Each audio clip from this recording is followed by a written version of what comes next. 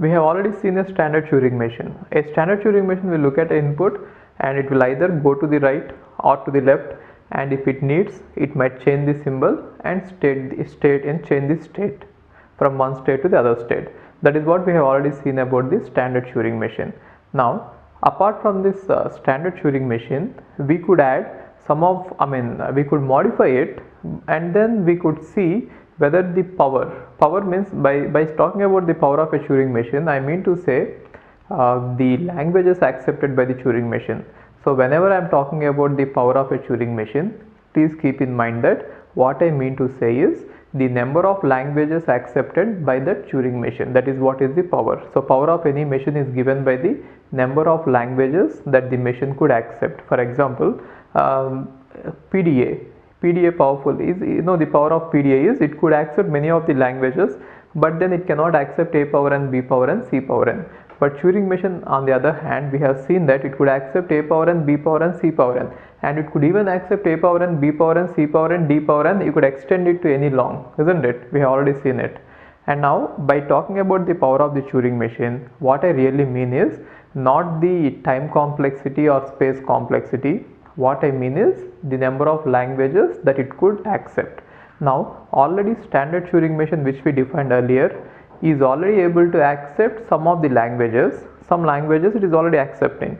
Now, by giving this Turing machine some extra facilities or some more modifications, let's see the resulting Turing machines, will they be able to accept more languages compared to the standard one.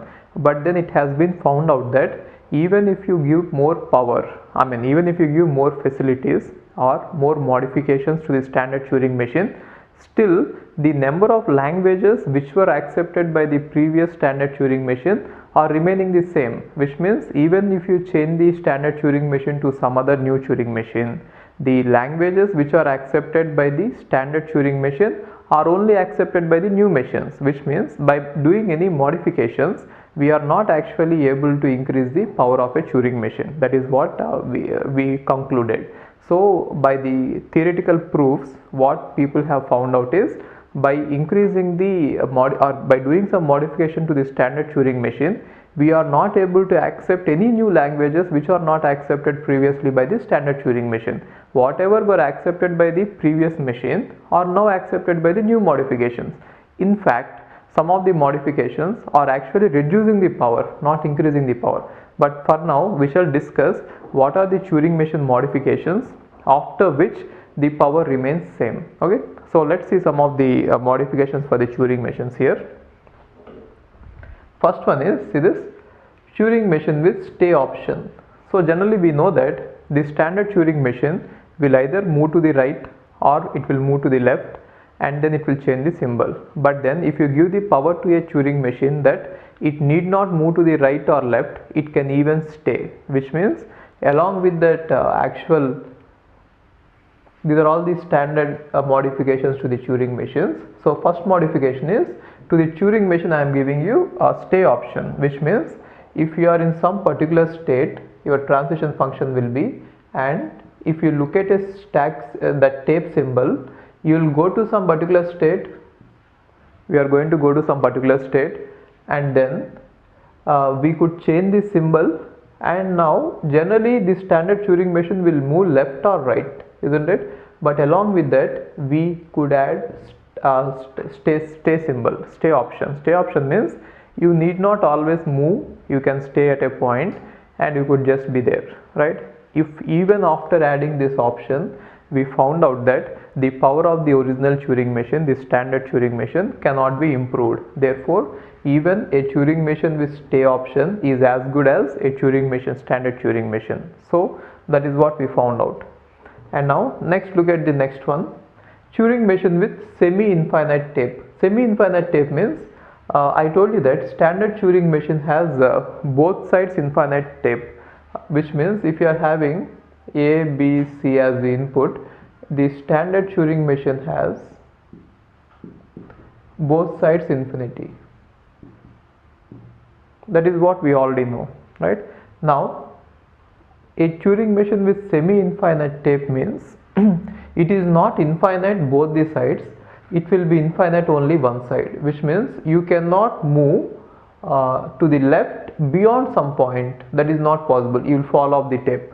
So we found out that by restricting the Turing machine to semi-infiniteness, which means you could move only to the right, not to the left, still the power of the Turing machine, the standard Turing machine, it didn't get affected, which means a Turing machine with semi-infinite tape is as good as standard Turing machine. It is not able to accept any more languages, neither it is accepting less languages. So this is equivalent to the standard Turing machine.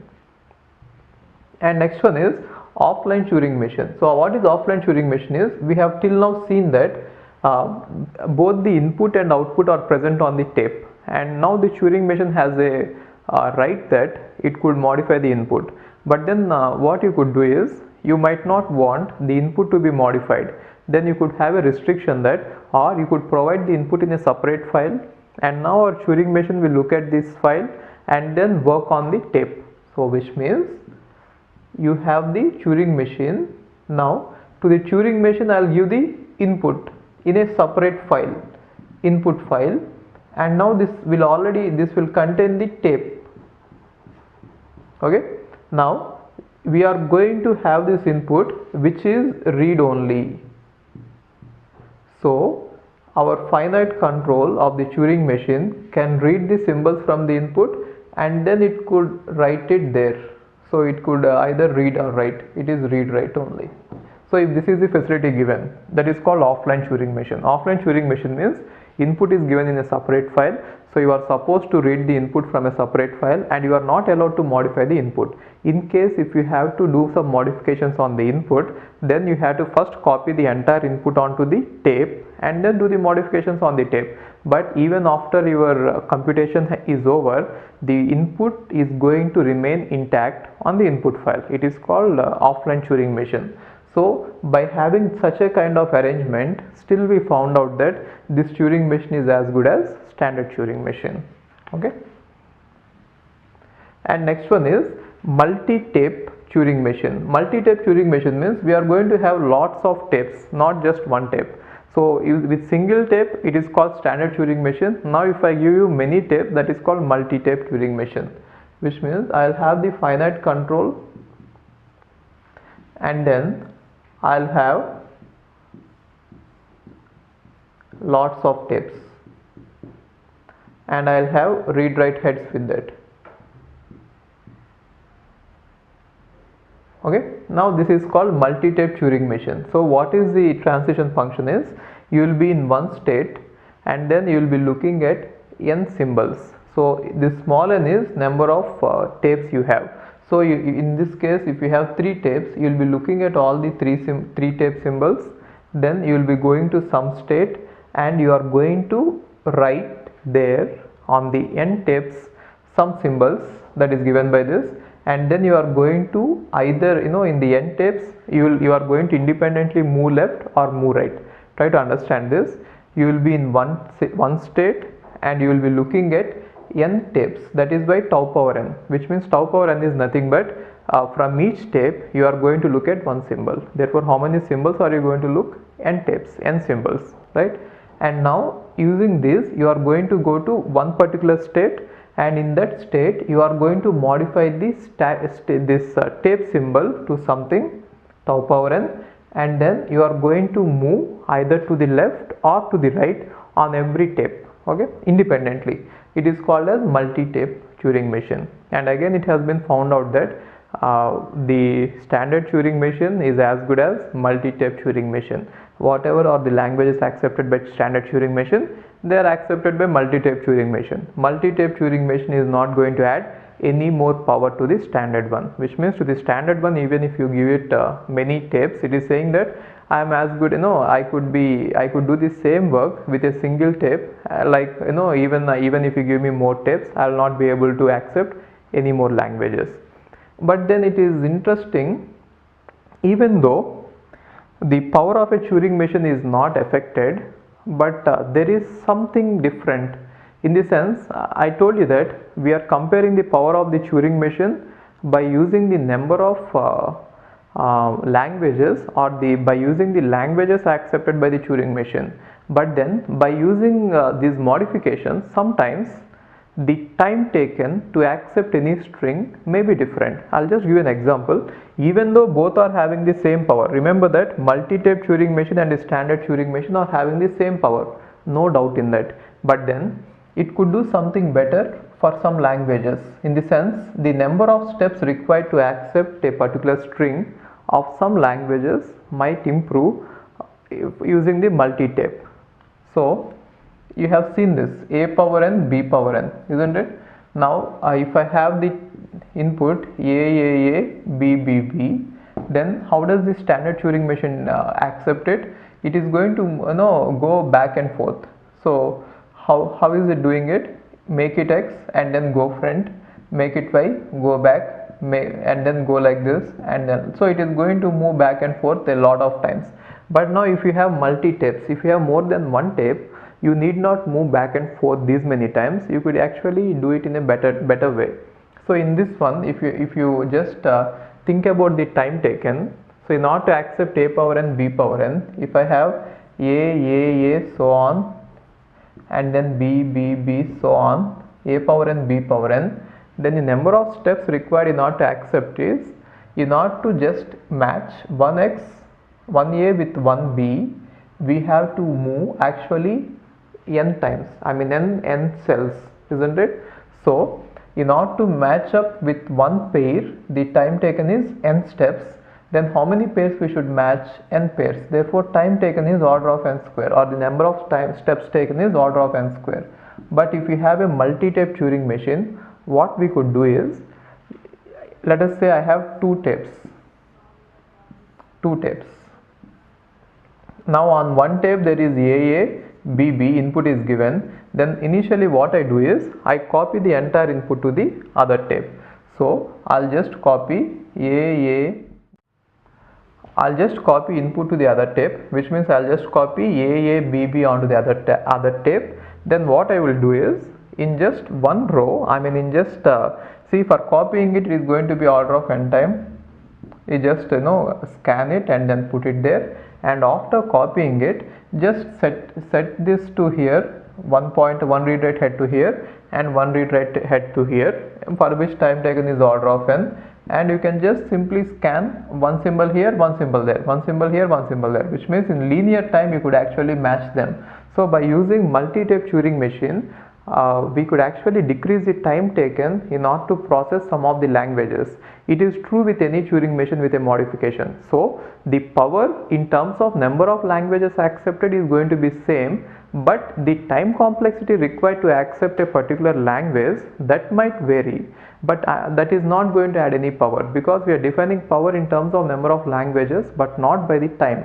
So every modification is going to be beneficial for some languages, but then overall put together, the total number of languages accepted, that doesn't change. Okay, so remember that even the multi-tape Turing machine is as powerful as the standard Turing machine, or standard Turing machine is as powerful as multi-tape one. Okay, and next one is jumping Turing machine. So jumping Turing machine means, till now we have seen that the read write head might move only one step ahead, either to the left or to the right. But now jumping Turing machine, instead of just moving one step ahead, it could in one go move many steps, which means if you have any input like this in the tape, you will be standing here. Generally our standard Turing machine moves only one step to the right or one step to the left, but then this jumping Turing machine can directly jump to any number of steps to the right. So to the transition function, one of the argument is also going to be the number of steps you want to move right or left. In our standard Turing machine, you know that delta is, you will be in one state and then you will be looking at the input, and then you are going to make a decision about what is the state you want to go and what is that you want to write on that input, and then you are going to have either to the move to the left or right, isn't it? Along with this move to the left or right, you could even specify the number of steps, some number n. So you can even move to the left or right, not just one step, you could jump n number of steps. So if you give it as 3, then it is going to jump 3 steps. Again, it is found out that the standard Turing machine and this Turing machine both are equivalent in power. So it is not going to add any more power. Okay. And next one is non-erasing Turing machine. Non-erasing Turing machine means till now we have seen that our standard Turing machine has a capacity to take an input, and in place of that input, let us say if the input is 0 or 1, in place of that input it could change it to in place of that input it could change it to a blank, our standard Turing machine, isn't it? But then if you remove that option, which means you are not supposed to change the input to a blank. If you remove that option, then it is called non-erasing Turing machine. The input, whatever is there, you are not supposed to write a blank on that. You could write any other symbol. So if you use that, that is called non-erasing Turing machine. Again, it is also equivalent to the standard Turing machine. Now, how is it equivalent is, so whenever I'll just tell you the proof. Generally, now till now we are saying that all these are equivalent. Then how are they going to prove it is, they will take one Turing machine and they will try to simulate the other Turing machine, which means the standard Turing machine, if it is having a transition function, then for every move of the standard Turing machine, there should be a move corresponding to that in the modified version. That is called simulating, which means if the standard Turing machine is able to do some task, the modified Turing machine should also be able to do that particular task. Now in our standard Turing machine, we have the notion of erasing. It can replace any symbol with a blank. But then non-erasing Turing machine is saying that we are not going to erase anything. Then how is it equivalent to the standard Turing machine is, we are going to use, instead of blank, we can use a different symbol, some other symbol. So instead of capital B, you can mark it as X. So that is not, according to the Turing machine definition, it is not a blank, but according to you, it is a blank. So if you use that, then it is nothing but we are not erasing it, but our task is done. So you know that X is a blank, but Turing machine thinks that it is not erased. Okay. And next one is always writing Turing machine. So our standard Turing machine, we have a restriction that, we have a liberty that if you are seeing a symbol, you can leave the symbol as it is. But always writing Turing machine means if you are looking at a symbol A, then you are supposed to definitely change that symbol to some other symbol B. That is what the standard Turing, this always writing Turing machine does. Now it can be proved that it can be this is not going to add any power to the standard Turing machine. How can we prove it is? I'm just telling you the proof, it is not required. How can we prove it is? They are saying that every symbol, whenever you visit it, it should definitely be changed. Then what you could do is, if it is small a, just change it to a capital A. But according to you, you know that capital A and small a both are same. But then the Turing machine thinks that, oh okay, it is changed, isn't it? You can cheat it. And later what you could do is, after entire your computation is done, again change it back to small a, isn't it? Therefore whatever result you wanted, you could achieve it, but then giving an illusion to the Turing machine that you are always changing the symbols. It is actually proven that it is not going to add any power to the standard Turing machine, which means standard Turing machine is as powerful as this always writing Turing machine. Now look at this one, multi-dimensional Turing machine. So multi-dimensional Turing machine means in our tape, instead of having 2 dimensions, which means left or right, we can even have we can even go up as well as down. So multi-dimensional Turing machine looks like this. It is not just having left and right, it could even move up and down. So let us say your finite control is pointing to a cell like this. Now from this cell, it can move left, it can move right, it can move up, it can move down, isn't it? So multi-dimensional Turing machine, you will be in one state, and upon looking at the input symbol, you can go to some other state and change that symbol if you want, and you could move left, or you could move right, or you could move up, or you could move down. So that is why it is called multi-dimensional Turing machine. And again, it has been proven that it is not going to add any power to the standard Turing machine. Both are equivalent. And next one is multi-head Turing machine. Multi-head Turing machine means it is having only single tape, but it can read from different places at the same time, which means our finite control,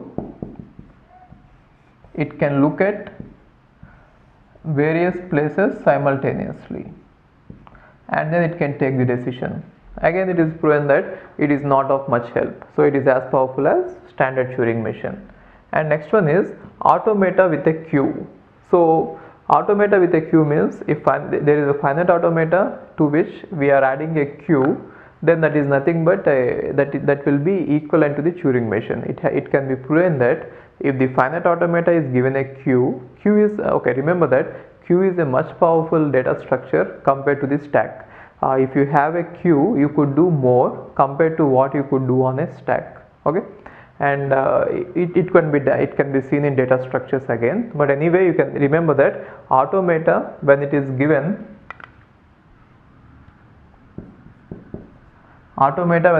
a queue, it is as good as a Turing machine. And next one is Turing machine with only 3 states. It is very difficult to prove it. I mean, don't look at the proof. It is going to take a lot of effort to understand it. But then, if you could remember it, by heart it. So Turing machine with just 3 states is going to be as good as any Turing machine. How is it possible? We could design a universal Turing machine. I'll tell you that later. But anyway, I'm not going to prove it. So it can be proved that when people have already given the proof that a Turing machine, any Turing machine can be minimized. There is no algorithm, but then we can prove it. Any Turing machine can be minimized to a Turing machine which has only 3 states. Okay, so keep that in mind, and if you want to look at the proof, you might have to refer to some research papers. It is going to be very difficult. Forget, don't dig into it. Okay, next one is multi-tape Turing machine with stay option and at most 2 tapes. So if you have a Turing machine which is having multi-tape means you already know. Along with that, if it is having stay option also, then only 2 states are enough.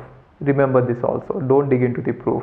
And now this is as good as standard Turing machine. So any standard Turing machine can be converted to a Turing machine with 3 states, first point. And second one is any Turing machine can be converted to a multi-tape Turing machine with stay option which will have only 2 states, at most 2 states.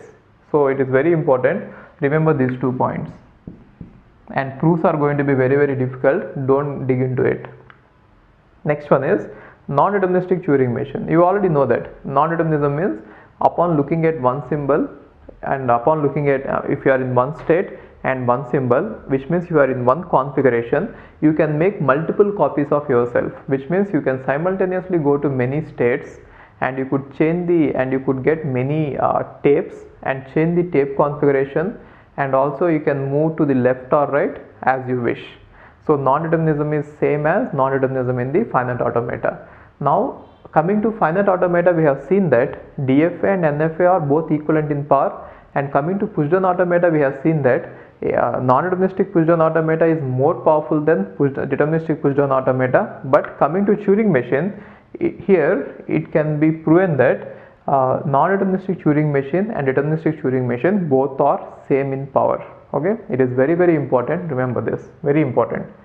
So non-deterministic Turing machine does not add any more power to the deterministic Turing machine, so both are equivalent in power, but it is contrary to what has happened in push-down automata. Okay, now non-deterministic Turing machine is nothing but you will be in one state and you will be looking at the input symbol, and from there you can split yourself, which means you can make any copies of yourself. A 2 power is nothing but power set, isn't it? You can make any copies of yourself, and each copy can enter any state, and each copy can change its own tape. Every copy is going to get its own tape. Each copy can change its own tape any number of the way it wants, and then on its own tape it can move either left or right independently. That is called non-determinism, but still non-determinism is not going to add any power. Deterministic Turing machine is equivalent to non-deterministic Turing machine. Okay, very important. Deterministic Turing machine and non-deterministic Turing machine both are equivalent in power. Next one is a non-deterministic push-down automata. So to a push-down automata with two independent stacks. So you know what is a push-down automata. Push-down automata has only one stack. Now to the push-down automata, if you give one more stack, then it is as good as Turing machine. That is what they say. Okay, understand this. Automata with a queue or push-down automata with one more stack, which means with totally two stacks, they are as good as Turing machines. So see this queue, which means generally you know what is a non-deterministic push-down automata transition, right? You please refer to that non-deterministic push-down automata. Let me explain you this here. You will be in some state and you will be looking at the input sigma, or you will be looking at epsilon, and you will be looking at the stack configuration. This tau and tau are nothing but top of the stacks, and you will be looking at two stacks, two top of the stacks, and from there you could go to any number of, which means you can make any number of copies of yourself. Each copy can enter its own state q, and they can replace the top of the stack with any string they want independently. That is the independent meaning, which means you need not push the same things on both the stacks. If both the stacks are going to be dependent, which means whatever you are writing on one stack is going to be copied on other stack, it is as good as having only one stack, isn't it? But here both are independent. Okay, so remember this, whatever points I told you all here, I am not going to give you proof. Proof is going to be very difficult. In fact, for all the Turing machine concepts, I'll just try to explain you in words without any formal proofs. Formal proofs are not required. Coming to GATE, they'll just ask you the statements, not the proofs. For GATE, it is good enough. But if you want to learn more, maybe you might have to refer to the research papers where they have the formal proofs, and it is going to take hell a lot of time. But for GATE, just keep it simple. Understand whatever I'm trying to say. You just take a detailed notes of it and try to mug it up, which means read 2-3 times so that you will remember it. So in this, the most important point is deterministic and non-deterministic Turing machines are equivalent in power.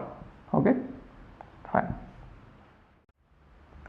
Now you might have got one doubt.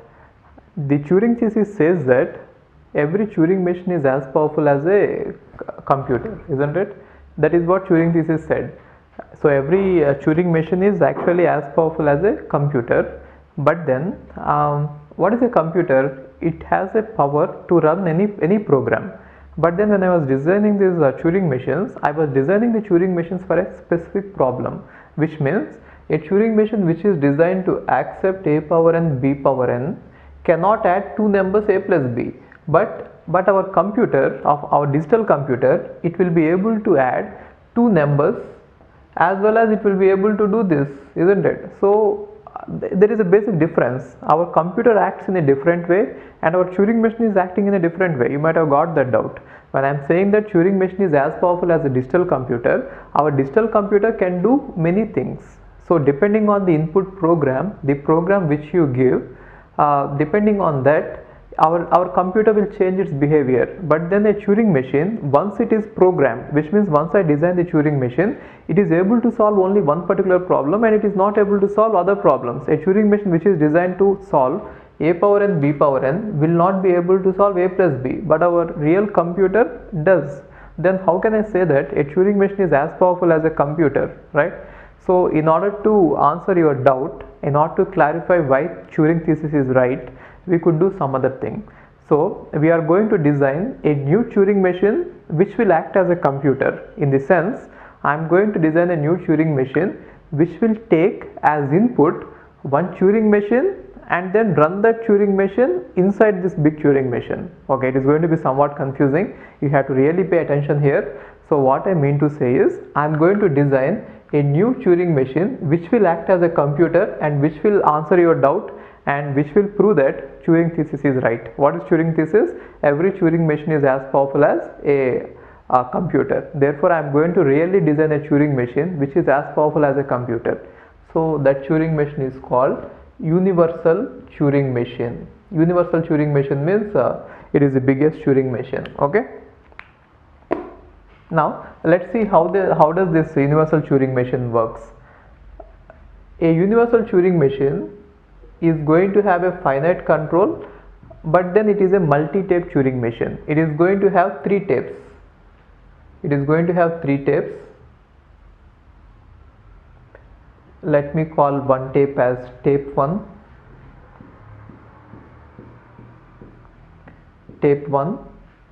and other tape as tape 2, and the other tape as tape 3. So it is a multi tape Turing machine, and you already know that multi-tape Turing machine is as good as a standard Turing machine. Then why am I taking multi-tape Turing machine? Is it is, you know, it actually simplifies many things. That is the reason. So in order to implement a multi-tape Turing machine using a single tape Turing machine, it is going to be difficult or complex to explain you how it works. But if I take a multi-tape Turing machine, the explanation will be very straightforward. Now this is entirely a one Turing machine. I want to use this as a computer. Then if it has to be a computer, then it should be able to do any generic work. So what I do is, for example, if I want to add two numbers a plus b, then what I do is I design a Turing machine separately. I'll have a Turing machine separately, and which is written actually to add two numbers. So what will that Turing machine will have? That Turing machine will have a finite control, and along with that it will have a input tape, and on this input tape you are going to put what are the two numbers you are going to add, right? So the two numbers are, let us say, 2 plus 3. Then I am going to represent 2 and I am going to represent 3, and now I want to add it. And now this this Turing machine is going to be designed the way we have already seen it. So this is some other Turing machine, the normal Turing machine, and that is universal Turing machine. Now what will this universal Turing machine do is, it will take this Turing machine and it will store the Turing machine in its one tape. Therefore this tape T1 contains representation of some other Turing machine.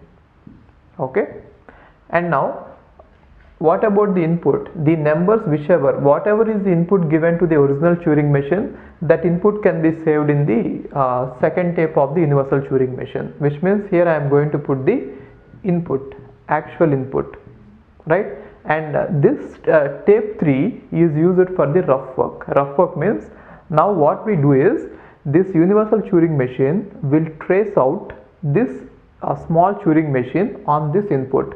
While tracing out the Turing machine on some input, what is that we are supposed to remember is what is the present state we are in. So here it is going to save the internal state, which means initially internal state will be Q0.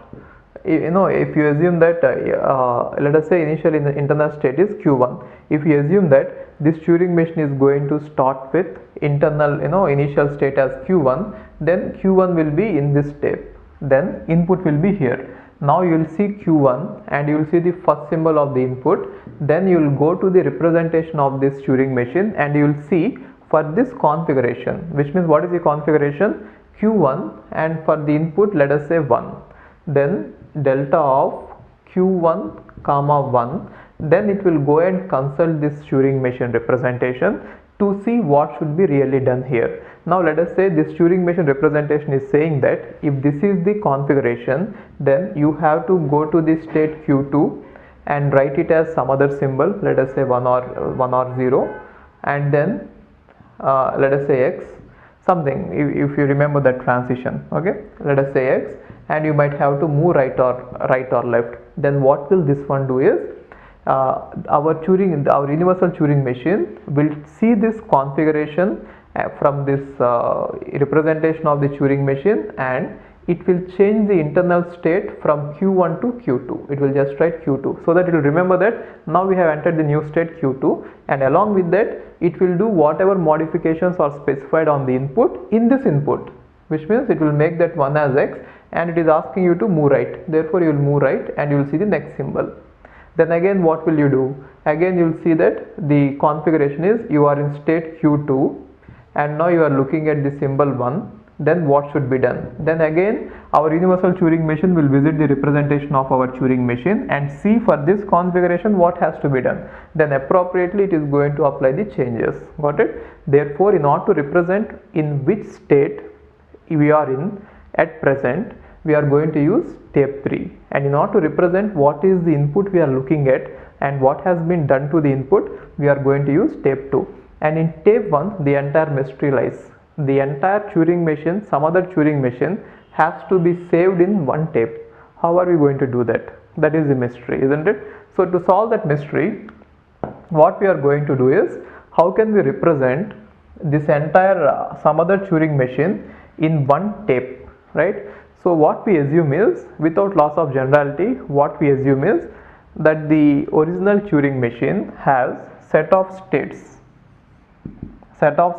Q as Q1, Q2, Q3, Q4, so on, and the tau means the input alphabet as A1, A2, A3, A4, so on, and A1 could be blank, or we could assume any other symbol. So every symbol is represented like this and every state is represented like this. I am not talking about a specific Turing machine which is going to add. In general, it can be applied to any Turing machine. So if you have any general Turing machine, you can represent it in number of states and number of this input symbols, I mean the symbols which are allowed on the tape. Then what we do is, we encode every symbol. So for Q1 the encoding I use 1, and for Q2 the encoding I use is 1 1. For Q3 the encoding I use is 1 1 1. For Q4 the encoding I use is 1 1 1 1. Similarly, for A1 the encoding I use is 1. For A2 the encoding I use is 1 1, and for A3 the encoding I use is 1 1 1. A4 the encoding is like this, so on. I can continue encoding them, right? Now we know that every symbol which is required in these states to represent a state, or every symbol which is required to represent a input, is going to be encoded. There is no problem in using the same encoding for state and then the input, because in transition function we are going to use it, and I'll show you how it is going to be easy. Now all the ones are used for encoding, and now I am going to use the symbol 0, this particular symbol, as a separator. So whenever I put a 0, it means that to the left of it there is something else and to the right of it there is something else. Now how to represent a Turing machine is, we have to represent its transition function. Now assume that in the transition function I have something like this, delta of, if you are in state Q1, let me write it here. In this transition function, let us say I have something like this, delta of, if you are in state Q1 and if you are looking at symbol A1, let us say you want to go to, the transition is defined as, you have to go to state Q2 and make it to A2 and move right if this is the symbol there. Then how can you represent this in terms of zeros and ones is simple. See this, Q1 already we represented it as 1 1 and then followed by 0, so that we can differentiate it, and then A1 we already represented as 1 and then followed by 0, differentiate it, and then Q2 is represented as 1 1 and then write as 0, so that you can differentiate it, and then A2 is 1 1, we already seen it. And now for right and left also we could use some encoding. Let us say for left it is 1 and for right it is 2 ones. Then I am going to write it as 1 1. Then again the next symbol is going to follow, right? So using a string of 1 1, I can represent every transition. So the entire transition function for a Turing machine can be represented as a string of zeros and ones. It has a very important implication which we are going to see later. But for now, understand that every Turing machine can be encoded as a string of zeros and ones. Now these strings of zeros and ones will be kept in this T1. Okay. Then how does this universal Turing machine work? If you want to use a Turing machine as an adder, you design the entire Turing machine, and now we have seen that every Turing machine can be represented as a string of zeros and ones, and now that representation is going to be stored in the tape T1. Therefore, universal Turing machine is going to see the actual Turing machine, which means the program which you have given to it, and it is going to see the input, and then it is going to use this tape T3 in order to simulate what happens if this Turing machine actually runs on this input. So that is how this can be used as a computer. Okay, therefore Turing is right. A Turing machine can be used as a computer, and Turing machine is as powerful as a today's digital computer, right? And one important point here you should remember is, from all this discussion you had to remember one important point. Every Turing machine can be represented as a string of zeros and ones, which means you can take any Turing machine and encode all its states and the input symbol into ones and use 0 as a delimiter, and then you could encode the delta. See that transition function is nothing but a Turing machine, isn't it? So if you could represent the transition function in terms of zeros and ones, it is nothing but we are representing any Turing machine in terms of zeros and ones. Therefore one important point you should remember here, and again we are going to revisit this point, every Turing machine can be represented as a sequence of zeros or ones. Therefore a Turing machine is nothing but a string of zeros or ones. So how can you represent a Turing machine is, if I have sigma equal to 0 comma 1, and if I construct the language sigma star, then Turing machine is nothing but one of the string of this language. But then just be careful that every string of zeros and ones may not be a Turing machine. Okay, I'll just tell you two statements, just write it down. One statement is, every Turing machine can be represented as a string of zeros and ones. That is one statement. And the second statement is, not every string of zeros and ones might be a Turing machine. The reason is, if you take a random string, it may not get converted to a Turing machine. But then if you take a Turing machine, we can convert it. Keep that in mind. Okay. Therefore, the Turing machine is nothing but a string of zeros and ones, right? So that is how we have proven that Turing is actually right, that a Turing machine can be used as a computer. So finally, to wrap it out, I have three tapes, T1, T2, T3. At any point I am going to use T2 and T3 to find out the configuration of the tracing, and then I will use that configuration and I will go into T1 to see how the Turing machine behaves in that configuration, and once I get that transition, I will apply the changes on these two. Got it? That is how our universal Turing machine can simulate any Turing machine on the given input. Therefore Turing is right. Turing is right, right? We have seen that by giving a Turing machine more facilities like more tapes, or by giving it more options like stay option, or by giving it determinism or non-determinism, we have seen that we are not able to extend the power of a Turing machine. Therefore, whatever are the languages accepted by Turing machine, the languages are going to be same. We are not able to extend it by doing any more modifications. But an interesting question is, we are not able to extend the power of a Turing machine. Can we limit the power of a Turing machine by restricting the way in which we are going to use the tape? So the interesting question is, what I want to ask is, by limiting the tape, usage of the tape, can we restrict the power of a Turing machine? That is what I wanted to know. By giving it more tapes and by increasing it, giving it more facilities, we are definitely not able to increase the power of a Turing machine. But then my question is, by restricting the way the tape is used, can we decrease the power of the Turing machine? And the answer is, it turns out to be yes. For example, if I have a Turing machine, and now if I have a tape, and on the tape, if I limit the Turing machine, let us say this is a non-deterministic Turing machine. If I limit the Turing machine to use the tape like a stack, which means it can only push it, using a tape as a stack is simple. So you can say that it is the bottom of the stack, the tape itself, and now once you move here, you should always read the top of the stack only, and then you should write something there. So that is how.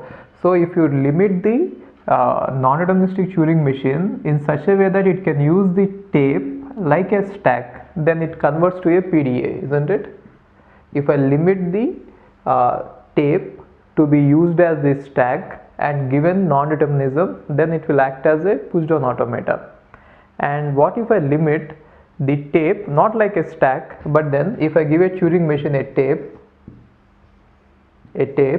and then now I ask it not to use the entire tape, it has to use only a finite amount of tape, which means only this part, it should not use beyond that, then it is nothing but it is a finite automata with a finite amount of memory. Therefore it will boil down to finite automata. Okay, so things you should remember is here, if I have a Turing machine which is non-deterministic Turing machine, the reason is push down automata can be non-deterministic as well, and we know that non-deterministic push down automata is more powerful. So if a Turing machine has to act as a non-deterministic push down automata, at least the finite control should be non-deterministic. Therefore if a non-deterministic Turing machine is given the tape, but then is given the tape but then it is restricted to use the tape as a stack, then it is just as good as push down automata PD, which is nothing but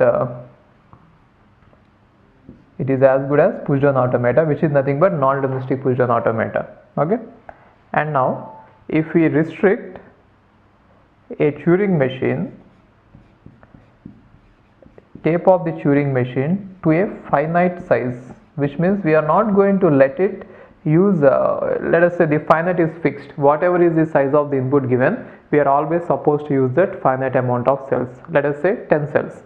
It is not supposed to use beyond that 10 cells or 20 cells. I'll fix it in the beginning, and the Turing machine should use only those fixed amount of memory, then it is nothing but a kind of finite automata. You remember, finite automata has a capacity to remember only finite memory, which means inside its transitions, whatever is present, that is the memory of the finite automata. Therefore if I have the Turing machine with the tape as at the restriction that the tape is finite, it is not infinite on both the sides, therefore Turing machine is not supposed to use infinite length tape. If I have that restriction, then the Turing machine will just become a automata, finite automata, right?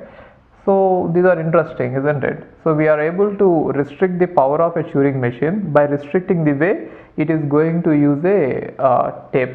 And one interesting modification is, what if I restrict, what if I say to a Turing machine that it can use the tape, but then it can use the tape only in the part on which the input is present. Understand this? So now I am going to restrict a Turing machine in such a way that it can use the tape, but then on the tape it can use only the part in which the input is present. For example, if the input is AABB, then if I restrict the Turing machine in such a way that I'll put these enclosing symbols here and here, and our Turing machine is not supposed to cross these points, and it can use only this space in which the input is present. That will be an interesting modification, and that is called as linear bounded automata. Therefore a linear bounded automata is nothing but a Turing machine, but then which is restricted. Restricted means it is not supposed to use beyond the input. Therefore it is supposed to use Turing machine only, but then on the tape it has to use only the part in which input is present. Now what is the difference between this one and the finite memory is, finite means whatever is the size of the input, the Turing machine is supposed to use only a fixed number.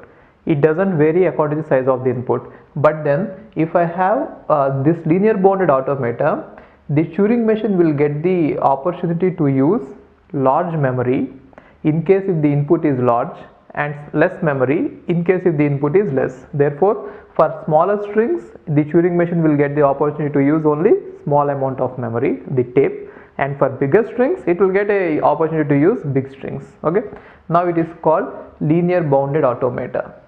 And now we found out that this linear bounded automata is less powerful than Turing machine. Okay, so understand this. Now we have got a new machine which is not finite automata, which is not push down automata, which is called linear bounded automata. What is linear bounded automata? It is a Turing machine which is modified in such a way that you are not supposed to use anything other than the input. So wherever the input is given, you are supposed to use only that input, not beyond that. Okay, that is called linear bounded automata. And now some important interesting things about linear bounded automata is it is definitely powerful than push down automata. I'll just give you one example which cannot be accepted by push down automata, which will be accepted by linear bounded automata. For example, if I have a power n, b power n, c power n, we clearly know that it cannot be accepted by a push down automata. The reason is we have c power n. A power n, b power n can be accepted by push down automata, remember? And now this cannot be accepted, this can be accepted by linear bounded automata. How?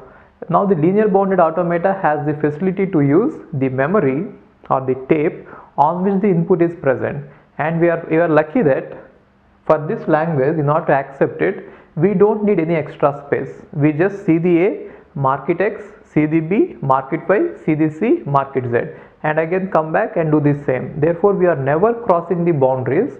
Therefore this language can be easily accepted by linear bounded automata without using any extra space other than the input. For example, if the input is AA, BB, CC, and if there are bounds on either sides, then linear bounded automata can simply use only this space and accept it. How? Make it X, make it Y, make it Z, make it X, make it Y, make it Z, over. It need not go beyond it. It need not go beyond the end markers. They are called end markers, right?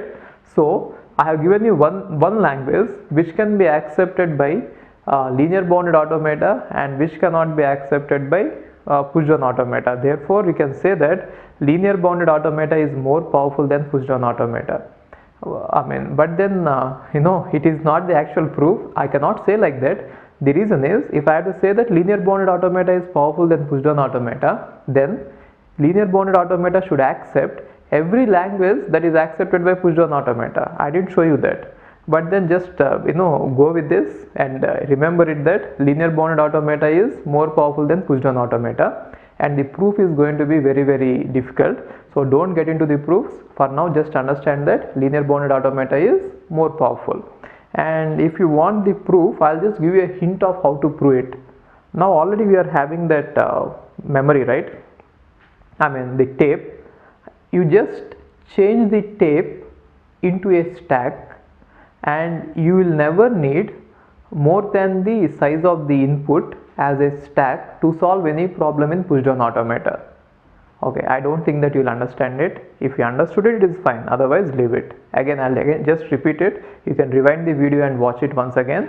I'll just repeat it. If you understand it, it is fine. I'm saying that a push down automata can solve any problem that it can accept any language that it wants to accept by not pushing more than the size of the input onto the stack.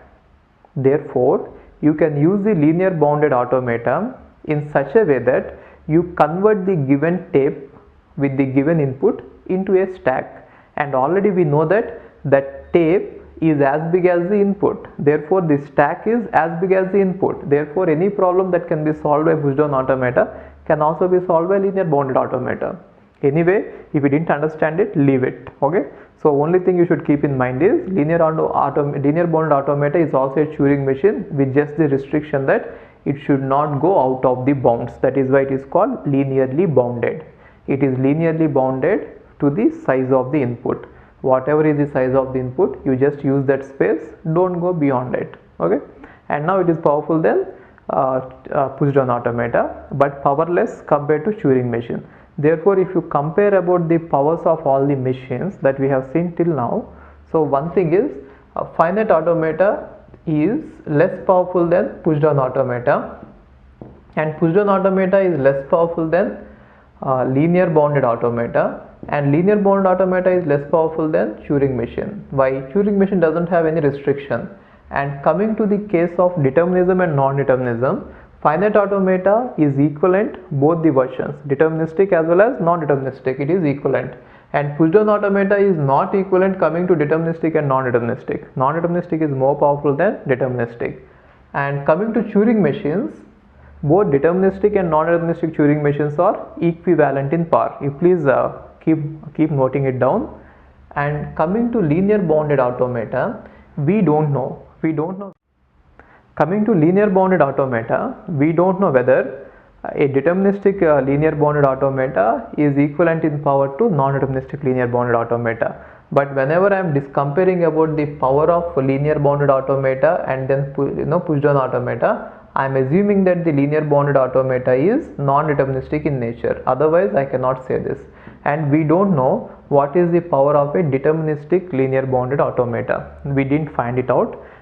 So just understand that no one right now knows whether linear bounded automata, deterministic and non-deterministic versions are equivalent or not. Again, finite automata is equivalent, deterministic, non-deterministic, note it down, and push down automata not equivalent, and linear bounded automata undecidable, no one knows whether they are equivalent or not, and Turing machines, they are equivalent. Okay, and when I am talking about the powers, I am talking about taking them as non-deterministic machines in all the cases. In case if I take deterministic linear bounded automata, I might not be able to compare it with push down automata. So my assumption is, when push down automata is non-deterministic, let me take a non-deterministic linear bounded automata and compare with push down automata. Okay, so that is how we can compare all the machines. So we have got now nearly 4 classes of machines, isn't it? Finite automata, push down automata, linear bound automata, and Turing machine. And again, each machine can be divided into 2 classes. Therefore, there are totally 8 types of machines: deterministic, non-deterministic, deterministic, non-deterministic. So in everything we have 2 versions, right? So that is how the machines can be classified and the powers can be given. Okay. So I told you that linear bounded automata is more powerful than push down automata. Therefore, any language that is accepted by PDA will also be accepted by linear bounded automata. And apart from that, there are some other examples, standard examples. These are the standard examples which you might by heart. They didn't ask any such question in the gate, but then they might ask. So to be in safer side, you could by heart this.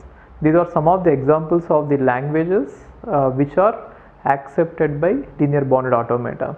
Okay, a power n, b power n, c power n. It can be extended. You can put even d power n and anything. Okay, which means using this space you can actually accept it. And a power n factorial and a power n such that n is equal to m square, which means n is a perfect square. And then a power n, n is a prime, a power n, n is not a prime, ww. It is an interesting language. Ww means there has to be a string followed by the same string. In order to accept this, what our Turing machine should do is, it should be able to find out the center. I am not going to give you the proof, but then I will just give you a hint about how to find out the center. What you could do is, mark the first, if the input is small a small b, then you change it to capital A capital B. If the input is small a small b like this, you change it to capital A capital B in order to mark it. So how to find out the center is, if the input is given as a b, now you first change the left side, this one to a, and go to the right end, change it to b, this one to a and this one to a, this one to b and this one to a. So whenever you come across this, you can say that this is the center. So how to remember the center is simple. So you keep on marking the left side, left and right end, left and right end like this, and whenever these two ends meet, that is the center. And once you have identified the center, then just see if from the center, if two, you can start matching like this. You can mark the center and you can start it. Proof is not important, I just given it for the sake of explanation, but then nothing is going to be asked like this in gate, so proof is not important. Maybe if you can by heart these examples, it is better. And other is w power n. So here also you should find out what is the size of the n, right? What is the size of the w, then only you can see how to compare each one. And again w power r. So you can extend these languages, but these are the standard models. These are the languages which are accepted by LBA, apart from the languages which are already accepted by PDA. Anything accepted by push down automata can be accepted by linear bounded automata. Just remember these examples. Okay. Now, like the regular languages and context free languages, is there any name for the languages accepted by Turing machine? That is the question, which means the set of all languages accepted by Turing machine, what do we call them? So they have named them as recursively enumerable languages. Recursively enumerable languages, which means if for a language there is a Turing machine, or if a language is accepted by a Turing machine, then that language can be called as recursively enumerable languages. But just keep in mind that whenever I am discussing about all this, I am going to say that Turing machine is powerful than push-down automata. Therefore, context-free languages are a subclass of recursively enumerable languages, which means any language which is accepted by a push-down automata can also be accepted by a Turing machine. Therefore, by definition, context-free grammars or context-free languages should be present inside the recursively enumerable languages. But Turing machines doesn't have the power to accept epsilon, which means null string will not be accepted by Turing machines, but then null is present in push-down automata, which means they are present in context-free grammars, context-free languages. So whenever I say that the context-free languages are subset of recursively enumerable languages, just keep in mind that I am not considering the languages having epsilon. So epsilon doesn't make a lot of difference. So you can remove epsilon from all the languages, and then whatever I am going to say is going to be valid. So just for the sake of epsilon, I don't want to miss out this comparison. That is why we are not talking about epsilon. From now on, my assumption is that any language that I am going to talk about is not going to contain epsilon. Okay, just keep that in mind. Now, any language that is accepted by Turing machine is called recursively enumerable language. That is what I am saying. And if there is a Turing machine, what does it mean? Okay, first of all, what is a language? First we are going to define sigma, and then we are going to define sigma star. Sigma star is nothing but set of all strings possible, and a language is nothing but subset of sigma star, which means a language is this. Now whenever I say that there is a Turing machine for a language, it means that to a Turing machine, if I give any string from this language, it is going to say yes, the string is present in the language. If you have such a machine, then it is called as recursively enumerable language. But then the problem with a Turing machine is it may not halt, it may sometimes fall in infinite loop. Okay, so you please write down whatever I am saying, whatever I speak, you just write it down so that later it will be easy for you to understand. And now if a string is not in the language, which means if the string is not present in the language, and if I give such a string to the Turing machine, then the Turing machine may say no, which means it may halt and say no, which means it may halt in a non-final state, or sometimes it may fall in infinite loop. This is the problem with Turing machine. So understand this. For a language, if there is a Turing machine which is accepting the language, then it is called recursively enumerable language. But the problem with Turing machine is, if a string is present in the language and if I give it that string, it will stop and say yes, the string is present in the language. But if the string is not present in the language, if I give it such a string, it may say no.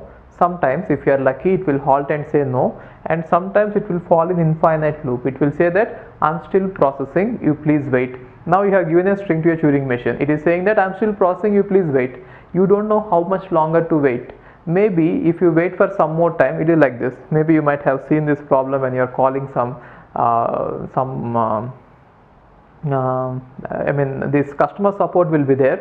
I think Airtel or something. Airtel, whenever you call them to speak to a customer service representative, you will be waiting in the queue, and they will say that please wait, we are going to attend your call shortly. Now let us say you have waited for half an hour, and now you don't know whether to disconnect it or not. The reason is they are asking you to wait, and you don't know what is your number. Maybe if you wait for one more minute, you might get the call, or if you disconnect now, who knows, maybe the call is it might take one more hour, and disconnecting it is the right choice. So we never know that. Similarly here also, you understood the correlation. I am saying that you call some customer service representative and they are not answering your call, they are putting your call on hold. Now how long should you wait? They are asking you to wait. but you don't know how long is it going to take. It might take forever. They might answer in 1 minute, they might answer in 1 hour, or they might never answer and you have to keep on waiting throughout your life. So what is that you are going to do? If you cut the call, who knows, maybe in 1 hour or maybe in 1 second they might attend the call, and you are just waited so long and you are just stopped it there. Similarly, whenever Turing machine falls in infinite loop, the problem is we don't know whether to wait or whether to stop the Turing machine. If you wait in a hope that answer might be just in the next step, then you might be wrong and you might keep on waiting. But if you stop it, sometimes what happens is answer might be actually in the next step and you have stopped it, so you don't know that. That is the problem with the Turing machine. Understand it? Now I don't want such a dilemma. What I want is, I want a Turing machine which should definitely say yes or no. It should never fall in an infinite loop, which means it should take some time, any time, I don't care, but then it should say yes, it is present, or no, it is not present. Which means if I restrict a Turing machine in such a way that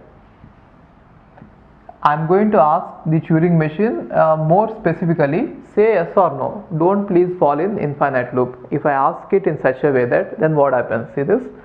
Now if this is the sigma star, set of all strings possible, and if it is your language L, and now there is a Turing machine. Now this Turing machine is designed in such a way that if any string is given from the language, if the string is present in the language, it will say yes, this string is present in the language. If the string is not present in the language, if it is given to the Turing machine, if it says no, and it is not going to fall in infinite loop. If such is the characteristic of the Turing machine, then this is called as halting Turing machine. Halting Turing machine. Okay, so halting Turing machine means a Turing machine which always halts wherever or whatever the input string is. Either you give the input from the language or you give the string input outside the language, it is always going to halt.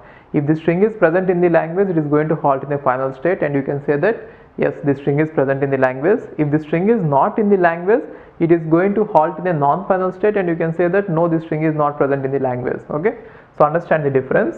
Now recursively enumerable language means if there is a Turing machine, I don't care whether it is halting machine or non-halting machine, if there is a Turing machine for a language, then I can say that the language is recursively enumerable. Then there is a subclass of languages where the Turing machine always halts. If the Turing machine always halts, it is called halting Turing machine. If for a language, if there is a halting Turing machine, then such language is called recursive language. Recursive language. Okay, so try to understand the difference. If there is a Turing machine, then the language is recursively enumerable. If there is a Turing machine which always halts, if I add that one more statement which always halts, then that language is called recursively enumerable. Recursive language. Therefore, you can think of the languages like this. If this is all set of languages which are recursively enumerable, which means these are all the set of languages for which there is a Turing machine definitely, then the set of all languages which are recursive will fall here. Regular languages are different and these are different. Recursively enumerable means there is a Turing machine, and recursive language means there is a Turing machine which halts. Therefore, by definition, every recursive language is a recursively enumerable language. Why? Because recursive language, enumerable language says that if there is a Turing machine, I don't care about anything, it is a recursive enumerable language. And now recursive language says that yes, there is a Turing machine which halts, but then it doesn't care whether it is halting or not. Therefore, every recursive language is recursively enumerable language, but then the reverse is not true, which means I cannot give you if a language is recursively enumerable, it need not be recursive language. The reason is the Turing machine, that particular Turing machine might not halt. Okay, so depending on this halting, we have got two types of languages. One is called recursively enumerable and other is called recursive languages. And we have already seen that there is one more language which is linear bounded automata, isn't it? Now the language accepted by linear bounded automata is called context sensitive language. context sensitive language, and context sensitive language falls here. Therefore linear bounded automata is a halting Turing machine. Okay, so now I have told you that there are three types of languages. One is, if there is a Turing machine, that language is called recursively enumerable. Second is, if the Turing machine halts, that language is called recursive language. And third thing is, if the Turing machine halts as well as it is going to use only a part of the tape on which the input is present, then that is called context sensitive language. Okay, so if you look at the entire languages, now I have added three more languages. You already know about regular languages and you already know about context free languages. Now I have added three more languages. Now what I will do is, I will show you the relationship between all these languages without any confusion. So if there is any confusion, just revise it one more time. You just play the video once again and just go through this. What I mean to say is, Turing, the biggest language power set is this recursively enumerable, inside that recursive, inside that context sensitive. Anyway, I'll just show you now with a big diagram about what are the machines and then what are the languages, corresponding languages. Okay, now let's see what are all the types of machines we have seen, and what are the languages associated with them, and what are the grammars associated with them. So just follow the way I am going to construct the diagram. The way I construct it is going to answer lots of questions, so just follow it closely. See this. Now let us say this is the set of all Turing machines. Then the languages accepted by set of all Turing machines are called, let me call it as recursively enumerable languages. So what does it mean? If a language is going to have a Turing machine, I don't want to know anything about the Turing machine, what type of Turing machine it is, deterministic, non-deterministic, halting, non-halting, nothing. If it is having a Turing machine, then that language is called recursively enumerable language. Then the subset of machines, Turing machines, which will always halt, the subset of Turing machines which will always halt, they are called halting Turing machines.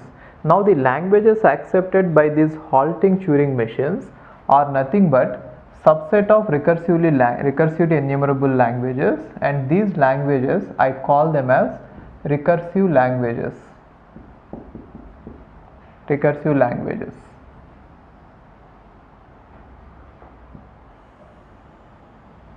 So Turing machines correspond to recursively enumerable languages, and halting Turing machines correspond to recursive languages. Okay, and now this subset of the machines, these Turing machines, which will use only the stack or the tape which is limited to the size of the input, that is called linear bounded automata.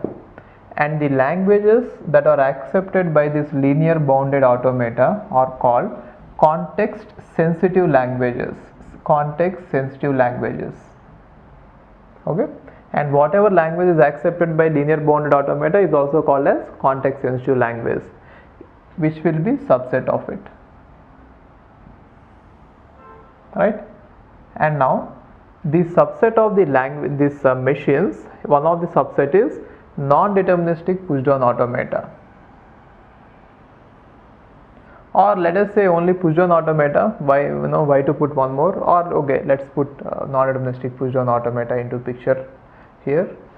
So our space is not going to be enough. Let's see, non-deterministic push-down automata, and these languages are called set of all context-free languages.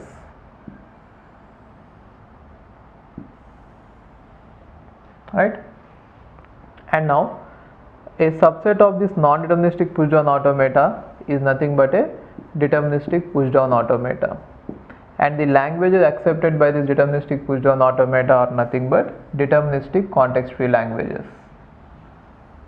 Deterministic context-free languages. Deterministic context-free languages are actually a subset of context-free languages. Okay,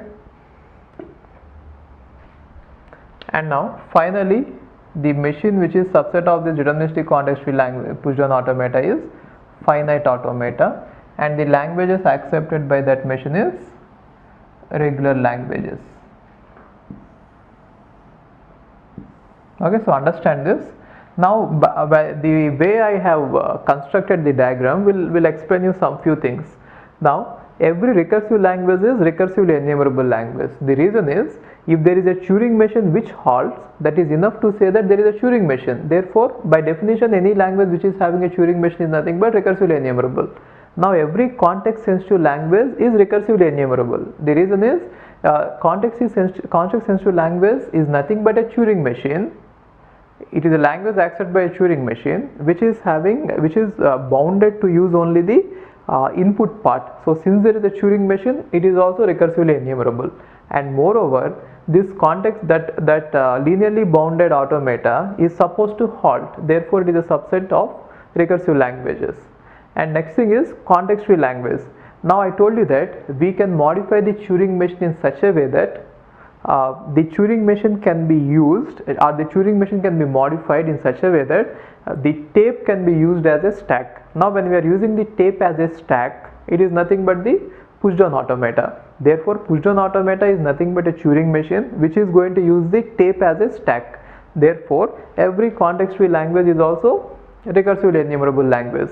And moreover, regular language is nothing but a finite automata. The language accepted by finite automata, and finite automata is nothing but a Turing machine in which the tape is limited to the finite amount of space. So if I do such a modification to a Turing machine, since that is a Turing machine, it is recursively enumerable. So you can answer all the questions. So questions will be like this: every regular language is context free, and every context free is context sensitive. Every context sensitive is recursive. Every recursive is recursively enumerable.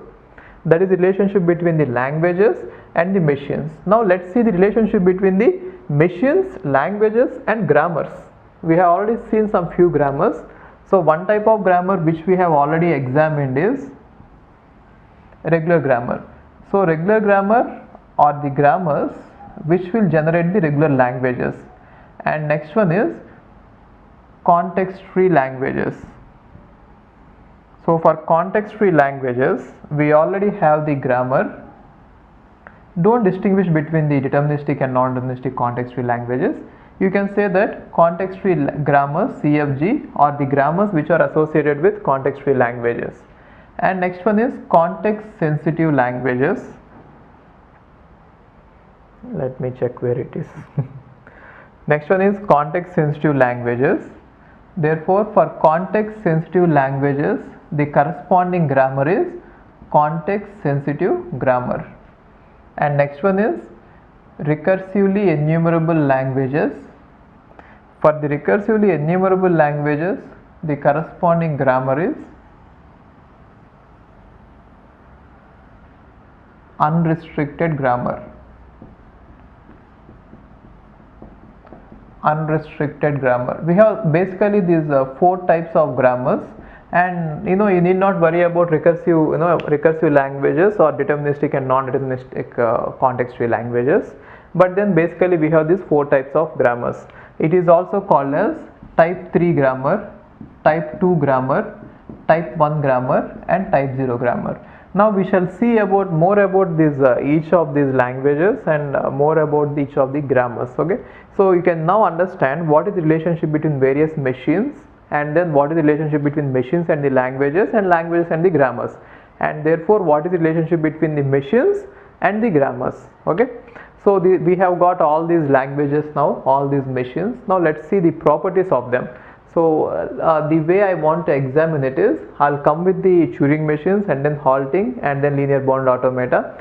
And however, you already know about finite automata, push down automata and context free languages and regular languages, context free grammars and regular grammars. Only thing you are supposed to know is what is Turing machine and then what is the language associated and what is the grammar. So let's talk about the grammars associated with Turing machines and linear bounded automata. Okay. Now look at this type of grammar which is called unrestricted grammar. So I told you that the languages accepted by Turing machine are called recursively enumerable languages, and the grammars which will generate these languages are called unrestricted grammars. Okay, so just keep that in mind. The languages corresponding to Turing machine are recursively enumerable, and the grammars corresponding to this recursively enumerable are unrestricted. Maybe write it down. Languages corresponding to Turing machines are called recursively enumerable languages, and the grammars associated with this recursively enumerable languages are called unrestricted grammars. Okay, this is the relation. Now watch this. A grammar is called unrestricted grammar if all the productions are of form U derives V, which means if I have all the productions like this, then it is called unrestricted grammar, where U is in V union T plus. So what does it mean? The left hand side can contain any number of variables as well as terminals, but only restriction is that left hand side should not contain any epsilon. The reason is there is plus, it is not star. Just keep that in mind. The left hand side can contain anything, only restriction is that it should not contain any epsilon, which means the null string should not derive any other string. That is the meaning of it. Except other than that, you can have any number of symbols on the left hand side. You can have only terminals, or you can have only variables, or you can have a combination of variables and terminals. Anything is fine, but either, and they can come in any order. That is okay. Nothing is, no, there is nothing wrong. But only thing is, you just see that there is no epsilon in the left hand side, and the right hand side is completely unrestricted. So you can have anything including epsilon in the right hand side. Okay, so if you have such a grammar, it is called unrestricted grammar, right? Now let's look at this one. What language does the following unrestricted grammar derive? So they have given some unrestricted grammar. Okay, first of all, is this unrestricted grammar? Just check this. Left hand side could be anything, any combination of variables and terminals, and right hand side could also be any combination of variables and terminals, but the left hand side has to be a non-null, as it is unrestricted grammar. And one more thing, unrestricted grammar can derive epsilon, which means empty string, but I told you that according to the definition of Turing machine, it doesn't have a capacity to accept epsilon, because if there is nothing, we cannot define nothing on the tape. There is a symbol called as B. Therefore Turing machine is not configured in order to accept a empty language. But then here I am showing you that this unrestricted grammar is going to derive all the languages accepted by the Turing machine, which means it is able to accept even epsilon. It is able to generate even epsilon.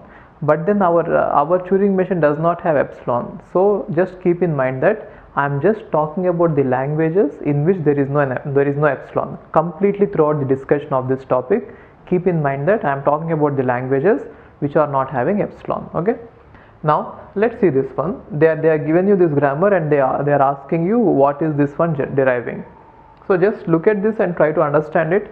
So by reading the grammar, you should be able to understand it. In case if you don't understand the meaning of it by reading the grammar, the next step is try to derive all these strings, and then you see the pattern and you identify it. Let's try to read it and understand it if you could. Okay. First one is S derives S1 followed by capital B, and S1 is A S1B. So you might have seen such a kind of grammar previously in context free grammars. Now what does S1 derive? A power n, B power n, isn't it?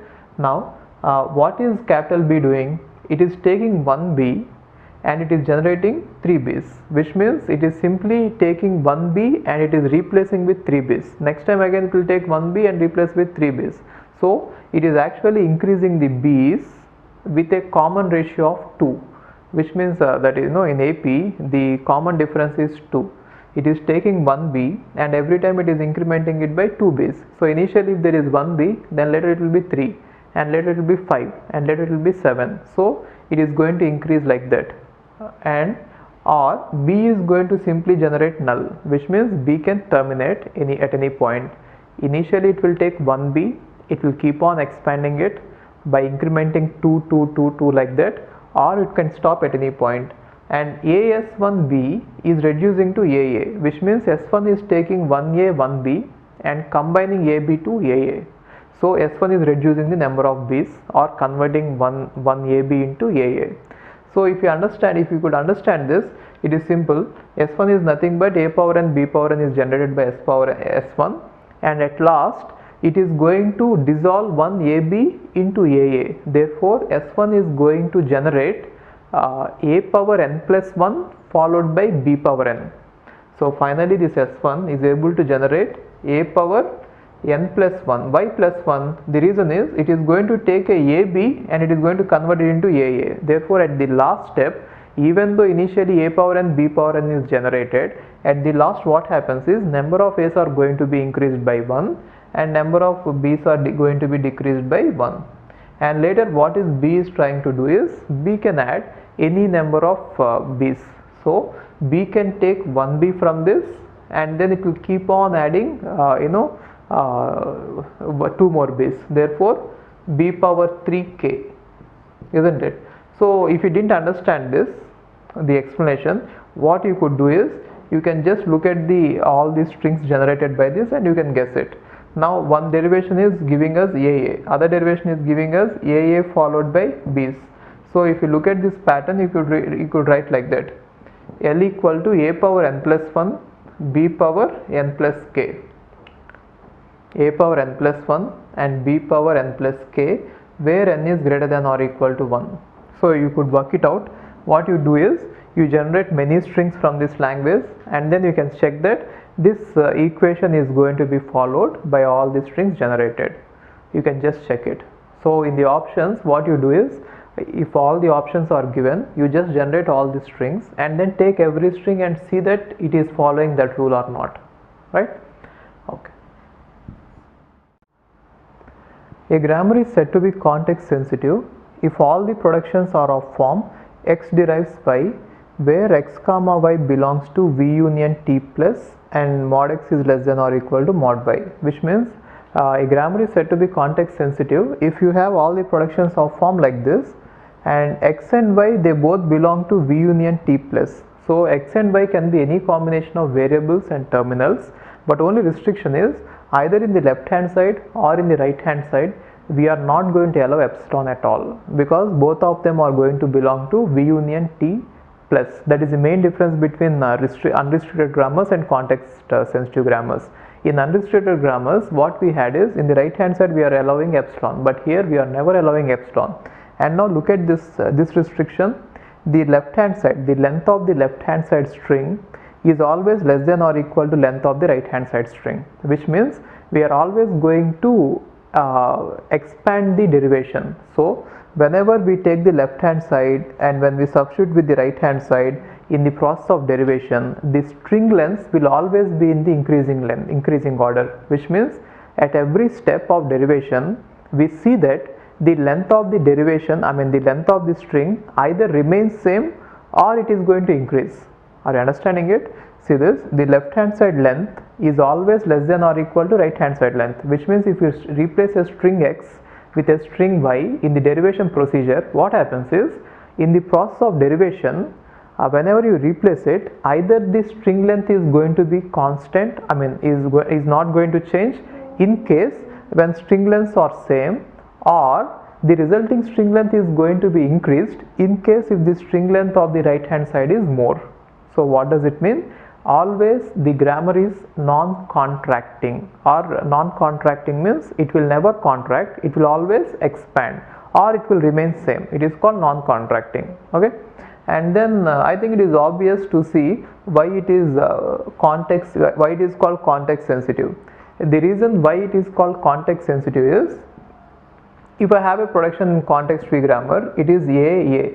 It is context free in the sense wherever you see capital A, you can replace it with small a.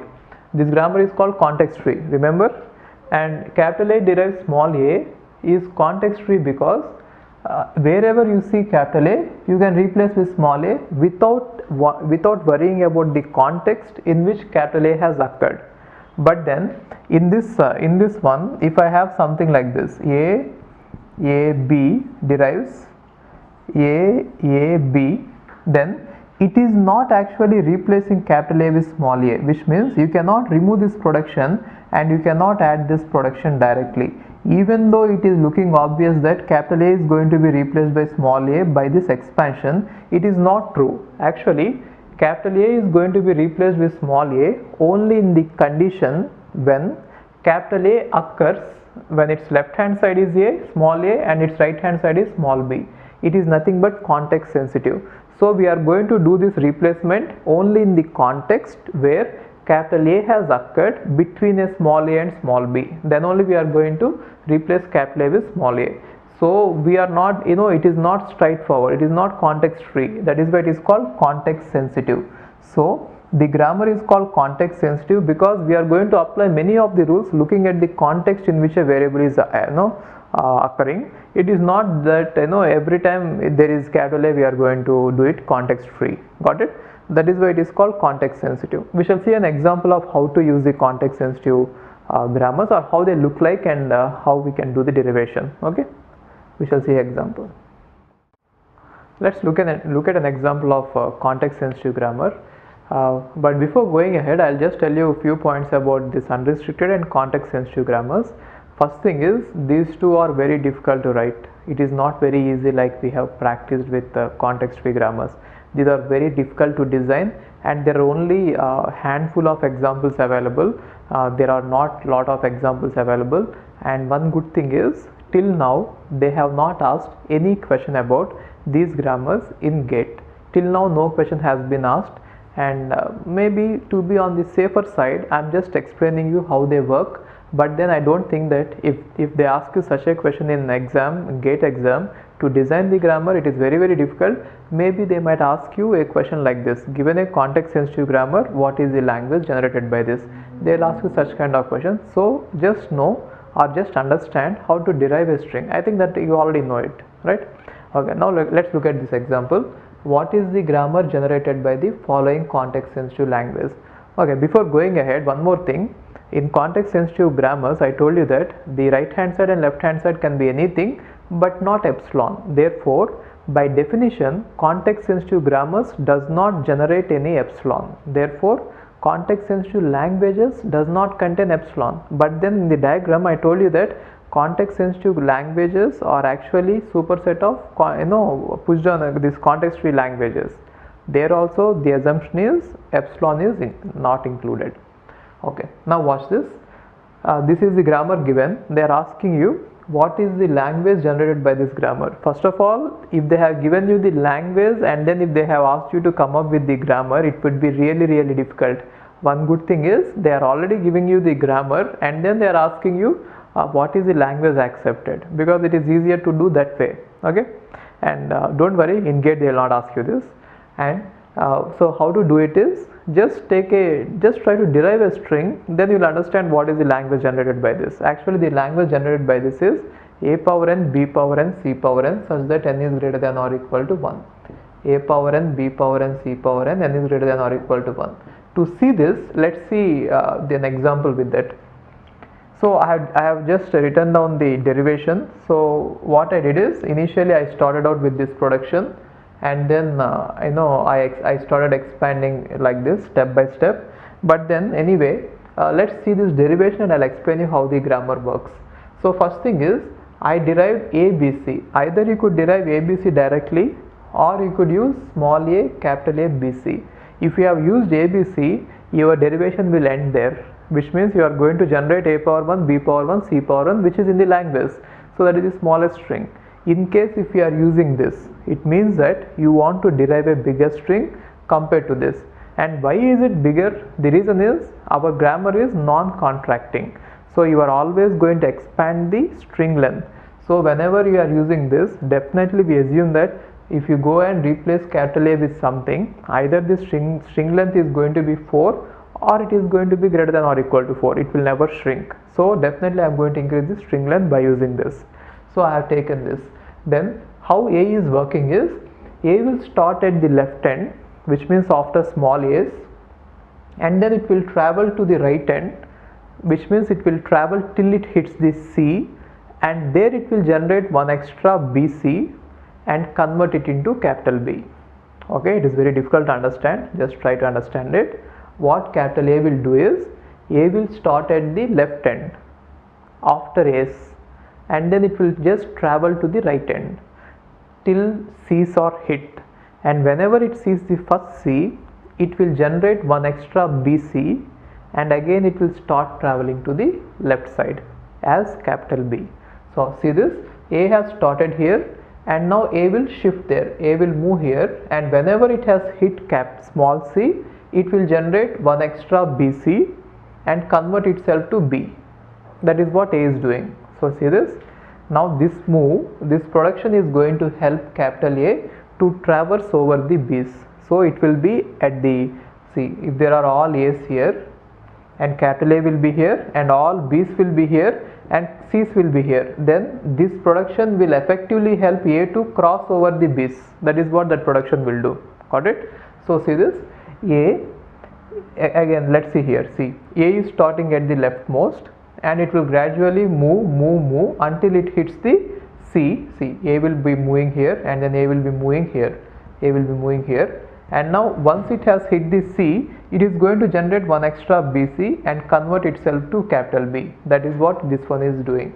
So this production is going to help A to traverse over B, and this production is whenever A has hit C, which means it has seen C, then it is going to produce one extra BC. C is going to remain there, one extra BC is produced and A is getting converted to B. Got it? And what is the purpose of B is, B will start from this end, right end, and it will keep on moving left, and whenever it hits A, it is going to generate one extra A. So effectively A is going to generate BCs and capital B is going to generate one extra A. So BC will be generated by A and B will be generated by A. For example, you start with A, B, C. Now B will go to the right end and here it will generate BC, which means A, B, B, C, and now again B will start here, it will come to the left end, it will generate A. So balancing out, A's responsibility is to go to the right end and generate a BC, and B's responsibility is to come to the left end and generate a so that everything will be balanced out. 1 BC, 1 A, 1 BC, 1 A, 1 BC, 1 A, like that. Okay. Now just see this. What B is trying to do is, B will start at this point and it will move left, move left, move left. For moving left, it is going to use this production. If BB is there, it is going to write it as capital B small b, which is nothing but moving left. And once it has moved left, it is going to hit this end and is going to generate one extra A. So B is going to generate one extra A, or in case if you want one extra ABC, then you go with this. If you don't want to stop this procedure, already one extra A is generated, along with that you generate capital A also. Now what will capital A do? It will go to the right end and generate BC. Now let's see the entire procedure. Now A will come to the right end and it will generate a BC. BC is generated. Now B will go to the left end and it will generate a. Now A will go to the right end here, and it will generate a BC.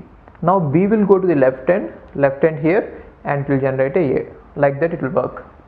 So A and B are actually messengers. A will go to the right end, B will go to the left end, right and left end. Like that it is going to work. It is very complex to understand, so I hope that you understood it. But then in exam they are not going to ask you to design such a grammar. It is going to take a lot of time, a lot of time. Maybe you could just try how difficult it is, just to see how difficult it is. Maybe you could just try deriving a grammar for A power n, B power n, C power n. So what should you be doing? Generate AB. See, I'll just tell you the hint. I'll just give you the hint. I'm not going to do it. In case if I have time at the end, I'll do it. But then I'm just giving you the hint. Just see how to generate it. If I have A power n, B power n, C power n, D power n, now you have to go till this point and generate CD, and go till this point and generate AB. Go till this point, generate CD, go till this point and generate AB. It has to continuously happen. Okay, it is going to be difficult. Let me warn you, it is going to be difficult, but it will be fun to try it out. You please try it out. Okay, fine. Now let's say we have the language A power n, B power m, C power n, D power m, such that n comma m greater than or equal to 1. For this language, I want to construct a context sensitive grammar.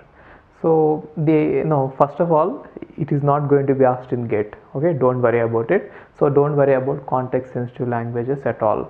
I don't think that they will ask you in the GATE. But then it is to be in the safer side, I'm just teaching you. So it is not very difficult, as it is difficult to design it, but then not too difficult. Once I explain it, it will be very easy. So don't get worried about it. So let's just see how to design it. A power n, b power n, c power n, d power n such that n comma m greater than or equal to 1. Definitely this language is not context free. The reason is, if you try to design a push down automata, if you push A and push B, and if you want to compare C against A's, by that time on the top of the stack there will be B's. They will not let you compare C and A's, right? Therefore it is not possible for you to construct a push down automata for this language. That we already know, it is not possible. Then the other alternative, if push down automata is not possible, then the next level is context sensitive languages. Now we have already seen for this language a power n, b power n, c power n such that n is greater than or equal to 1. For this language we have seen the context sensitive grammar. How does this context sensitive grammar, how did it work is, it started here and it slowly moved right, A slowly moved right and generated a BC, and again B slowly moved left and generated A. Like that we use two messengers. A is moving right and generated BC, and B is moving left and generated A. Similarly we can use the same ideas and we can do this question. Okay, so this is entirely the one grammar only. Even though I have written some lines like this, it is completely the grammar. See how big it is. So don't worry about it. It can be done easily only. But then the lines, I have drawn these lines like this so that I want to separate the phases. I want to show you, or I want to explain you what this collectively these productions are trying to do, so that explanation will be easy. So I want to generate a power n, b power m, c power n, d power m. Now these four productions, they are not two, there are four productions. All these four productions combinedly, they want to give the effect, or they want to produce this. They want to produce a power n capital B, c power n capital D. So this is what they wanted to produce. So just see this. If you just want to produce 1A, 1C and BD, you can take this. Otherwise, if you want to produce any number of A's and C's, A power n, C power n, then you can take this production, and then in place of A, you can keep on using this, so that A power n, B power n will be generated, and if you want to stop it, you stop it with this. Therefore, if you want anything greater than 1, n is greater than 1, then you can use this production followed by these two productions. Anyway, by using all these four productions, finally what could you derive is a power n capital B, c power n, d power n, just like that context free grammar. Okay, if you want to see this, just see this how it is going to happen. If you want to generate directly a, b, c, d, done. If you want to generate a square, b, c square, d, then what you could do is a, c, d, and now in place of this a, you could put a, c, c, d. Now it is nothing but, b, in place of this a, you could put this, then it is nothing but a square, a square capital B, c square capital D. Therefore, using those four productions, what you could generate is a power n capital B, c power n capital D. Now what is the purpose of this B is, B has to go to the right and generate a D, and then get changed to some other messenger, let us say E, and now E has to come left and generate a B. Okay, so B has to go to the right and generate a D, and it will convert itself to some other variable, and that variable has to come left and generate a B. So we are going to use D as the end marker, which means B will keep on, capital B will keep on moving right until it meets the end, and when it meets the end, it is going to drop a D there, and again it has to come back and drop a B here, because both B's and D's have to be matched. So the same way how we designed a power n, b power n, c power n, here also we are going to do the same kind of traveling and then creating, traveling and creating. So what is that we are going to create here? B has to travel right and then create a D, and then convert itself to some other variable, and again we have to come left and then create a b. Okay, so for that reason what we are going to use is, if b has to travel right, see this production, if b has to travel right, it has to move over c's and b's. Why is it required is, at some point in the derivation you might get a string like this, aa and then bb and then cc and then dd you have, and you will have d here and you will have b here in some point of derivation. Okay, then what should b do is, b should jump over all the b's, capital B, and then it should jump over all the d's, all the c's, and then finally it should meet the d. Okay, so these two productions will help b in traversing or jumping over c's and jumping over d, isn't it? See this, it is nothing but b is jumping this side, that is why b has come here. B is jumping this side, that is why b has come here. Therefore what is happening, b will jump all the b's and then b will be here, and b will jump all the c's, and finally b will meet d. Then what should it do? Whenever it meets d, it is supposed to generate one extra d. Okay, it will generate one extra d, and then if it generates one extra d here, it has to again go there and generate one extra b. Therefore it is going to convert itself to e. So see this, what is happening is, whenever b meets d, which means b has reached the end of c's, therefore that is the point where it could generate a d. Then it could generate one extra d and then convert itself into e. Why? Because once it converts itself into e, then e can come to the left and generate a b. It is not just enough that you generate the d there, you have to even generate b's. Why? B's and d's have to be matched. That is why what happens is, a will keep on b will keep on going here and it will go there, and finally it will generate a d, one extra d, and it will become e. Now what should e do?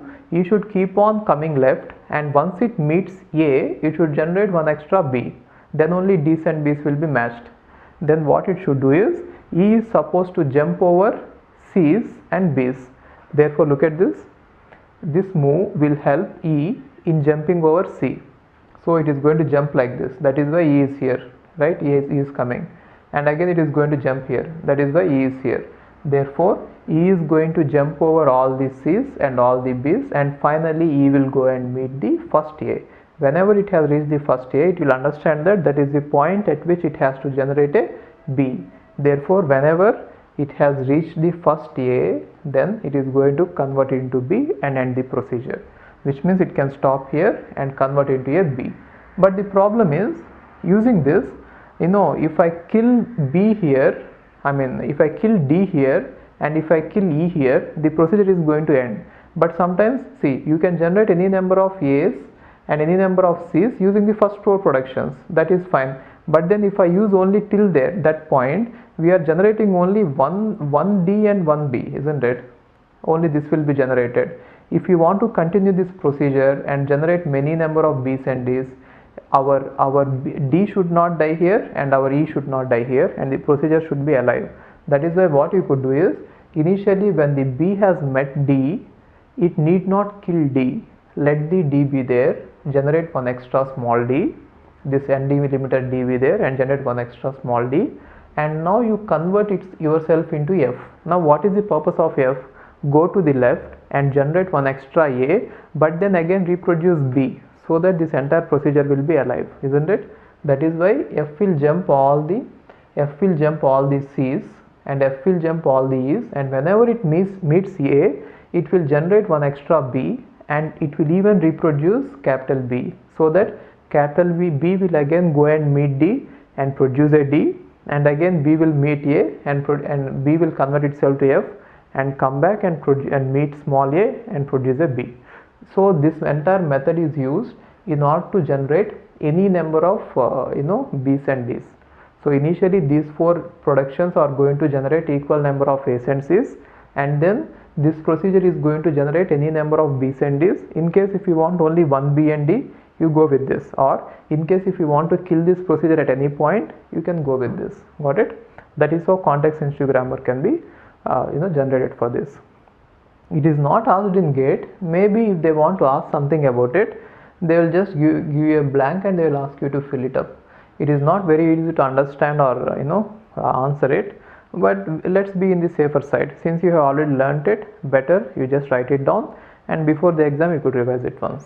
Okay, this is about the context sensitive grammar. This is a very important theorem. I'll just read out the theorem, and maybe you please write it down, and if possible by heart it. Anyway, I'm going to give you the proof, but just you can write it down. See this: if a language L and its complement L complement are both recursively enumerable, then both languages are recursive. I don't think that you'll understand anything now. I'm just reading it out so that you'll write it down, then I'll talk about it. And next one is, if L is recursive, then L complement is also recursive, and consequently both are recursively enumerable. Okay, so what to understand from this given explanation is, so before you understand anything, let me talk about the difference between recursively enumerable and recursive languages. According to the definition of recursively enumerable, I said that if for a language there is a Turing machine exists, then it is recursively enumerable. And when I was talking about recursive languages, I told that if for a language, if a Turing machine exists which always halts, then that language is recursive. So the main difference between recursively enumerable and recursive languages, the Turing machine for recursive languages always halts, and the Turing machine for a recursively enumerable language may or may not halt. So see this, the main difference is, if a language is recursively enumerable, then it will have Turing machine, right? And now to this Turing machine, if I give a string W, then it might halt and say yes, the language is the string is in the language, in case if the string really belongs to the language. Okay, or it may say no, or it may fall in infinite loop. This is the problem. So recursively enumerable languages have the problem that given a string, the Turing machine may say yes, will definitely say yes if the string belongs to the language, and what it will do is it will say no, or sometimes it will fall in infinite loop if in case if the string does not belong to the language. And what is the recursive language is? Recursive language means it will have a Turing machine, and given a string to the Turing machine, it will say yes, this string is present, or no, this string is not present in the language. In case here string does not belongs to the language, then it will say no or infinity, and here if the string belongs to the language, it will say yes, and if the string does not belong to the language, it will say no, straightforward, right? And you need not wait. The problem here is you don't know how long to wait. It might be the case that the Turing machine really needs extra time to compute, and it is really doing some computation, and therefore you might have to wait in that case. Or it might be the case that it has entered an infinite loop, and there is no way you know that you are in the infinite loop. Let us say you are watching a Turing machine, you are sitting and watching a Turing machine, it is doing some computation. Now you don't know whether to switch it off or not, because it is still computing, it is not saying anything. It might be the case that it needs more time really, or it might be the case that it might have entered the infinite loop. Therefore we cannot say anything about that. So the main difference between recursively enumerable languages and recursive languages, Turing machine may fall in infinite loop in case of recursive enumerable languages sometimes, whenever this given string does not belong to the language. And in case of recursive languages, the Turing machine does not fall in infinite loop. Whatever it is, it will give you a straightforward answer. Therefore you could wait until it halts. Here the Turing machine always halts, here the Turing machine does not halt. Okay, now so what is the main difference is, there is something called as membership algorithm. Membership algorithm is given a string and a language. Our question is whether this string belongs to the language. Tell me yes or no. If you can answer that using an algorithm, then that is called membership algorithm. Here membership algorithm is not possible. The reason is, if you give it a string and ask it whether it is present in the language or not, it may sometimes say yes, and it might never say an answer. Therefore you are not going to get a no all the time, right? Therefore there is no membership algorithm for recursively enumerable languages. Write it somewhere. There is no membership algorithm for recursively enumerable languages. But coming to recursive languages, given a string and you ask it the question that whether the string belongs to the language or not, that is called membership question.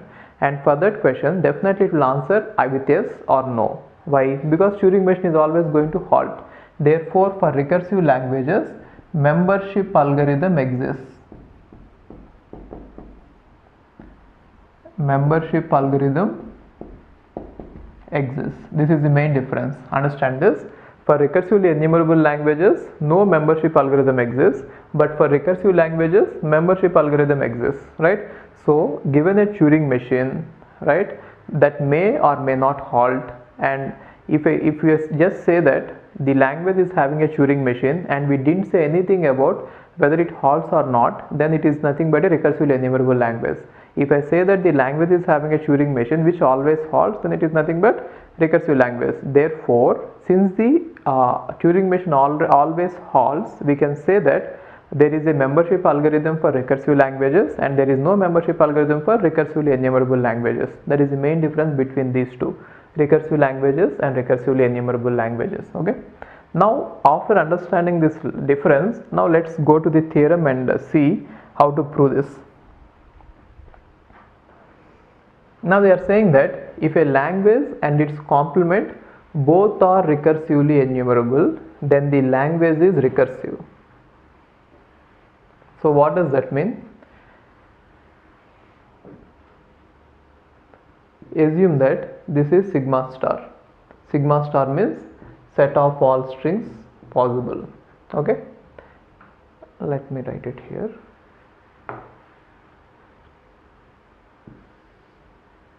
Assume that this is sigma star.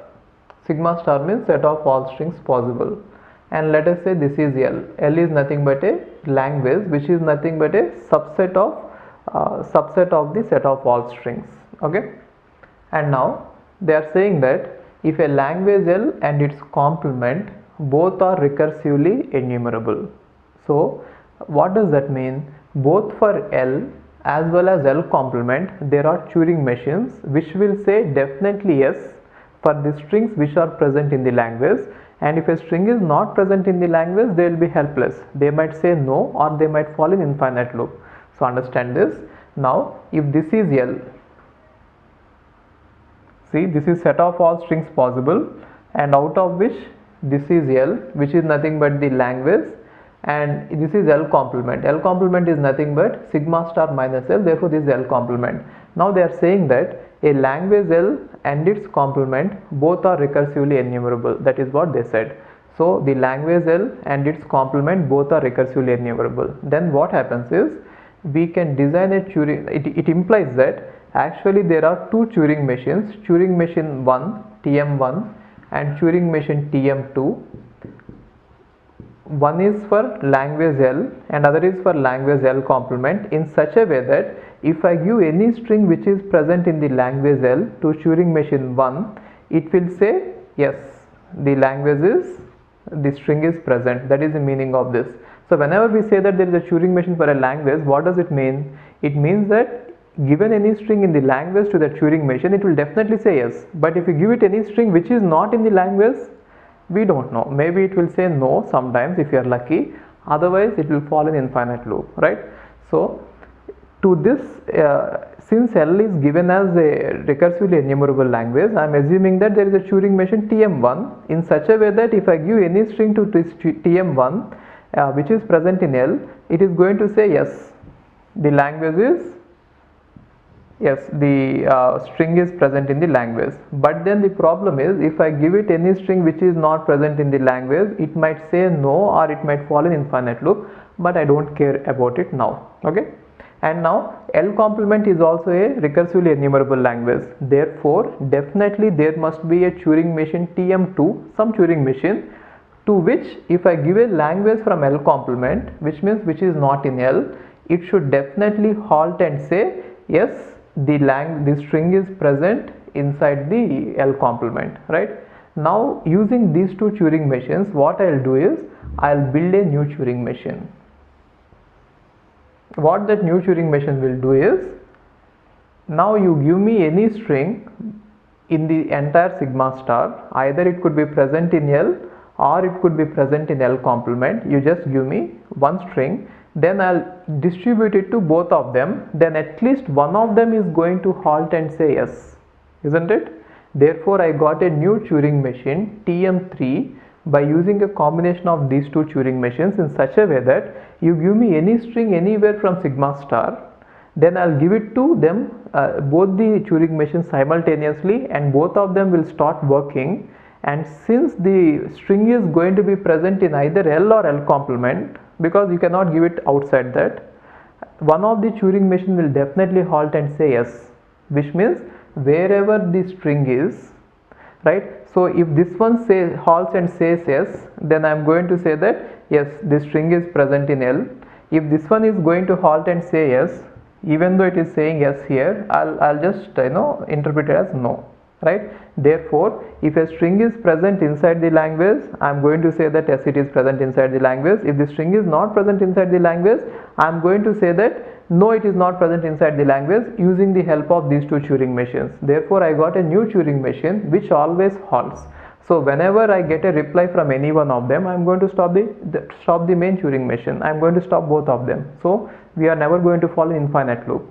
So now I got a Turing machine which always halts whatever this string is, wherever this string is. Therefore the language L is recursive. So try to understand it. I don't know if you understood it or not. See, if the language L and its complement both are recursively enumerable, what does that mean? Both are having Turing machines independently, and those Turing machines are going to halt on any input given to them, if the input is in the language, isn't it? Therefore I assume that TM1 is the Turing machine corresponding to the language L, and TM2 is the Turing machine corresponding to language L complement. And by the definition, these Turing machines are supposed to halt if we give them any string which is present in the language. Therefore TM1 is going to halt for every string which is present in L, and TM2 is going to halt for every string which is present in L complement, and they are going to say yes, isn't it? Now I'll combine these two Turing machines into a new Turing machine in such a way that you give me any string, I am going to distribute it to both the Turing machines, both of them simultaneously. Then at least one of the Turing machines is going to say yes. So whenever at least one of them is going to say yes, you can stop both of them, which means we are not going to follow an infinite loop.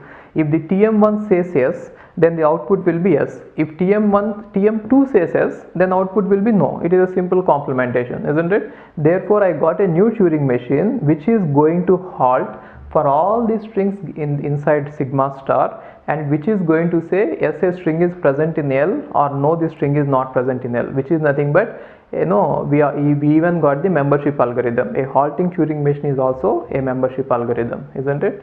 So this statement is right.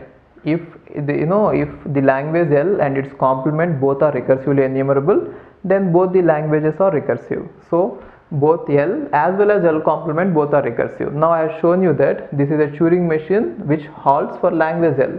Now if you just reverse the results, this one no and this one is yes, then you can say that this is the Turing machine for the language L complement. So both are recursive. And next point is, if L is recursive, then L complement is also recursive. That is the next statement. They are just independent. I hope that you understood this. Let me explain you the next statement. If L is recursive, then L complement is also recursive, and consequently both are recursively enumerable. So it is very easy to prove. They are saying that a language L is recursive, which means, let us say this is sigma star, and a language L is as always a subset of sigma star.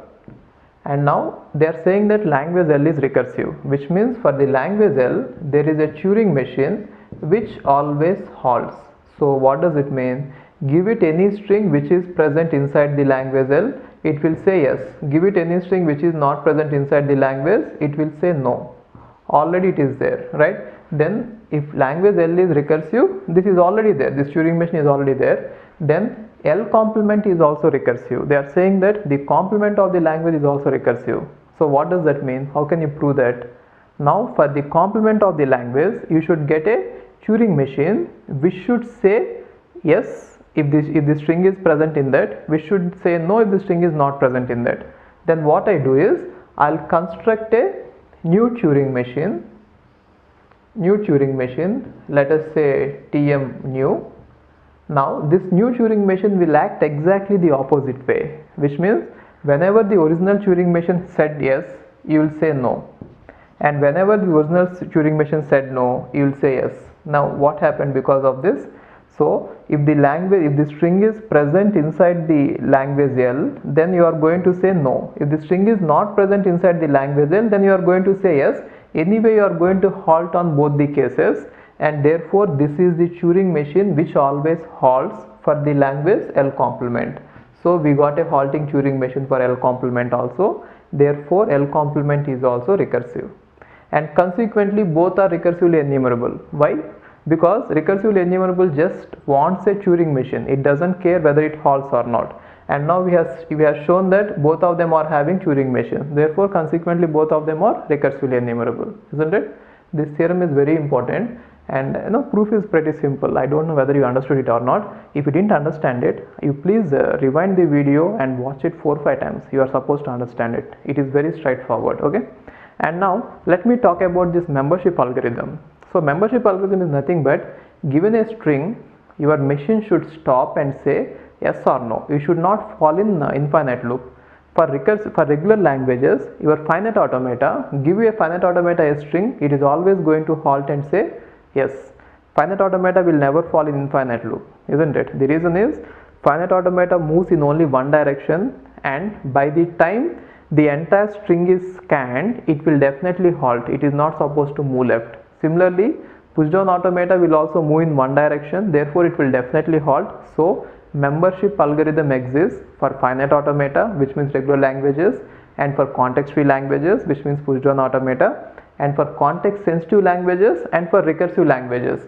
Only language which does not have membership algorithm is recursively enumerable language. The reason is the Turing machine may fall in a infinite loop. So keep that in mind.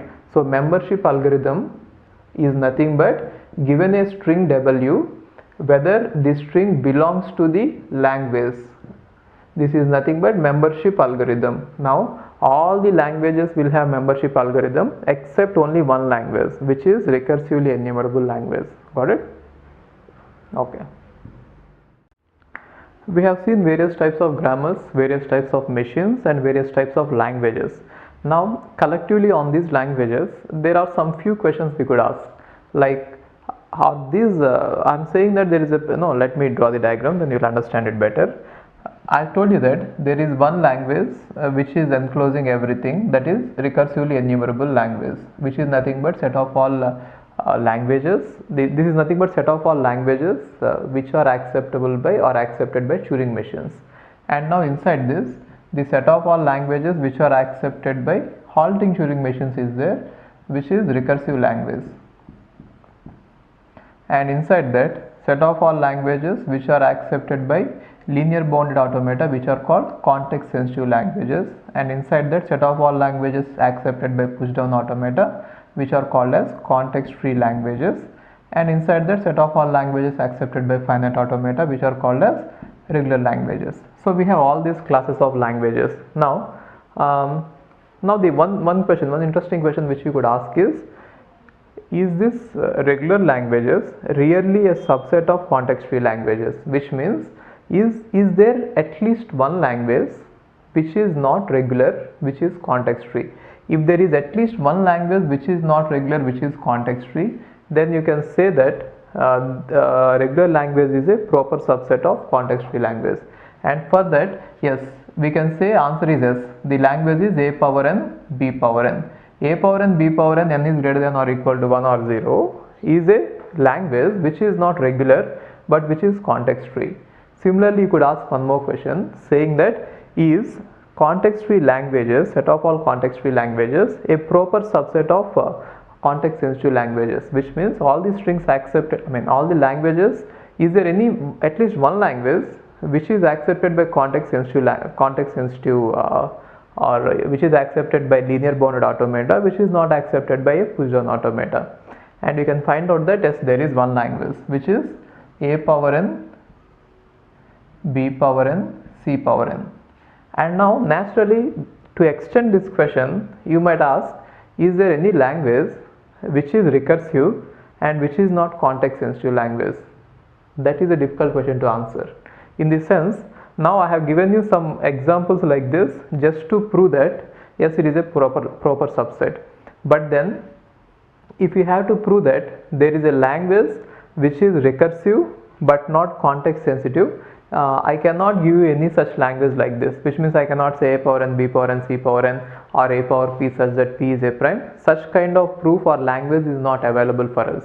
So in order to prove that, there are mathematical theorems which are used in order to say that, in order to prove that there is at least one language which is recursive but which is not context sensitive. So we don't have any language, or if you ask me to give us an example, I don't have any example, not anyone has. So proving it is a other case, which means they have used mathematical theorems to prove that there will be one language, at least one language, which is not context sensitive and which is recursive. That is what we could say. But then precisely writing that formal language is difficult. We can say that there exists at least one language and we can prove that, but then we cannot say what that language is because we don't have that. Okay, I mean, so, and again the same question is true here also. So if you ask me, is there at least one language which is recursively enumerable, which is not recursive? Answer is yes, there is at least one language, but then I cannot give you in this form a power n, b power n, c power n. So using the mathematical theorems, we can prove that these are all proper subsets of each other, which means this one is proper subset of this one is proper subset of this. But then we cannot say exactly what what that language is. And now next extension is, you might ask, next question you might be asked, you might have doubt is, yes, Turing machine is the most powerful machine in all the machines like finite automata, push-down automata, linear bounded automata. If you take all the machines, we know that Turing machine is the most powerful machine. Now the natural question is, how powerful is this Turing machine? So you might ask whether Turing machine is capable of accepting every possible language, which means if there are some languages, let us say set of all languages, I'll take all the languages which are possible. Now the interesting question to ask is Turing machine capable of accepting all these languages, which means for every language will there be a Turing machine? That is an interesting question. So in order to answer it, we are going to use the set theory. Okay, so the question is, I want to answer this question. For every language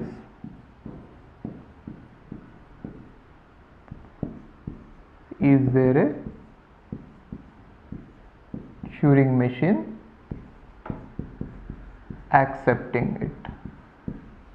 It is a difficult question to answer. So for every language, do we have a Turing machine to accept it? Is a difficult question to answer it directly, but then we are going to use indirect proof to prove it. So I'll just give you a overview about what I am trying to do, and then I'll tell you in detail how to do it. Okay, giving you an overview will help you in understanding the concept better before getting into the actual concept. In order to answer it, what I'll try to do is, I'll show that the set of all Turing machines are infinite.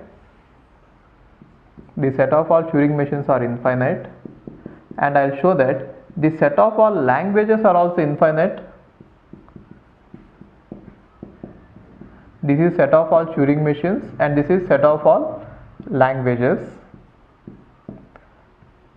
And then I'll show that, I'll try to prove that the number of Turing machines available, even though infinite, are lesser compared to the number of languages available. Both are infinite only, but then I'll prove that this is a bigger infinity and this is a smaller infinity. By showing that, we can understand that for every language, if you give one Turing machine, then we'll quickly run out of the Turing machines, and then there will be some languages remaining for which there will be no possible Turing machine. Remember, every machine can accept only one language. Therefore, if I have, let us say, 10 machines, I can accept only 10 languages. Similarly, if I have these many machines, I can accept only these many languages.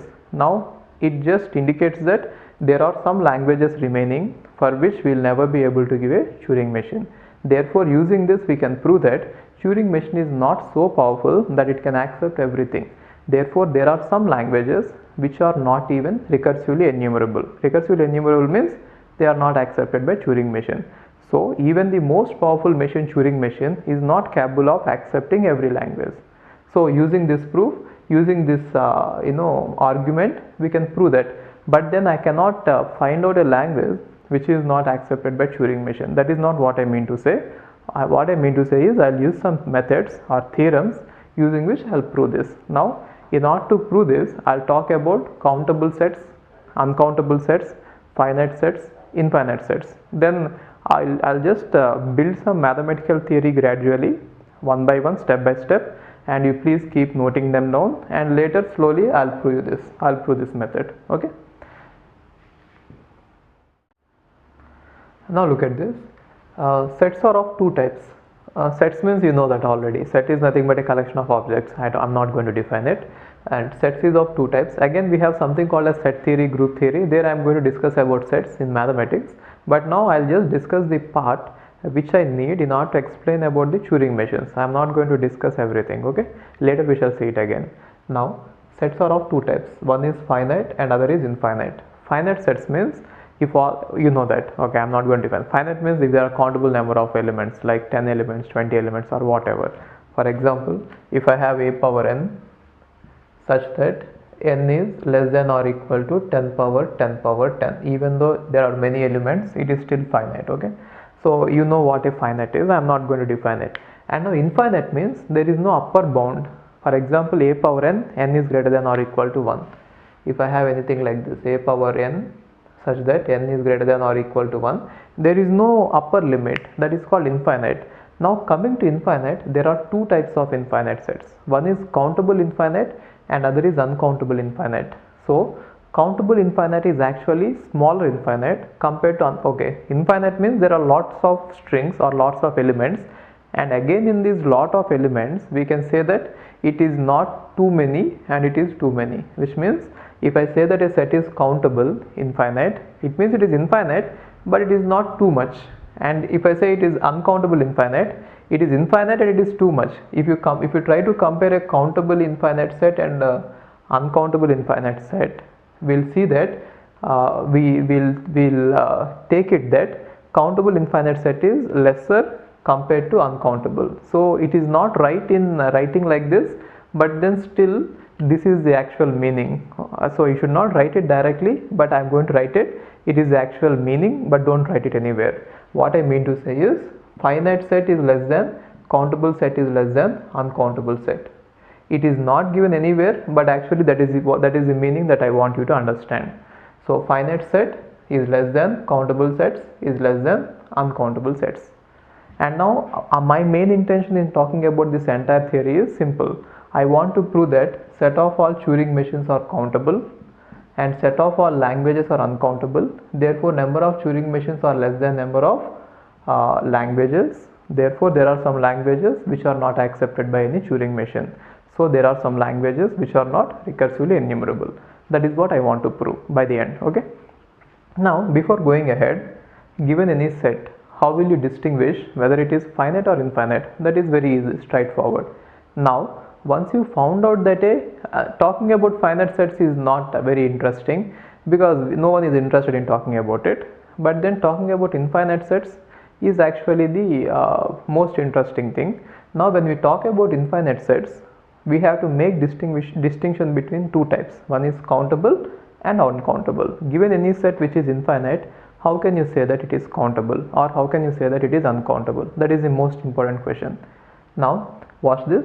Countable set means a set capital S, any given set, is said to be countable if all the elements of the set can be put in one-to-one correspondence with the set of natural numbers.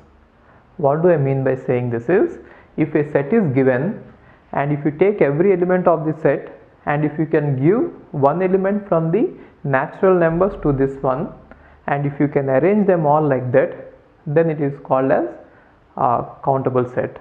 And what is uncountable set is, a set, obviously if a set is infinite and if it is not countable, definitely it is uncountable, isn't it?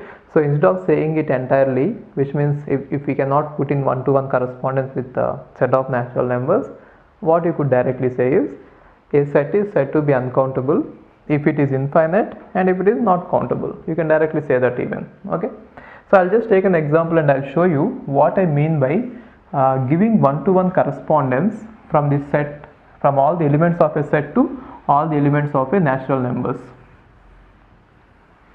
See this, the definition says that a set is said to be countable if all the elements of the set can be put in one-to-one correspondence with the set of all natural numbers. It is, you might think that it is very simple definition, but then in order to actually apply this, it takes a lot of experience and practice.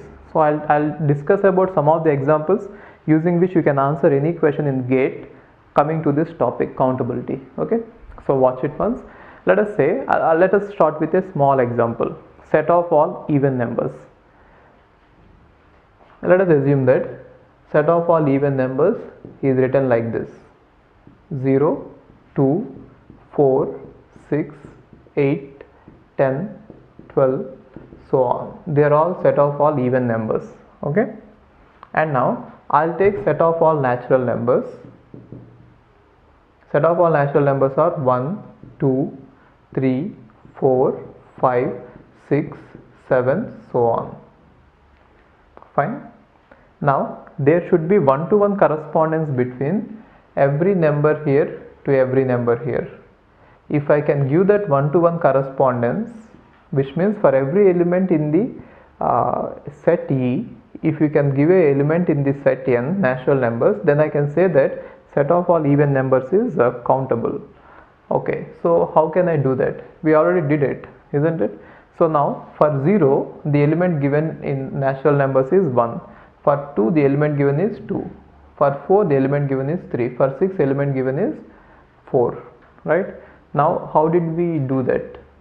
So what is the procedure? So given any element, will there be a natural number? That is the question. So let us say the element given is 2i. So what is the natural number corresponding to this? I think for 2i, natural number corresponding to this is I plus 1, isn't it? Check that.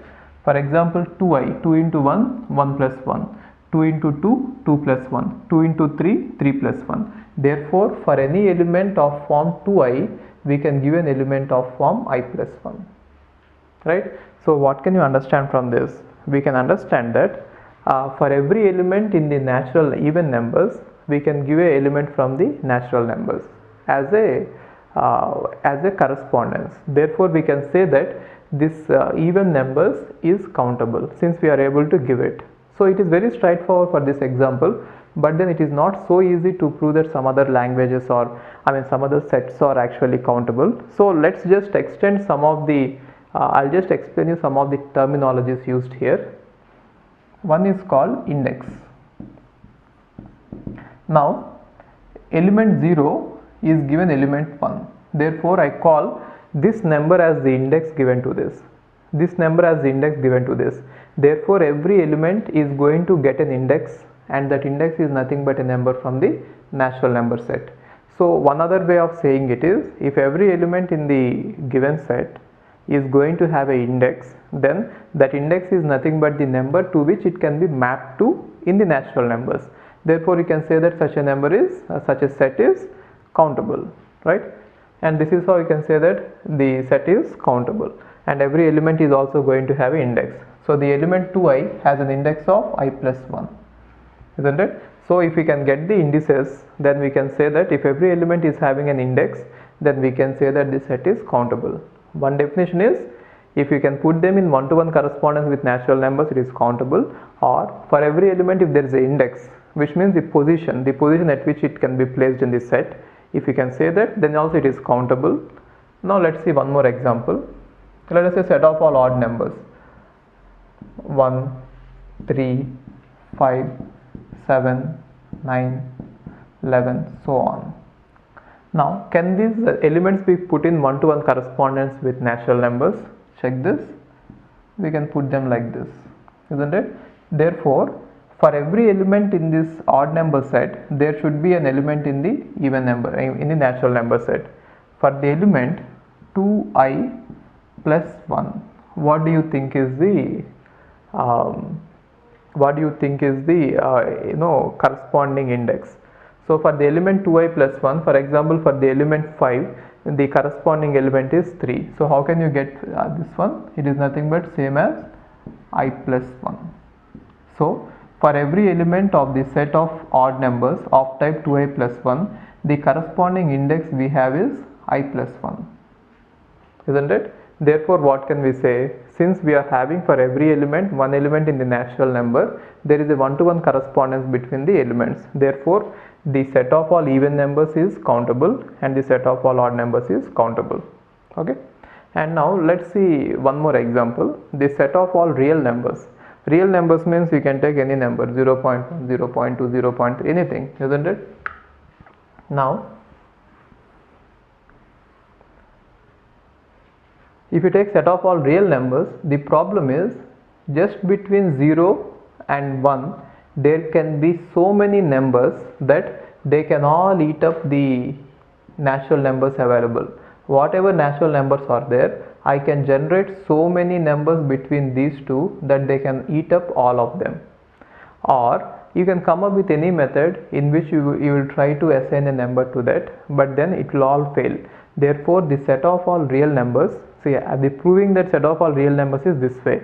Between 0 and 1, we have so many numbers that they are capable of eating up all the numbers. Okay, so later I'll prove it in a concrete manner using some method called as diagonalization, but for now understand that just is an informal proof, just to understand for your understanding sake. It is informal proof. Later I am going to give you a formal proof. What I mean to say is, only between 0 and 1 we have lots of numbers that all these numbers have the capacity to eat up all the numbers of natural numbers. So only between these two, if we eat up all the natural numbers, what about the remaining numbers on the number line scale? Real numbers means everything, isn't it? Therefore, we cannot actually give one-to-one correspondence between real numbers and natural numbers. Therefore, set of all real numbers is uncountable. Remember this, I'll give you the proof later. So the proof for even numbers is countable and odd numbers is countable is, for every element I have given you an index. For every element 2i, the index is I plus 1. For every element 2i plus 1, the index is I plus 1. Therefore, if you are able to give an index, that is nothing but a correspondence in the natural number. That is how I am able to prove that they are countable. But then for these real numbers, I will not be able to come up with any index. Now, I will just use some other proof. This one-to-one correspondence is okay. You can prove it this way, but then it is difficult to prove it for all the sets that they are countable. We shall use some other better methods to prove that a set is countable. Okay, I'll tell you what they are now. Using the previous definition for countable sets, like putting one-to-one correspondence from all the elements of a set to natural numbers, it is very confusing, which means for some sets it might look as if we can easily put them in one-to-one correspondence, and for some sets it might look as if we cannot put them in one-to-one correspondence, and in both the cases you might go wrong.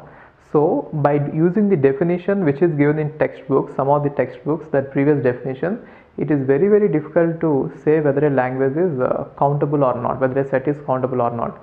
Therefore, I have framed this new definition, and using this you will be able to understand this concept very easily, and you will be able to answer any gate question, and you will be able to prove the rest of the things very easily. So I framed this definition. You please read it and make a note of it, and it is right, and anything that you want to prove as countable can be kept in this form. Okay, I'll read it out and I'll explain you this, and then I'll take examples. The previous examples which we have seen, the set of all even numbers, odd numbers, we shall again examine them in the light of this definition, and then we shall see how we could use this one in order to prove that set of all Turing machines are countable, which means set of all Turing machines are infinite but less, and then we shall prove set of all languages are uncountable later. Okay, so just watch it once. A set is said to be countable.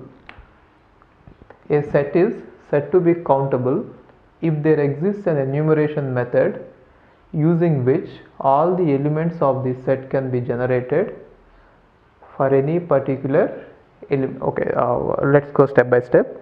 A set is said to be countable if there exists an enumeration method using which all the elements of the set can be generated. This means that if you are given a set, then you should be able to write a kind of algorithm or program, but then I am not saying that it is an algorithm because it need not stop. So you just give a method using which we should be able to generate all the elements of the set one by one. You give me a method, okay, using which all of them are going to be generated. And then for any particular element, which means given any element, if you follow your method, it takes only finite number of steps to generate it. If that is the case, which means, try to understand it, I'll give you an infinite set. What you should do is, you should come up with a method or a procedure, or we should not call it an algorithm. Calling it as a method or procedure is right, but then don't call it as an algorithm because it need not stop. It could go on infinity, but then what is required is you should be able to write it down as a method. Now that method should be able to generate all the elements of the set one by one. And now given any particular element, I should be able to reach that element using your method in a finite number of steps. Now if you can give me such a method, then the language is said to be countable, then the set is said to be countable. Okay, so come up with a method, given a set, generate it, which means generate all the elements. Enumerate means write it down, every element, writing every element one after one is enumeration. And now enumeration method means we are writing a method which will write down all the elements one after the other. Now your method should write down all the elements one after the other. Then what I need is, I want this method so that all the elements have to be generated, so that all the elements can be generated in any particular way. And if any particular element is given, I should be able to reach it in finite number of steps. If such a method is given, then I can call that the set is countable. And the finite number of steps that are required, that are taken to generate an element, which means given an element, you are able to generate it in finite number of steps, right? That finite number of steps which are actually taken in order to generate that element can be used as its index, which means you can call that number as the index. Now once you get the index, that is nothing but a mapping into the natural numbers, isn't it? Once we get an index, that is nothing but the mapping into the natural numbers, isn't it? So it is simple, very simple. So definition is very simple, and I'll just take the example, and then I'll show you how to use this definition to prove that a set is countable. Now as an example, let's say set of all even numbers. Set of all even numbers. Now you come up with a procedure using which you will be able to generate all the even numbers, and then using your procedure, if I give you any element, you should be able to reach that element in a finite number of steps. If we can do these two things, then I can say that it is a countable, right? So how can I generate set of all even numbers? You can just write a for loop, isn't it? Maybe I can write like this: for I equal to 0 to infinity. It is not an algorithm because we are going to infinity. What is an algorithm? You should always stop in finite number of steps. But since I is going from 0 to infinity, we are never going to stop in finite number of steps, isn't it? For I equal to 0 to infinity, if I write like generate means just print to I. So this is the enumeration method, right? So now if I write like this, what will this enumeration procedure do? It will try to generate all the numbers one after the other. Like first it will generate 0, then it will generate 2, then it will generate 4, then it will generate 6, then it will generate everything. Therefore we found out an enumeration method using which we will be able to generate all the elements. But then it is not just enough. Just finding out the enumeration method is not enough. What you should do next is, you should be able to generate a given number in a finite number of steps. For example, how many steps does it take to generate 0? 1 step. How many steps does it take to generate 2? 2 steps. How many steps does it take to generate 4? 3 steps. 6, 4, 8, 5 steps, so on. Therefore, every element can be generated after fixed number of steps. What is the implication of that? Now these number of steps can be used as the index for this particular element. Therefore, for every element I found a natural number, isn't it? That natural number is the index itself. Therefore, I can say that the set of all even numbers are countable because there is a one-to-one mapping to the natural numbers. We found the one-to-one mapping without actually doing that original definition. See, you might feel that this method is long and it is difficult, but then later you'll understand that with other examples this is the easiest method rather than putting one-to-one correspondence to natural numbers. Okay, now let's see how to do this with the set of all odd numbers. Now we found out that set of all even numbers are countable. Now let's see what to do with the set of all odd numbers. Set of all odd numbers. It is simple. For I equal to 0 to infinity, you generate I plus 1, then 2i plus 1. Then what will be generated? Initially 1 will be generated, and then 3 will be generated, 5, 7, 9, 11, so on, right? And what about the index? This will be generated in one step, this will be generated in 2 steps, 3 steps, 4 steps, 5 steps, so on, isn't it? So every element can be generated in these many steps. Therefore, these are nothing but the indices for these elements, and since every element has got an index, and one more thing, for a particular index there will be two elements will not be there, which means 2 elements are not going to be mapped to one index. In one step we are generating only one element, therefore every element will get a different index because at every step only one element is going to be generated. So this particular element can be used as the mapping into the natural numbers. So for every element of the set we got a mapping into the natural numbers. So we can say that set of all odd numbers is also countable. What about set of all real numbers then?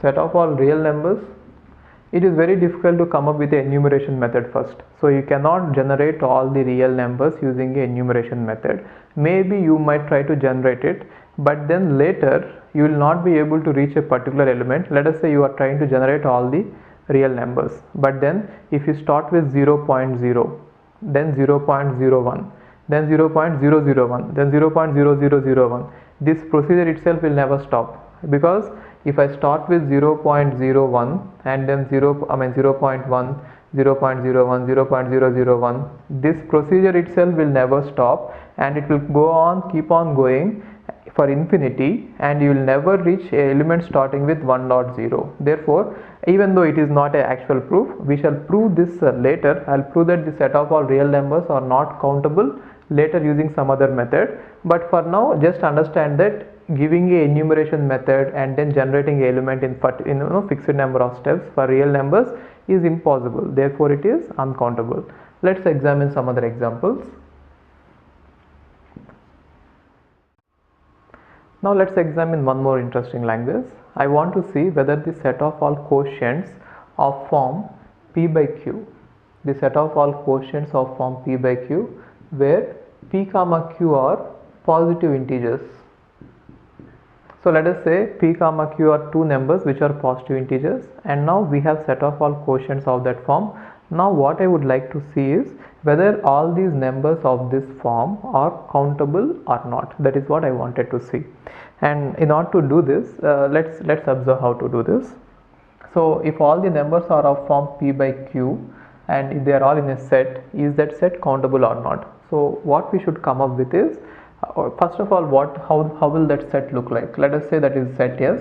That set will look like this: 1 by 1, 1 by 2, 2 by 1, 1 by 3, 1 by 4, 3 by 4, so on. There will be lots of elements like that. Okay, and these are all the elements, and now we want to find out whether this set is countable or not. So how can we find out whether a set is countable or not? You try to find out an enumeration procedure or a method, meaningful way, in which you can generate all the elements of the set, and given any element that should be reached in a finite number of steps, and that number is going to be the index into the real numbers, natural numbers. Therefore you can say that is natural. Now let's see what could be the enumeration method. Let us say I want to generate all the numbers in one order like this. I'll want to do it 1 by 1, 1 by 2, 1 by 3, 1 by 4, 1 by 5, 1 by 6, so on. Now what is the problem with this? It is enumeration method. It is able to generate all the numbers, or it is looking like as if it is going to generate all the numbers, but then it is not a enumeration method which we wanted. The reason is, if you go on enumerating the numbers like this, the number 2 by 1, that will never be generated. The reason is, there will be infinite number of numbers which will be having numerator as 1. 1 by 1, 1 by 2, 1 by 3, it will keep on going, and using this method you will never come across the number 2 by 1. Therefore, given this number 2 by 1, you will never be able to generate it in a finite number of steps. Why? We are going to go infinite times, and then sometime we will come across this, and we don't know when. We have infinite numbers. So we failed to find out enumeration method. So failing to find out enumeration method, is that going to be the proof to say that it is not countable? No way. If you are not able to find a enumeration method, it doesn't mean that there does not exist some other enumeration method using which you could enumerate it. Okay, so it is not actually true to say that since we are not able to find a particular enumeration method, the number is not, the set is not countable. In order to say that set is not countable, you should do some other proof explicitly proving that the set is not countable. We cannot use such an argument. That is invalid. Now, but then how can we prove that a set is countable? By finding out a enumeration method, we can say that the set is countable. But then, without finding a enumeration method, we cannot say that the set is uncountable. For that, the proof is different. Okay. Now, let's try to see, is there any other way I could enumerate the strings? Therefore, I could enumerate the elements. Therefore, I could, generate a particular element in a fixed number of steps.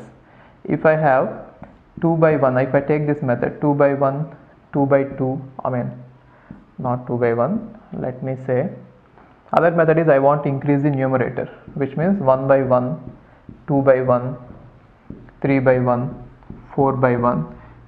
If I go on like this, again I get infinite number of numbers, isn't it? But all of them are going to have the denominator as 1, and you will never be able to reach the number 1 by 2. Therefore, even this enumeration is also not the valid one which we wanted. Then we want some other meaningful method using which we will be able to generate every particular string in a fixed number of steps. So maybe if you could think for some time, you could come across this, many ideas. I'm going to tell you one of them. You might come across some other ideas, but I'll tell you one of them. So one good idea is, don't go either in the increasing order of numerator or in the increasing order of denominator. What you do is, just add numerator plus denominator, and you go in the increasing order of the sum. So if numerator is p, denominator is q, you add p plus q, and now go in the increasing order of p plus q's. For example, here in this case, what is the smallest number? 1 and 1. Therefore, the first sum is 2. So only number possible is 1 by 1. The sum is 2. And the next number possible is, next sum possible is 1 and 2. Therefore 3. So what are the various numbers possible which are having a sum of 3, adding up numerator and denominator? One is 1 by 2 and other is 2 by 1. So go in the increasing order of sum of p and q, and inside a particular sum, go in the increasing order, which means both these numbers are going to have the sum as 3, but then go in the increasing order, which means 1 by 2 is less than 2 by 1. And what is the next number? 4, isn't it? What are the numbers of p by q form which have the sum as 4? 1 and 3, 2 and 2, and then 3 by 1. These are the 3 numbers possible, isn't it? Next one is 5. So what are the numbers which will have 5?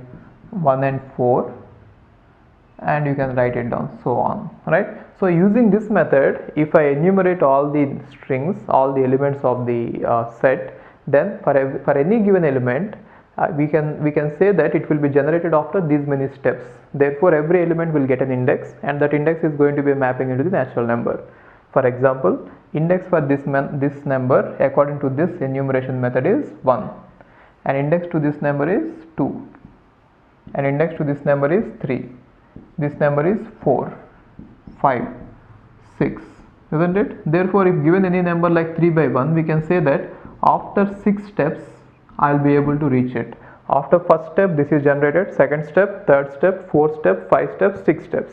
Therefore, every element, we can say that every element could be generated after fixed number of steps, and that finite number of steps is going to be the index for the element. And now that element, that index could be used as the mapping into the natural numbers. Therefore, the set of all these numbers, the set of all numbers of form p by q are having one-to-one mapping with the natural numbers. If you see that this is nothing but the one-to-one mapping with the natural numbers, right? Therefore, we can say that the set of all numbers of form p by q are countable. Remember this. Now let's see set of all strings generated by any alphabet. Let us say alphabet sigma equal to a comma b.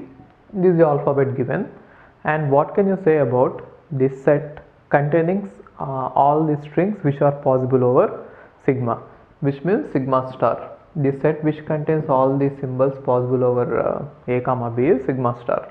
And what are all the elements present in this? Epsilon, a, b, aa, ab, ba, bb, so on, isn't it? They are all the strings, and definitely it is infinite. Now we want to find out whether it is countable infinite or uncountable infinite, and what does that depend on? Whether you will be able to come up with a enumeration method. Now let's see what method you want to use. So let us say for some time you forget about epsilon, and let us say it is like all the set of all strings are nothing but, every string is nothing but a word, English alphabet word, English language word. Then if you follow the dictionary order, what happens? In dictionary order you could write them in one order, definitely all the strings. Now if you follow the dictionary order, what happens is maybe the first element will be a, and the next element will be aa, next element will be aaa, and all these a's will be like this forever. The problem with this enumeration is, with this type of ordering is, if you follow this type of ordering, you will never come across the word starting with b or simply b. B can never be generated in finite number of steps. Therefore, this method, this ordering fails. Therefore, we want some other clever ordering using which we will be able to generate every string even if it is starting with b. So, some other enumeration order which you could use is, maybe you could pause the video and you could think for some time. So, what you could use is, you could go in the increasing order of lengths, which means you could generate all these strings of length 0. Therefore, epsilon will be generated. Next, you could generate all the strings of length 2. So, what are all the strings of length 2? A and B, and inside a particular length you could use a dictionary order. The reason is, inside a particular length there are finite number of strings. So, if there are finite number of strings, you can use dictionary order so that you can reach any element in a finite number of steps. So, inside this string lengths of 1, I can arrange them in dictionary order, which means A and B. And now, inside string lengths of 2, I can again use dictionary order, which means AA, AB, BA, BB. And again inside strings of length 3, I can again use dictionary order. AAA, you get 8 strings, right? AAB, ABA, so on, BBB. So now using this method, if you generate every string possible, then what happens is, this one will be generated in 1 step, this one can be generated in 2 steps, this can be generated in 3 steps, 4 steps, 5 steps, 6 steps, so on. Every element in this set can be generated in fixed number of steps. You can give me any number, I can generate in a fixed number of steps. I mean, you can give me any string, I can generate in a fixed number of steps. For example, if you ask me to generate AAB, for example, then after how many steps I can generate it? 7, 8, 9. Therefore, every element is going to get an index, and that index is nothing but mapping into the natural numbers. Therefore, since every number has got a mapping into the natural numbers, we can say that this set is countable. So, the set of all strings possible over any alphabet is actually countable. You can extend it to any alphabet, not just a comma b. The set of all strings possible over any alphabet is always countable. It has a very important implication, and this result is so popular, and this enumeration method is so popular in the this theoretical world that they have even given this a name.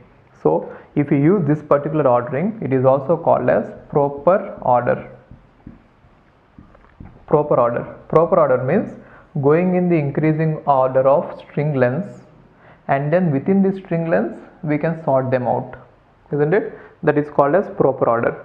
So proper order is very popular, and it has even got a name. This enumeration is very popular, it has even got a name. Now let's see, if a set is countable, there are lots of implications on this. Okay, so if a set is countable, then what can we say? I'll just see what to do this, how to do. So now you understand that the set of all strings possible over sigma equal to a comma b are countable. And now there is one more important rule, that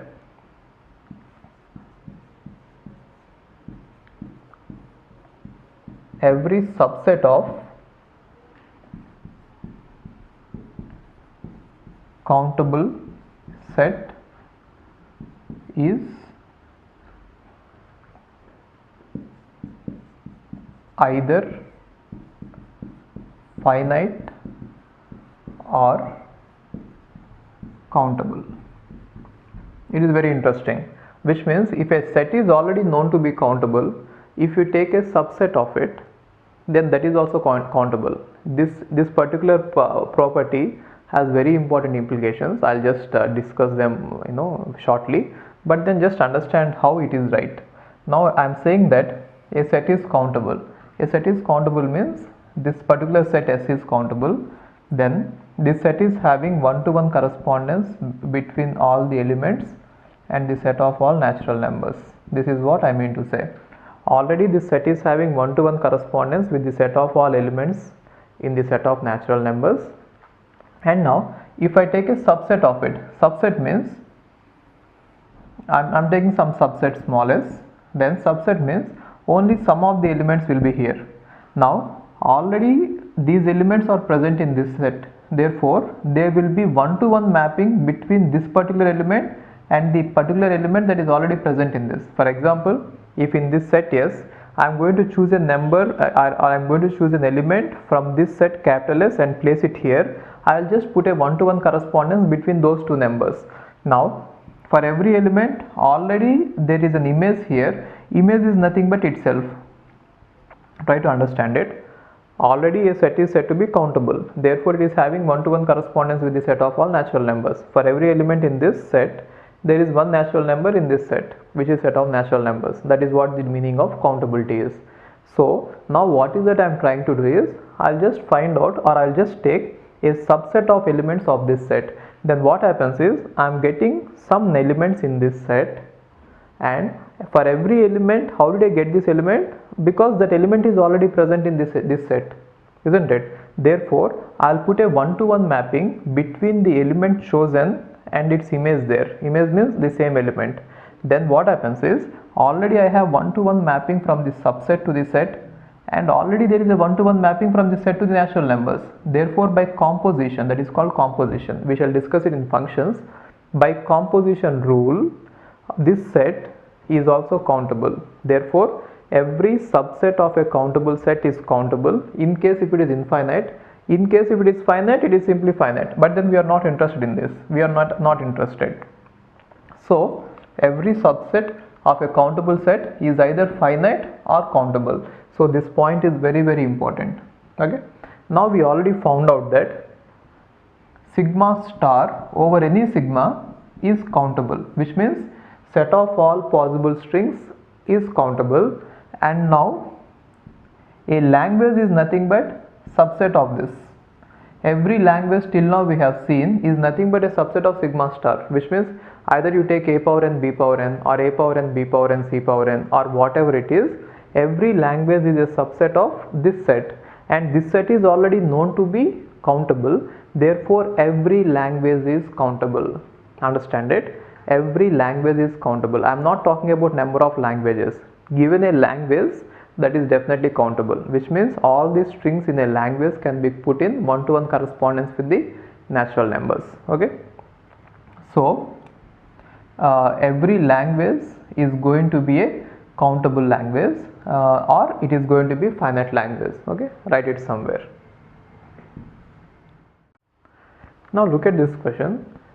Let us say sigma equal to 0 comma 1, which means alphabet is only zeros and ones, and now sigma star, the set of all strings possible over sigma is sigma star, which is epsilon 0 1 0 0 0 1 1 0 1 1 so on, right?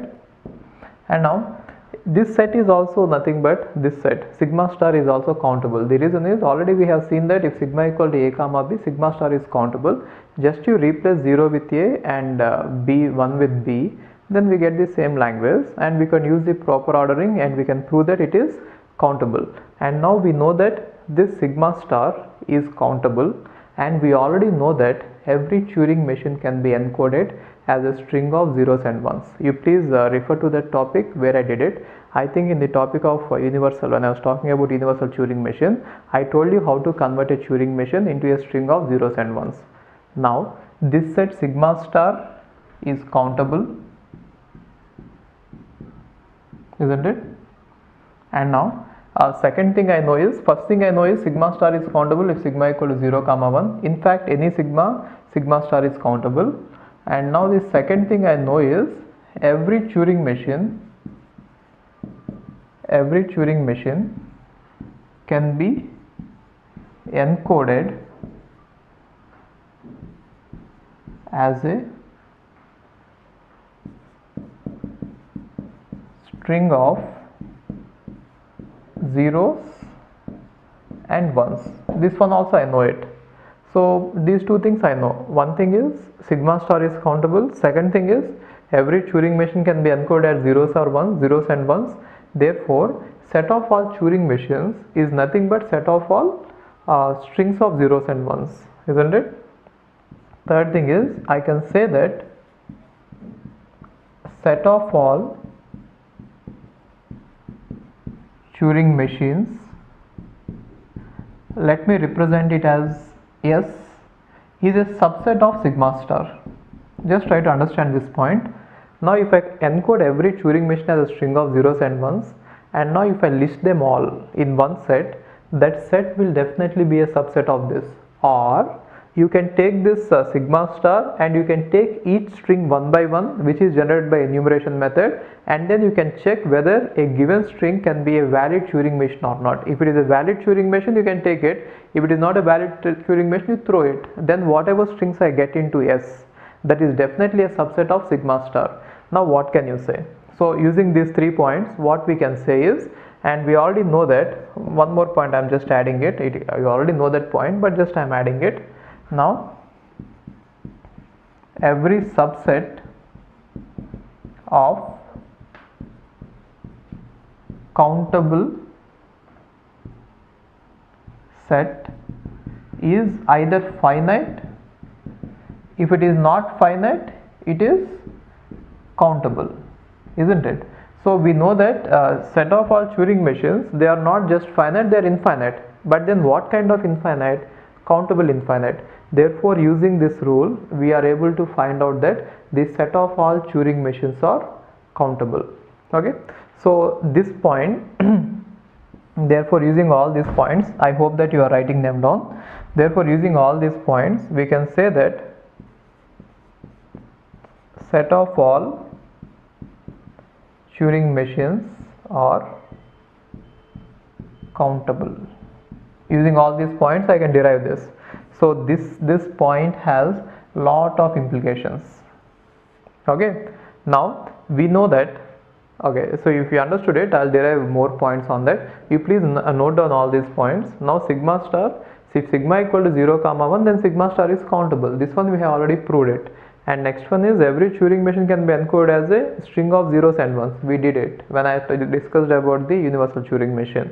And next one is set of all Turing machines is a subset of sigma star. Why? Because if you write down all these strings of zeros and ones, they are nothing but they belong to the sigma star only. Therefore, there is subset, and we already know that every subset of countable set is finite or countable. This one also we have already seen. Therefore, from all these points we can say that set of all Turing machines are countable.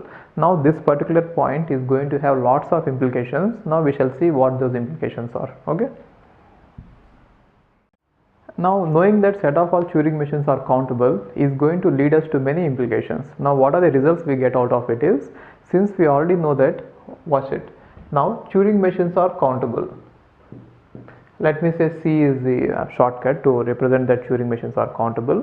Then what does this imply? Then how many our Turing machines are there? There will be those many recursively enumerable languages. Therefore, since the number of Turing machines are countable, the number of recursive languages are countable, isn't it? Therefore, recursively enumerable languages, not recursive, recursively enumerable languages are countable, isn't it? Now what does this mean? If recursively enumerable languages themselves are countable, so we can say that a recursive language is a subset of recursively enumerable language. Therefore, the number of recursive languages are countable. RL means not regular, it is recursive languages. Recursive languages are countable. Now context-free language is a subset of recursive language, isn't it? Sorry, context sensitive language. Therefore, context sensitive languages are countable, and push down order that context free languages are again subset. Therefore, context free languages are countable, because every subset of a countable set is countable, and we know that all these languages are like Russian dolls. If you open Russian dolls, you know that if you open a doll, inside that there will be one more doll. If you open that doll, inside that there will be one more doll, isn't it? Like that, inside that language everything is contained. So therefore, if the main language is countable, then already the languages which are present inside it as a subset, proper subset, are already countable, isn't it?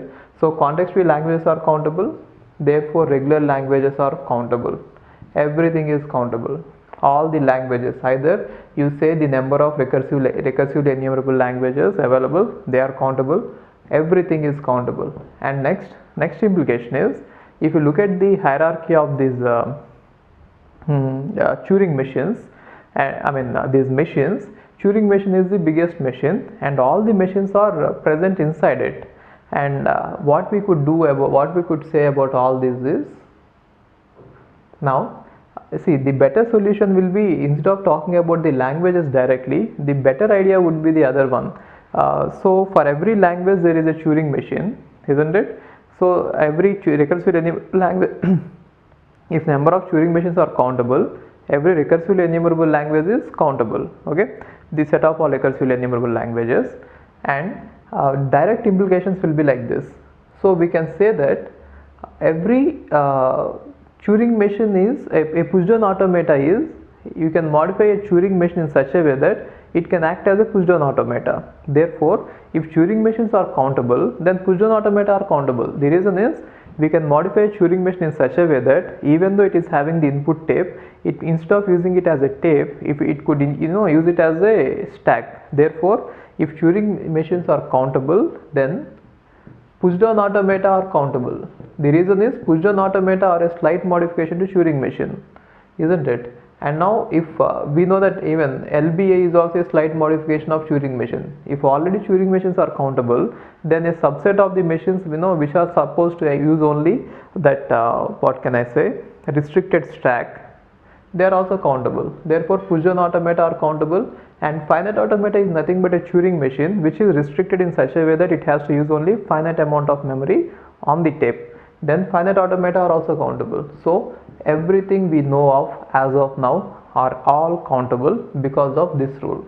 Okay, but then even though the number of languages are countable, see this, one important thing is, even though all these languages are countable and the machines are countable, we didn't prove that the set of all languages are countable. Okay, so I'm not trying to confuse you. It is a bit confusing. So you please rewind the video over and again and listen it. So what I didn't prove yet is I didn't prove that the set of all languages possible are countable. I didn't prove that. Actually, the set of all languages possible are uncountable. Now, the set of all Turing machines or any number of machines possible is countable, and the set of all languages possible is uncountable. Therefore, there are some languages for which there are no machines at all, which means there are some languages which are not even recursively enumerable. Okay, we shall prove it later, but for now these are all the implications which we got from this. Okay. Now let us assume that an alphabet is given sigma equal to a comma b, and it can be extended to any other alphabet a, b, c or 0, 1, 2, anything. But assume that one alphabet is given sigma equal to a comma b. Now we know what is sigma star. Sigma star is set of all strings possible over a comma b, and we already know that sigma star is countable. And now what we could prove is 2 power sigma star. 2 power sigma star is nothing but set of all subsets of sigma star, which is nothing but set of all languages possible. We can prove that 2 power sigma star is uncountable.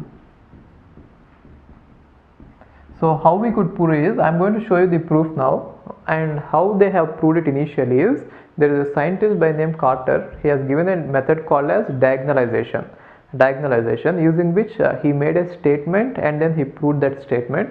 But even though I am going to prove it, I'll just write it in terms of some other statement, and again we shall come back to this. So this point, no, you already know.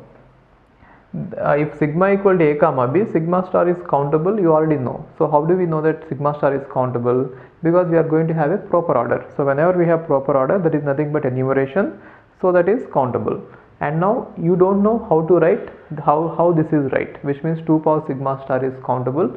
How is that right? We don't know that yet. Okay, but then what I know is okay, first going before proving it, let's see what the original proof is, what the original theorem is, and then how they have converted that theorem to this one and they have proved it.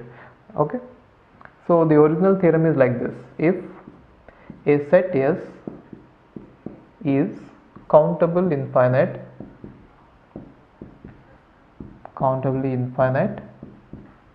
which is nothing but countable, then they say that 2 power s is uncountable. This is what they have proved. So even no, proving this or proving this, both are same, but coming to TOC, it is better that I will take the first statement and prove it. Or you can, even if I prove the second statement, it can imply this first statement. The reason is, in place of s I am going to put sigma star. Already we know that sigma star is countable. Then 2 power s is uncountable. It follows from the proof. Either you can take first one or second one. I am taking the first one because we are talking about TOC. Okay, so in TOC we are talking about sigma and languages and sigma star, everything. This will be easy for you to understand. That is why I am taking it. Anyway, there will be no difference. There will be not much difference. And before going ahead, you should understand this representation 2 power s. 2 power s is nothing but set of all subsets, which is also called as power set. So I'll just take a small finite example and I'll show you what a power set is, and then we shall go ahead. See this. Now if S equal to a finite set, I'm not talking about this theorem, I'm just explaining what a power set is. If S equal to a comma b, then what will be 2 power s? Set of all subsets. What is set of all subsets of this? One is empty set is a subset of that, and then a singleton set is a subset of that, and then everything a comma b is a subset of that. Therefore set of all subsets is containing 4 elements, all these 4 elements. So that is what the meaning of power set is. So if a element is, if S is countable infinite, which means if there are infinite number of elements here, then the set of all subsets is nothing but you are going to take some elements of this and we are going to form the subsets. That is the meaning of it. Okay, so now let's just first discuss about that statement. Anyway, you could take down the 2 statements. Now whatever I am going to prove is going to be the proof of these 2. Okay, so this is just an example. Now I want to prove that if sigma equal to a comma b, which means input alphabet is a comma b, then we already know that sigma star is countable. Now I want to prove that 2 power sigma star is uncountable. So first of all, if sigma equal to a comma b, what will be the elements of sigma star? You know that sigma star will contain epsilon a, which means set of all strings possible. A, B. You can write them in any order, no problem. A, B, so on. Or let me just extend it. A, so on. Okay. These are all the elements of sigma star. Sigma star contains all these elements. Now we can represent any subset of sigma star as one element of 2 power sigma star. So the elements of 2 power sigma star are nothing but subsets of this set. Okay. Now how do I represent a subset of this is, for example, one element of 2 power sigma star is, first of all, you know what 2 power sigma star is, right? It is nothing but set of all subsets of sigma star, which is nothing but set of all languages possible. Okay. Now one language, let us say, is A, B, A. Then how can I represent this language is, I could say if element A is present, then I am going to represent it with a vector. In the under A, I am going to put 1, which means, see, in this set epsilon is not present, therefore it is going to be 0. A is present, therefore it is going to be 1. B is present, therefore it is going to be 1. A is present, therefore it is going to be 1. And no elements are present, therefore all are going to be zeros. So every element of this set 2 power sigma star can be represented as a string of zeros or ones. Zeros and ones.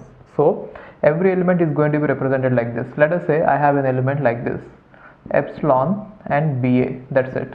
Then how can I represent it as a string of zeros and ones? Then epsilon is present, A is not present, B is not present, A is not present, AB is not present, BA is present, this is not present, so on.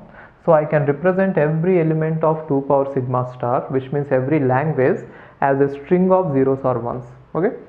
So what has happened now? Now I am representing every language like this. Now what I do is, I assume that 2 power sigma star is countable. So I initially assume that 2 power sigma star is countable. Therefore, if a set is countable, we know that every element in that set is going to get an index, and depending on that index, I am going to put all the elements in one table. So try to understand it. Now I am assuming that the first assumption is 2 power sigma star is countable. If a set is countable, we know that it can be mapped, it can have a one-to-one mapping with natural numbers, which means every element in that set is going to get an index, and using that index, I am going to put all the numbers, I am going to put all the elements in one table, and the table is going to look like this. So let us say every element is kept in its corresponding index 1, 2, 3, 4, 5, 6, so on, and the elements are like this. Just every element, every possible element. It can be anything. I am just taking this as example.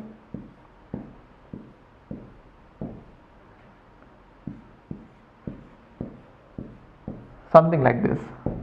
So now every element of this set are now placed in a order fashion, in an orderly way, using the indices of the elements, because the set is a countable set, because I am assuming that the set is a countable set. So all the elements have been written in the table. So every element should definitely get, if an element belongs to the set 2 power sigma star, that should definitely be present in this table at some point, at some index. So either here or here or here. Okay, that is the assumption. So all the elements have their indices, and according to the indices, I have written all the set, all the strings in the table. Now it is going to be infinite length, this way and that way. Anyway, my assumption is I have written all of them. Then what I do is, I'll take the diagonal elements.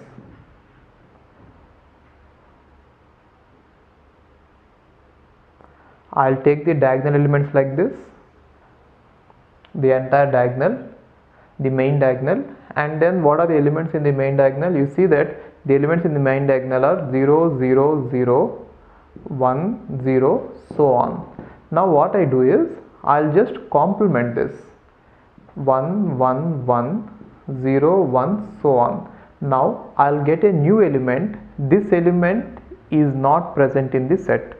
Definitely. The reason is this element cannot be the first element because it is differing with the first, it is differing with the first bit of the first element. This element cannot be the second element because it is differing with the second bit of the second element. This cannot be third element because it is differing at least in one point. It cannot be fourth element because it is differing at least in one point. Therefore, whatever we got, the newly got string that is not present already in the table, therefore our assumption that the original language is, or the original set is countable, is wrong. Okay, so what can we say? 2 power sigma star is uncountable.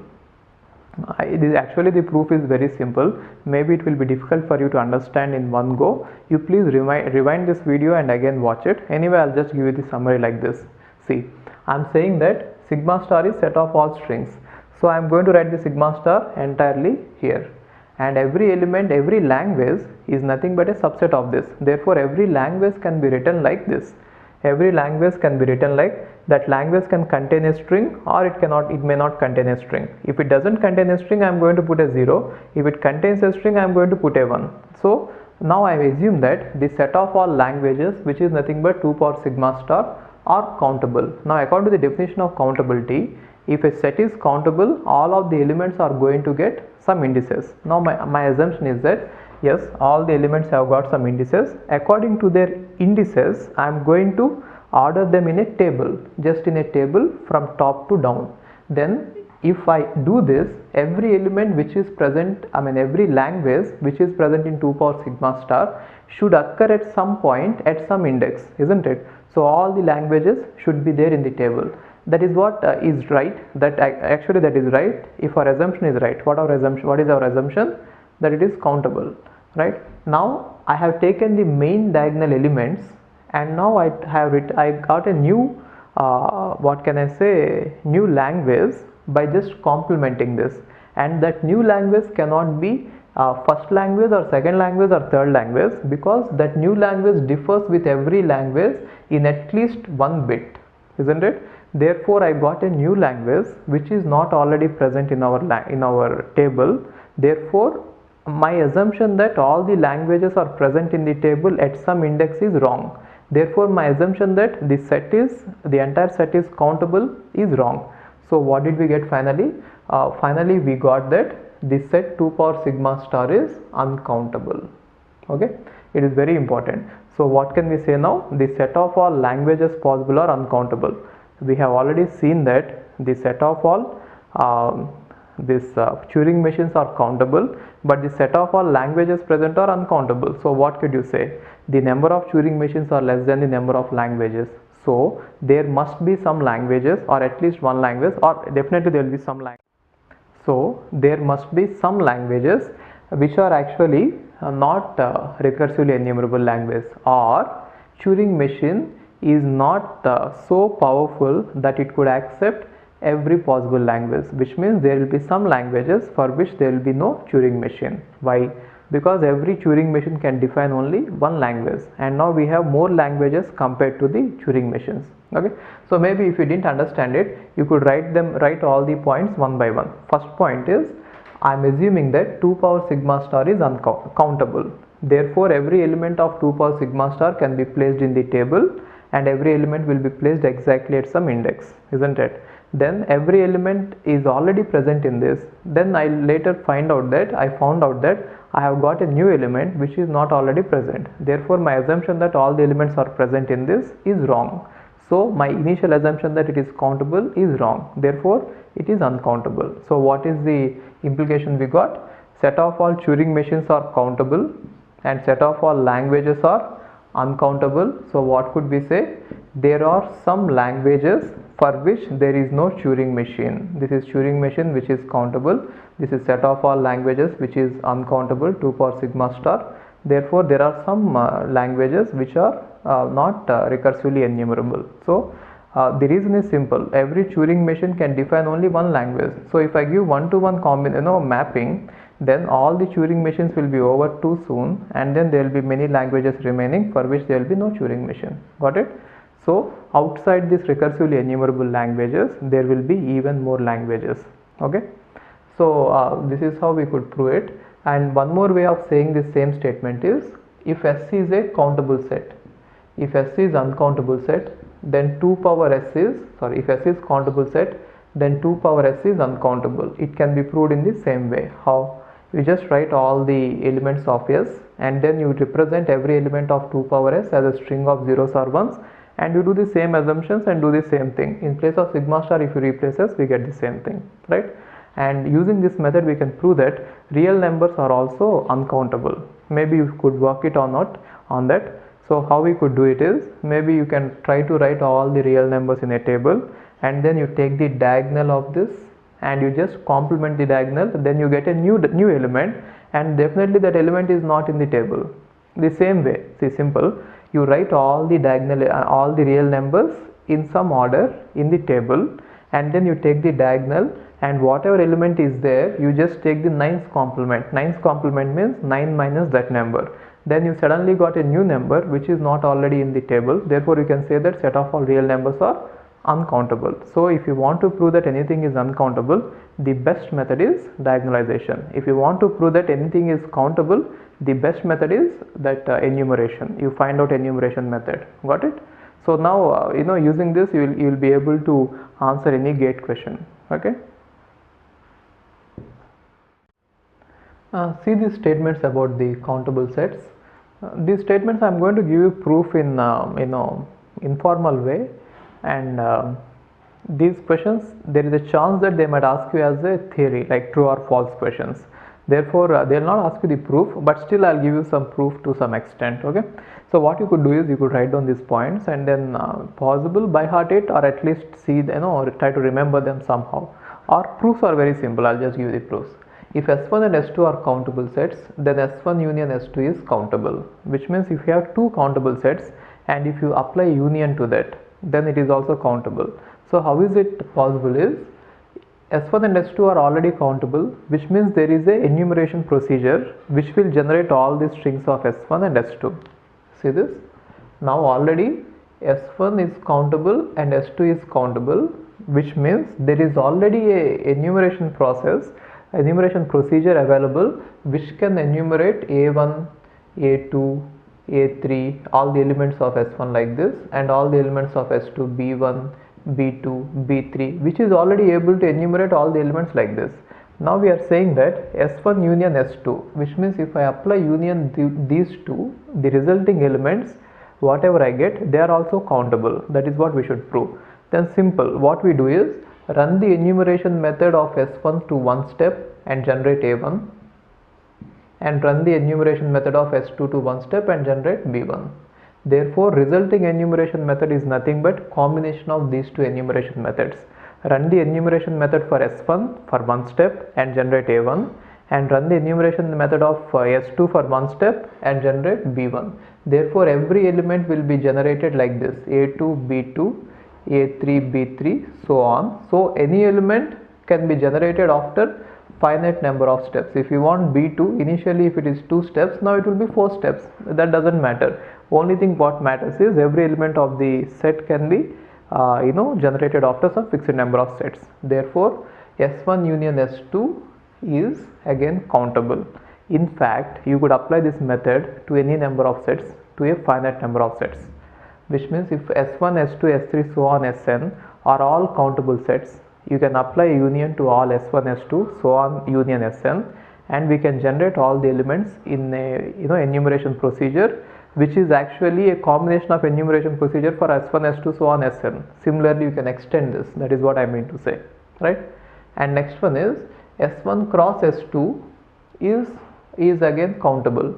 So if S1 and S2 are countable, S1 cross S2 is also countable. That is what we have to prove. So what you could do is, if S1 and S2 are already countable, then all the elements have already got their indices, isn't it? 1, 2, 3, 4, 5, 6. All the elements have already got their indices, right? Then what you do is, you just add 2 indices, go in the increasing order of indices, which means, okay, how to prove it is, do you remember how we have proved that quotients, set of all quotients of form P by Q? Same method you can apply here. So there the p by q both are numbers, therefore we have taken the sum of p plus q and then we have gone in the increasing order of p plus q, and for a given p plus q we have sorted it out, isn't it? The same method can be applied here. So what you could do is, since we are not sure that S1 and S2 contains only numbers, it could be any other elements. So already S1 and S2 are countable, therefore the elements are like this: A1, A2, A3, A4, so on, and then B1, B2, B3, B4, so on. Then you could give them natural numbers 1, 2, 3, 4. Why? Because they are the indices, right? So every element is going to get a natural number. Now you just replace every element in S1 and S2 with their corresponding indices. Then what you do is go in the increasing order of these natural numbers like this. First you generate all these numbers, then you give them the corresponding natural numbers, then go in the increasing order of the sum of these natural numbers, which means now if you take that the sum is 2, then what is the only combination possible? 1 1. 1 1 is nothing but A1 B1, and what is the next sum? 3. So 3 means 1 2 and then 2 1, isn't it? Therefore what do we get? The element A1 B2 and the element 2 1 is nothing but A2 B1, right? Therefore we get every order pair at some point. And next the sum is 4. 4 means 1 3 2 2 3 1, isn't it? So you can go on like this, and 1 3 is nothing but A1 B3 and 2 2 is nothing but A2 B2 and 3 1 is nothing but A3 B1. So like this you can generate all the elements in some order. So even if you don't remember the proof, just remember that if two sets are countable, then their cross product is countable. If two sets are countable, then their union is countable, and the union can be extended to any number of finite sets, as well as cross product can be extended to any number of finite sets. See this? That is what they are saying. It can be extended to any number of countable sets. Cross product, the previous one, it can be extended to S1, S2, S3, so on, anything. How? The same method can be used, isn't it? So the starting point is, since they are countable, they already have enumeration method, therefore I am using that enumeration method to be used as enumeration method for the resulting set. Got it? And now the set of all languages that are not recursively enumerable is uncountable. It is somewhat interesting question. Maybe they might ask you as a true or false. See, one more thing, they didn't ask you all these difficult questions till now. All the questions which are asked in GATE are very simple. I am going to solve all of them, and these are the difficult questions which I am trying to solve. They might not ask them in GATE, but still knowing them will give you an advantage in case if they ask you. Okay. Now the set of all languages that are not recursively enumerable is uncountable. So we know that the set of all languages can be partitioned into two sets: the set which is recursively enumerable and the set which is not enumerable.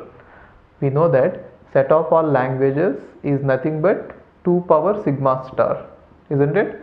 Now this 2 power sigma star can be partitioned into two sets. It is set of all languages. One set is countable. Why? Because it is recursively enumerable. These are all set of languages which are recursively enumerable. Since Turing machines are countable, this set is countable. So the set of all recursively enumerable languages is countable. Now we don't know about the other set. This is the set which is containing languages which are not recursively enumerable. We don't know anything about it. Just assume that this is countable.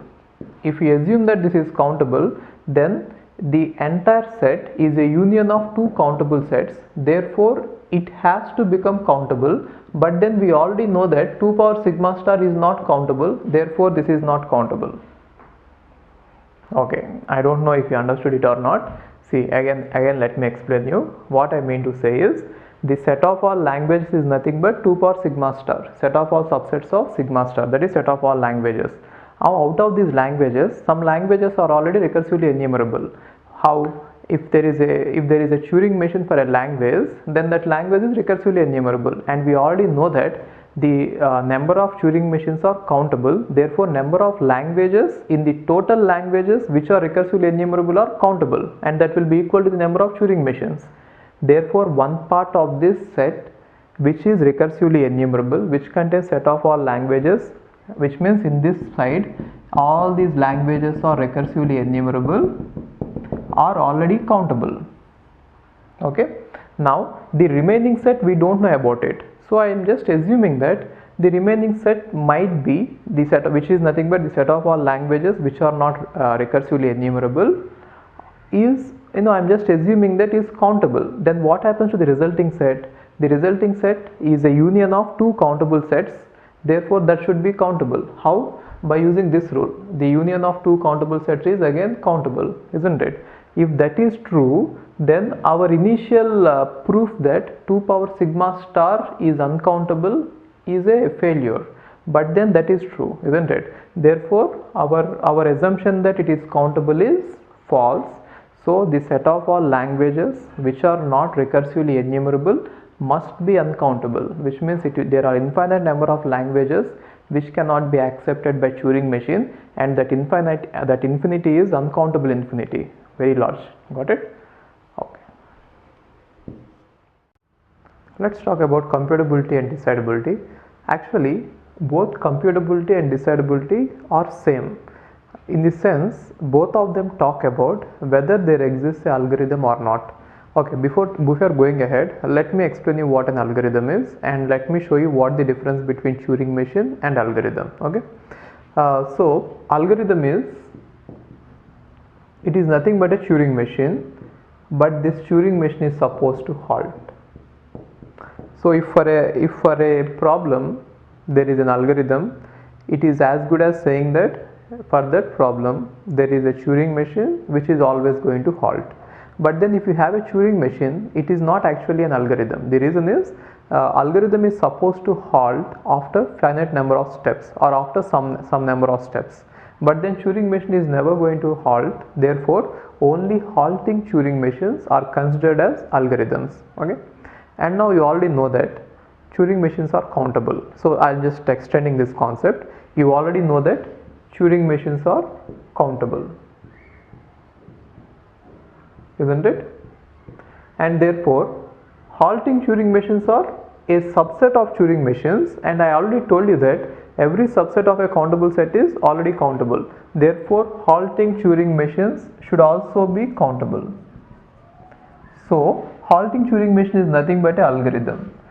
So what did we find out now? Even the algorithms are also countable. But then we found out that the number of languages are uncountable. Every problem can be compared to a language. Okay, so now the number of problems are uncountable and number of algorithms are countable. Therefore what could we derive? That there are some problems for which an algorithm might not exist. Okay, so let's talk about what is the exact meaning of computability and what is the exact meaning of decidability. I hope that you understood what an algorithm and Turing machine is. From now on I am going to use wherever in order to say that there is an algorithm, I can even say that there is a Turing machine which halts, or in place of Turing machine which halts, you can put an algorithm. Okay, now let's see what is the difference between countability and decidability. Actually both the concepts are very identical, or sometimes both of them are used in place of each other with a minor difference. Okay, whenever we talk about a function, so whenever we talk about a function, like let us say f of n equal to n square plus 1. So what is the meaning of it is, if you give it some n, it is going to compute this value. So given an input, if it is going to compute some output, then that is called a function. Now if there is a algorithm to compute a function, then such a function is called computable. Okay, so if there exists an algorithm, or what is an algorithm? Turing machine which halts, isn't it?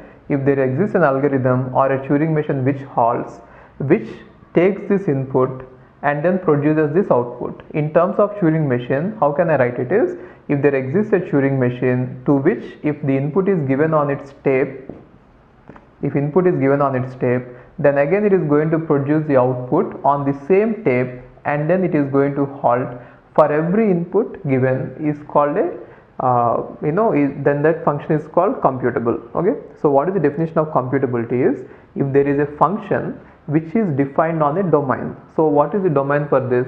F of n, let us say the domain is set of all numbers, set of all integers. Then what about the range? Range is nothing but set of all a subset of positive integers. Okay, so given a function and a domain, domain means from which set are you going to pick up the input. Given a function and the domain, if there is a Turing machine which will produce the output on the tape, given that input on the tape, it should produce the output on the tape, and it should definitely halt for every input chosen from the domain. Okay, domain is very important. So once you fix up a domain, and if for all the inputs from the domain, if your Turing machine is definitely going to halt with the output on the tape, then we can say that such a function is computable. It is very simple. See, in simple words, what it is let us say you have a function. Okay, let us say the function could even be not just this one, the function could even be a problem. I don't want to use the word problem, but then just think of it like this. We want to sort all the numbers. Now all the numbers are given to the Turing machine. They are all on the tape, and now the Turing machine should try to sort it out and then keep them in ascending order. Then that is also a function. A function is going to take a set of natural numbers, and then it is going to produce a set of natural numbers. Therefore domain and range both are natural numbers. So if your Turing machine is able to solve that function for all the inputs coming from your domain, and it is definitely going to halt, then such a function is called computable. Okay, and coming to decidability, we just want to simplify the things. So very often talking about functions and then giving some proofs is somewhat difficult. It is not impossible, but then it is somewhat difficult. Just to simplify the things, we are more interested in rather than functions, we are more interested in problems. So what is a problem is a statement whose output will be either true or false. And now our whenever we, for example, a problem can be like this. Classic problem is n, a number n, a prime? You just have to find out is m a prime, which means here you are not actually taking the input and then producing some output. Here you take an input and you just say one thing, either yes or no. If 3 is given, if n is given as 3, you say yes. If n is given as let us say 10, you say no. Alright, so if you have such a problem whose answer is either yes or no, and if there is a algorithm or a Turing machine which should definitely halt for all the inputs from the domain. So here domain is, let us say domain is set of all natural numbers. Set of all natural numbers. Okay, now when do I say that a problem is decidable is if for a problem there exists an algorithm or a halting Turing machine, both are same, which will take anything from the domain, which means it will take any input from the domain and which will say either yes or no correctly, and it should halt. If you have such a machine or such an algorithm, then we can say that that problem is decidable. So decidability is very easy to apply compared to computability. It can be shown that we can convert a problem from computability to decidability and then think about this, or give some proof whether a problem is decidable or not. Okay, so what we are interested in is either in TOC or in algorithms. Rather than talking about computability, we will talk about decidability. We will take a function and we somehow convert it into a yes or no problem, and then we try to find out if there is a Turing machine which can answer that problem. In case if there is a Turing machine which can answer that problem, we can say that there will be a Turing machine which can compute it. It is straightforward. Therefore, we are not interested actually in the functions, we are interested in the problems. Okay, so what I mean to say is whenever we have a domain, okay, and now given any input from the domain to a Turing machine, that Turing machine should definitely halt and say yes or no for such a problem if you can find such a Turing machine, or if there exists such a Turing machine. If you can prove that, there could be such a Turing machine existing, then we can say that the problem is decidable. Okay, simple. So function means, computability means we talk about function and there should exist algorithm or halting Turing machine, and decidability means we are talking about a problem which is nothing but yes or no answer, and if there exists algorithm or Turing machine which halts, then we say that it is decidable. So computability and decidability both are actually same, but only difference is when we talk about the function and when we talk about the problem. I hope that you understood it. And one more thing you should be very careful is, every time a problem, whether it is decidable or not, that should depend on the domain, because given a single instance it is always decidable, isn't it? So for example, given a single instance it is always decidable. Simple. So how can I prove that a single instance is decidable is, let us say you have given me some problem. Okay, I'll just talk about a problem which is undecidable, which means we cannot give a generic algorithm for that, and then I'll tell you that for a given instance we can find a see, it is somewhat difficult to understand, so you please pay more attention here. Now there is one example, classic example. Example is,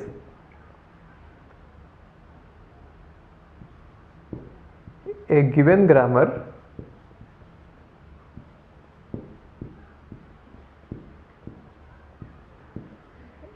capital G is ambiguous,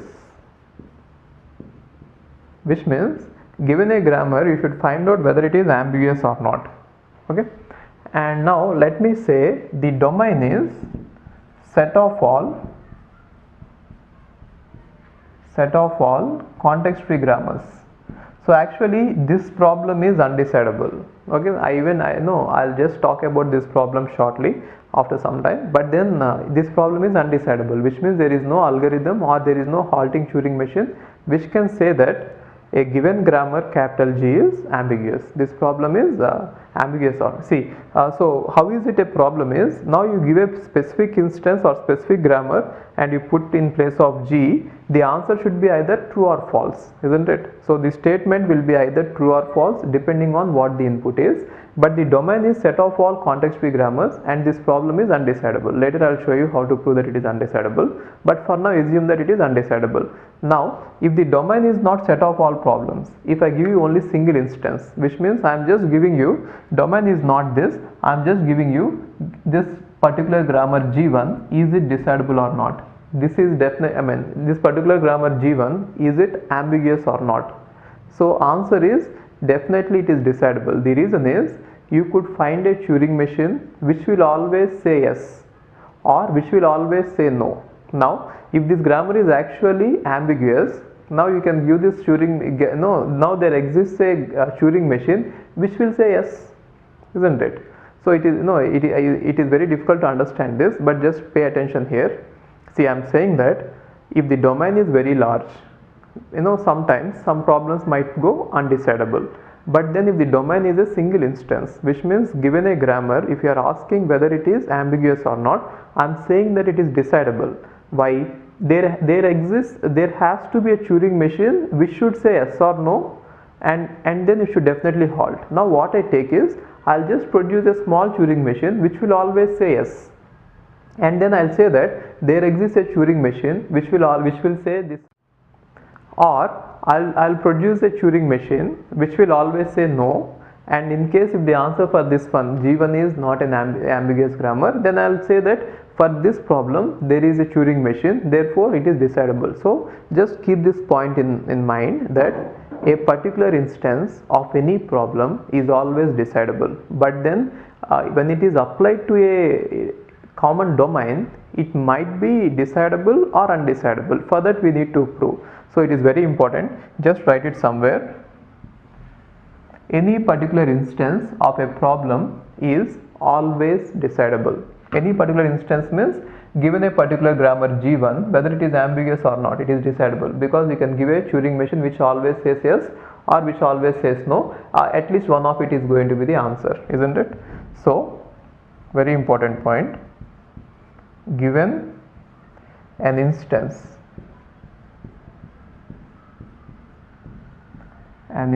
of a problem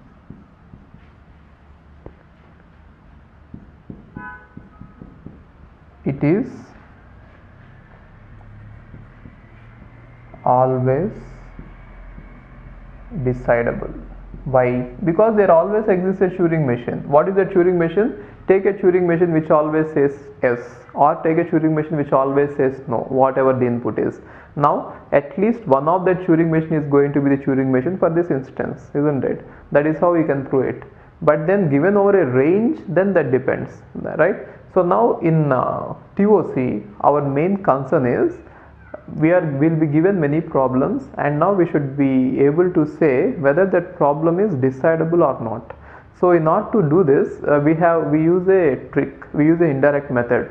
So finding out whether every problem is decidable or not, it's somewhat difficult.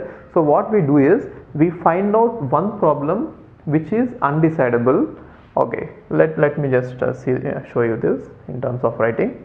Hope that you have taken everything, and whatever I speak, you please note them down also. You keep pausing the video and writing it. Okay, these are all very important. And what happened is in GATE for the past 2-3 years, before 2-3 years they didn't focus much on the Turing machine decidability, countability, but then I think they have used up regular expressions, regular languages, context free grammar questions so much that I think they are out of the questions. Therefore they are now focusing on a new topic. See, and one more thing is previously in maybe before 5-6 years, this particular GATE question paper, the number of aspirants used to be less and the coaching used to be not so good. Therefore even for a moderate kind of question, it was very difficult for many people to answer them. But now with these many coaching centers and with this lot of effort going on, people are able to answer many questions very easily. Therefore the standard of the GATE examination is going to be increased.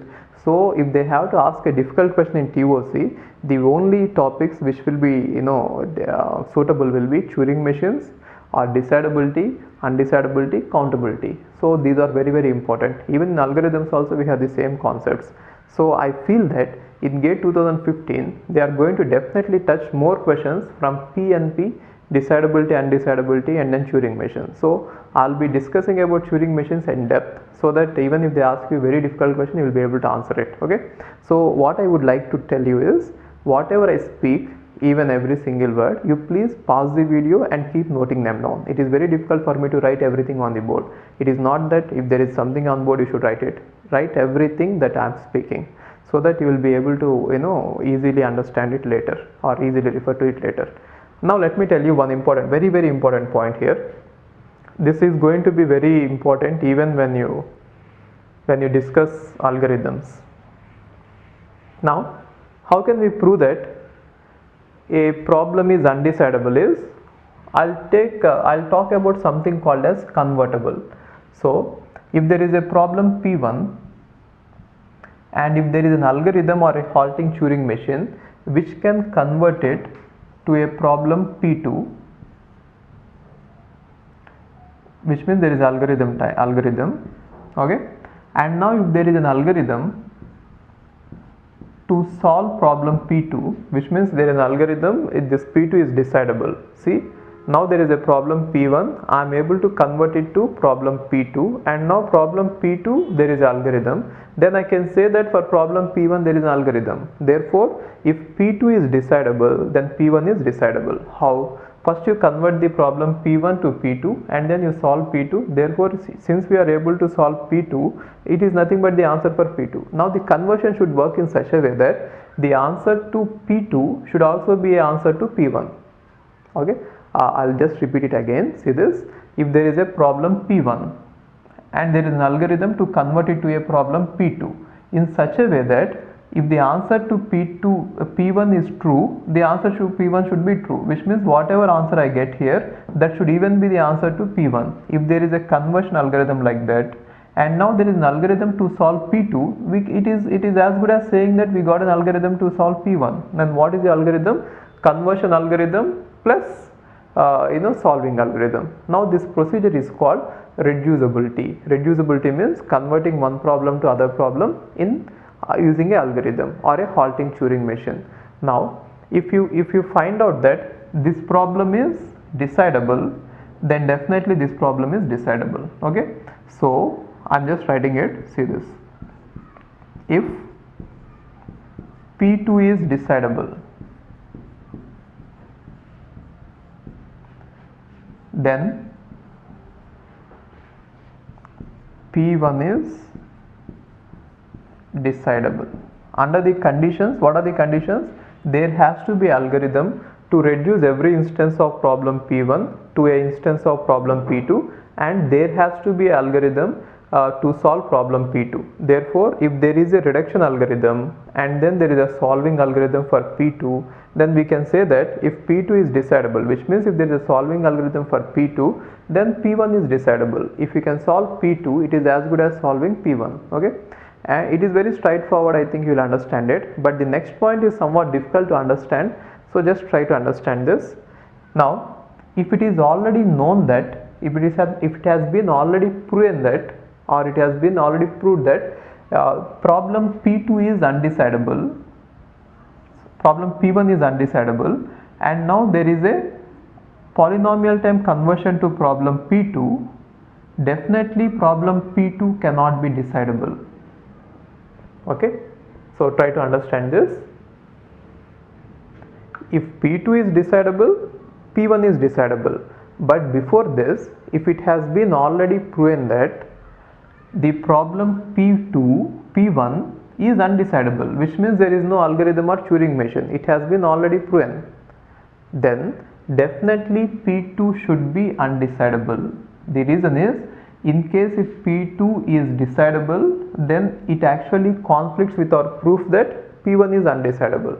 Okay, these 2 points are very, very important. Okay, so if there is a polynomial time conversion from, or not polynomial time conversion, we shall talk about the time later. If there is an algorithm or a halting Turing machine which can convert every instance of problem P1 to some instance of problem P2 in such a way that answer to problem P2 is also an answer to problem P1, and if there is an algorithm or halting Turing machine which can solve P2, then we can say that P1 is decidable, which means if there is a reduction algorithm from P1 to P2, and if P2 is decidable, then P1 is decidable. This is straightforward, isn't it?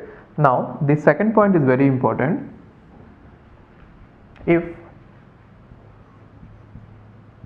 P1 is already proven to be undecidable, it is already proven to be undecidable, then definitely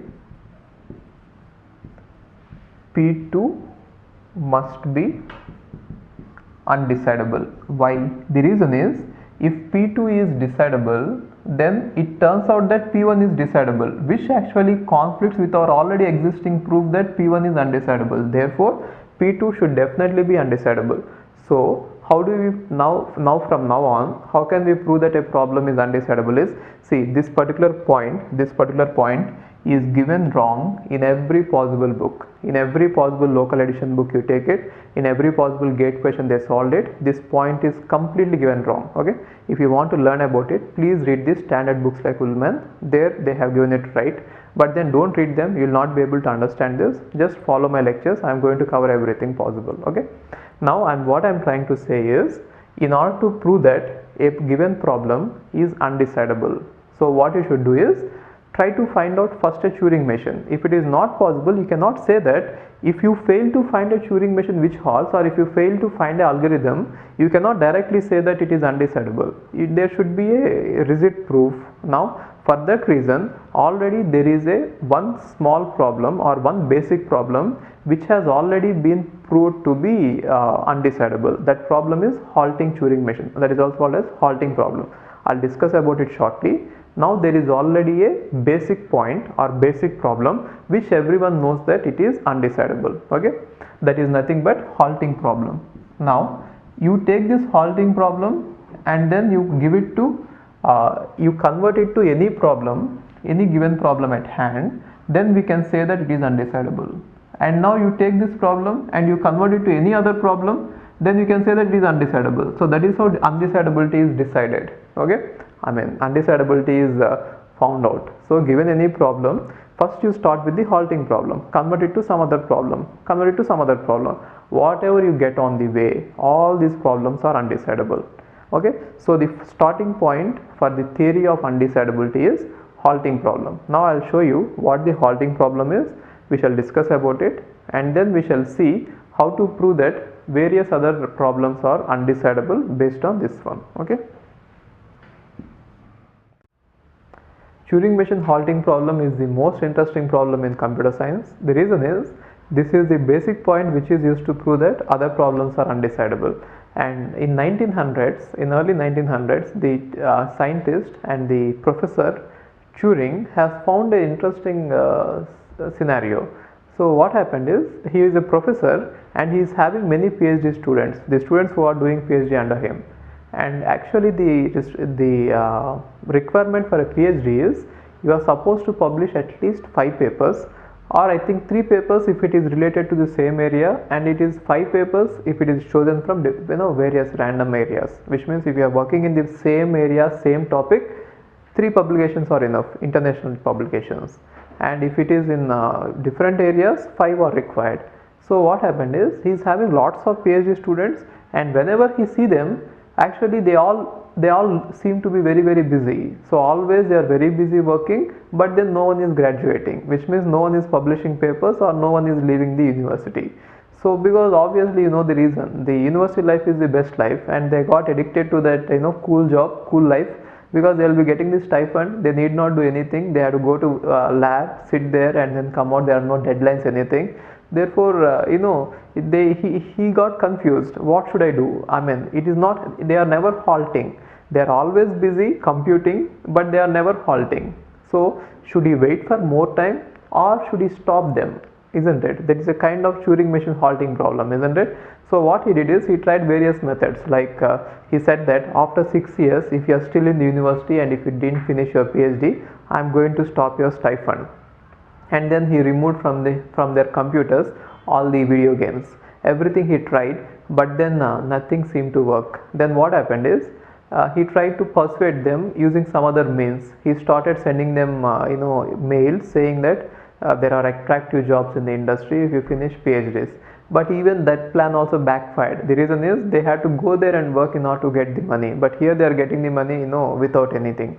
So I mean, even if it is not for money, they need not work, they can just stay in the campus and in the lab, and they have a cool life. So they are never going to graduate. So then he found out that this problem can never be solved, no one could solve a problem. Now in present scenario, if anyone joins a PhD, there is no guarantee that he is definitely going to halt and get the PhD degree. Similarly, so how he has framed this Turing machine based on that idea is, this Turing machine halting problem is, given a Turing machine, some Turing machine from the domain of all Turing machines, and given a string to that Turing machine, will that Turing machine ever halt and say yes, this I accept this string, or no, I don't accept it? And now it has been proven to be undecidable, which means there is no way anyone can come up with an algorithm which can say that a Turing machine will ever halt. So it is undecidable. I'll just explain you the statement, and then I'll show you the theorem which is used to prove that this problem is undecidable. It is very straightforward. I'll just go step by step. You please note down whatever I speak. Okay. Now see this Turing machine. Given the description of a Turing machine M, which means some Turing machine M is given and an input word and an input W. To that Turing machine, some input is given, does capital M when started with W, which means if I start the Turing machine with the input as W as its input, ever halts. So what does it mean? So the question is, given a Turing machine and an input to that Turing machine, will that Turing machine ever stop and say yes or no? That is the question, and it has been proved that we cannot decide it. This problem is undecidable, which means there is no algorithm as of now discovered which can say whether a Turing machine will halt or no. So how to prove it? See this, the theorem. This is very interesting theorem. You'll love it. You'll love this. See this. If the halting Turing machine were decidable, which means if the halting problem is decidable, so what does it mean? If there is an algorithm which can say whether a Turing machine halts or not. What is an algorithm? Some other Turing machine, isn't it? If there is some other Turing machine which can halt and say whether this particular Turing machine can halt or not. Okay. If it is decidable, then every recursively enumerable language would be recursive, which means if that is so, if it is decidable, then every RE is recursive. What is the main difference between recursively enumerable language and recursive languages? Membership algorithm, isn't it? Which means for recursively enumerable languages, there is no membership algorithm, but for recursive languages, there is definitely membership algorithm. What does that mean? Okay, I'll just talk about it shortly. Let's finish this theorem. If the halting Turing machine were decidable, then every recursively enumerable language would be recursive. What is that? If it is true that halting Turing machine is decidable, then the recursively enumerable languages and recursive languages both would be same. Consequently, the halting problem is undecidable. It is undecidable that because we have already proved that the recursive languages and recursively enumerable languages are different. Okay. So which means I'll just go step by step.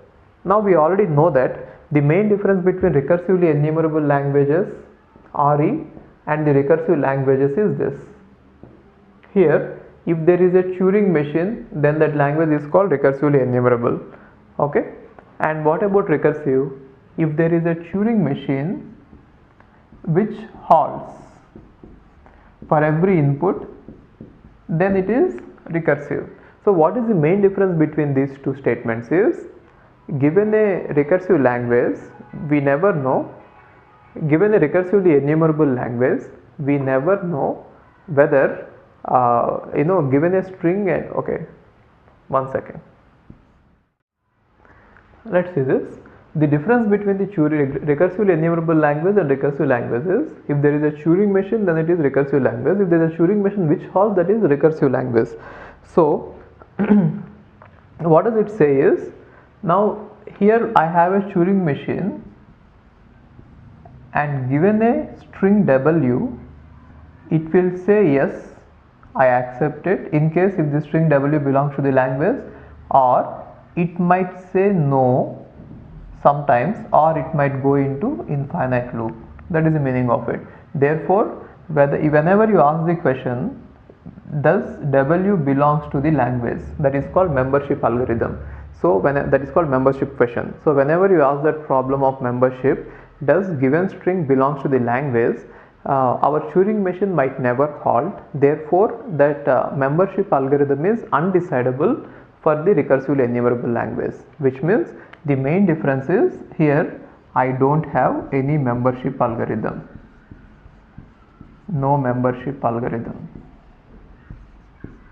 Even though I explained it once, I am again doing it because maybe I will use a different set of words and different set of statements which might help you in understanding the concept, in case if you didn't understand it earlier. That is why if there is a difficult concept, I'll try to touch it even 2-3 times so that you will understand it better. Okay.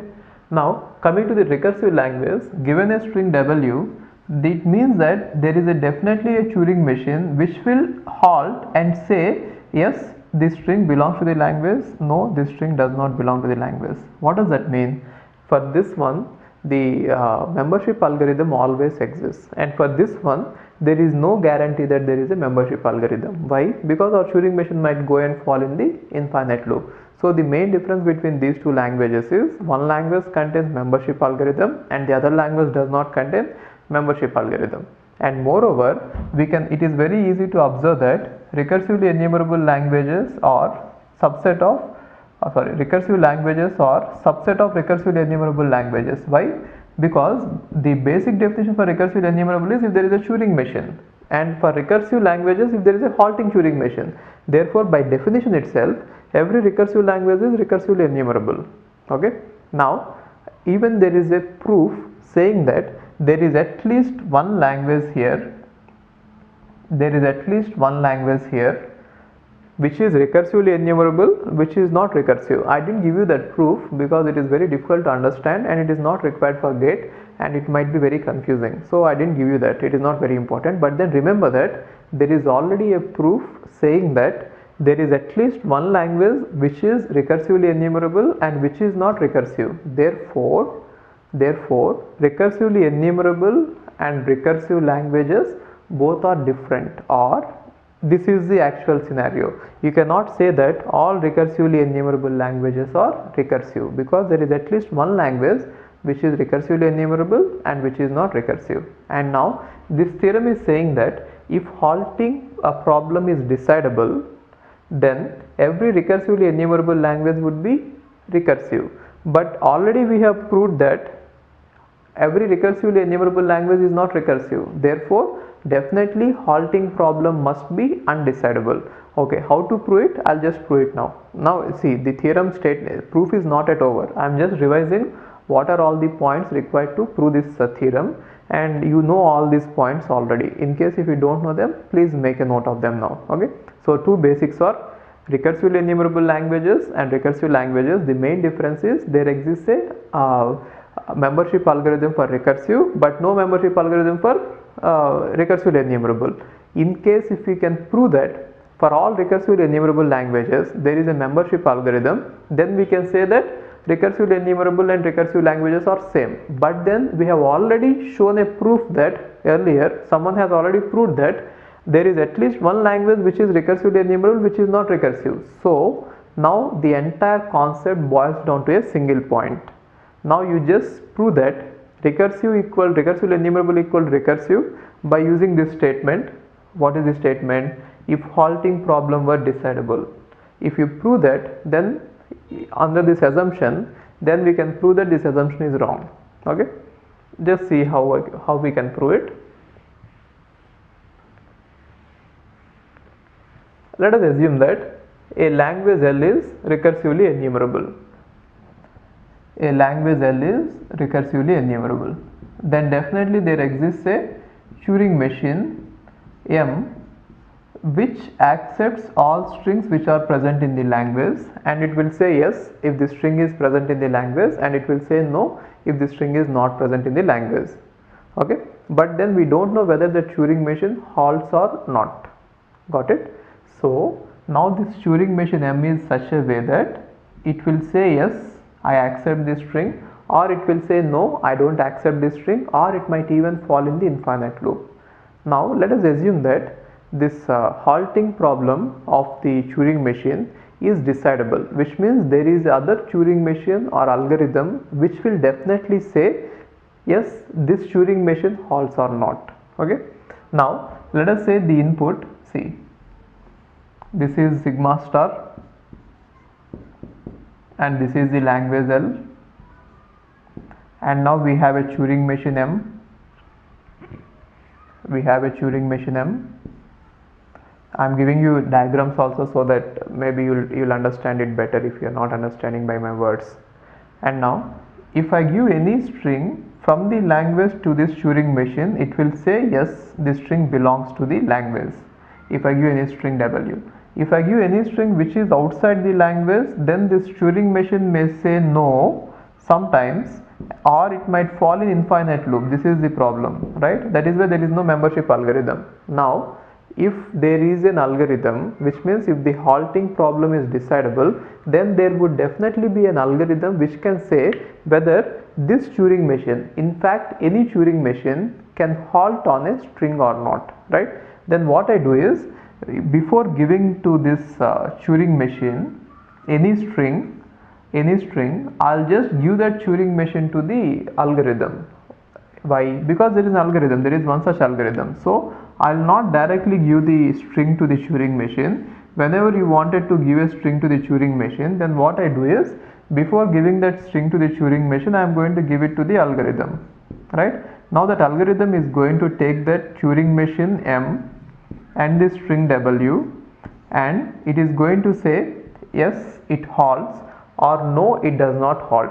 In case if it says that yes, it halts, which means yes, the Turing machine M halts on W, then I really take that string and I give it to machine M.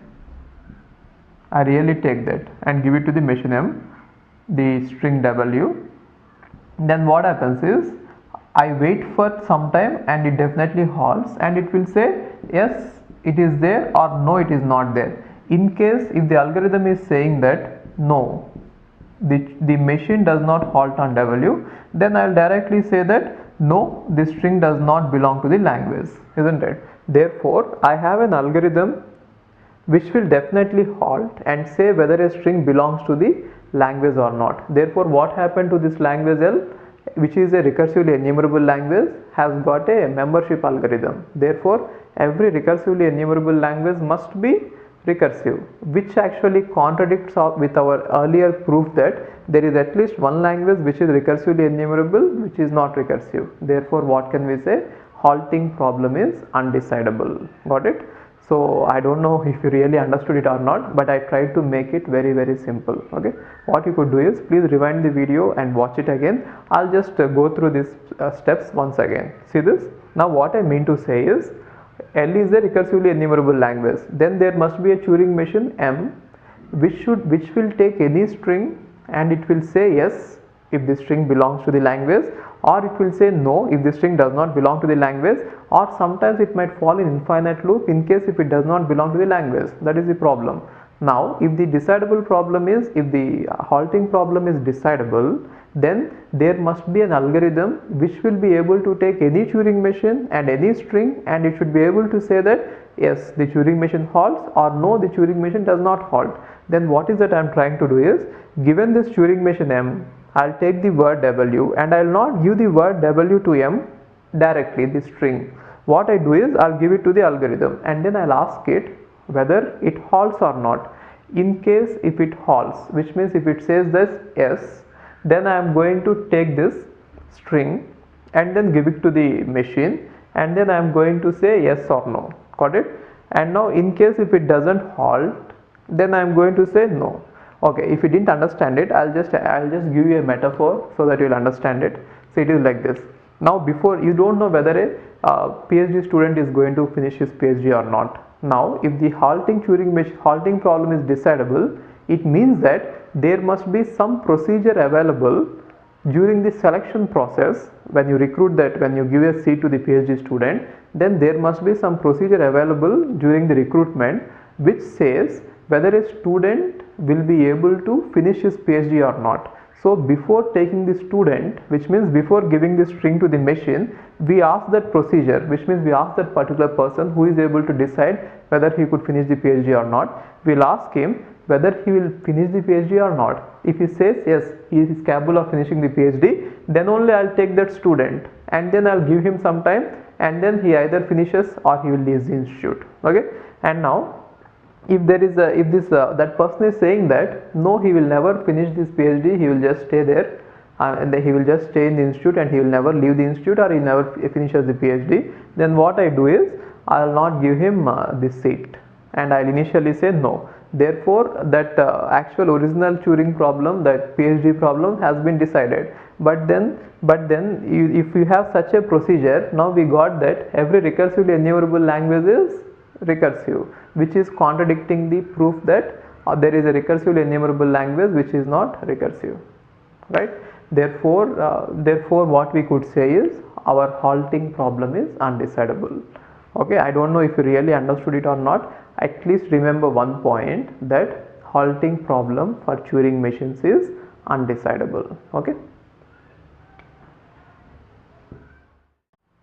let's see some of the problems to which this halting Turing machine can be converted, that halting problem can be converted, and then since we have converted this halting problem to that problem, we can say that that problem is undecidable. So these are two important problems. I mean, these are the popular problems. See, most of the problems given in GATE, or they'll give you in GATE, they'll be simple that you could easily see the correlation between the halting problem and the given problem, and we can say that they are undecidable. But some problems are not very easy, so I'll give you a list of problems which are all decidable or undecidable. You just by heart them. They are not very trivial to see, but then we can answer them. And these are the important problems for which I'll try to give you a small proof. Okay, how generally the proofs are used in order to say that a problem is undecidable. This will just give you some more insight into the problem. See this?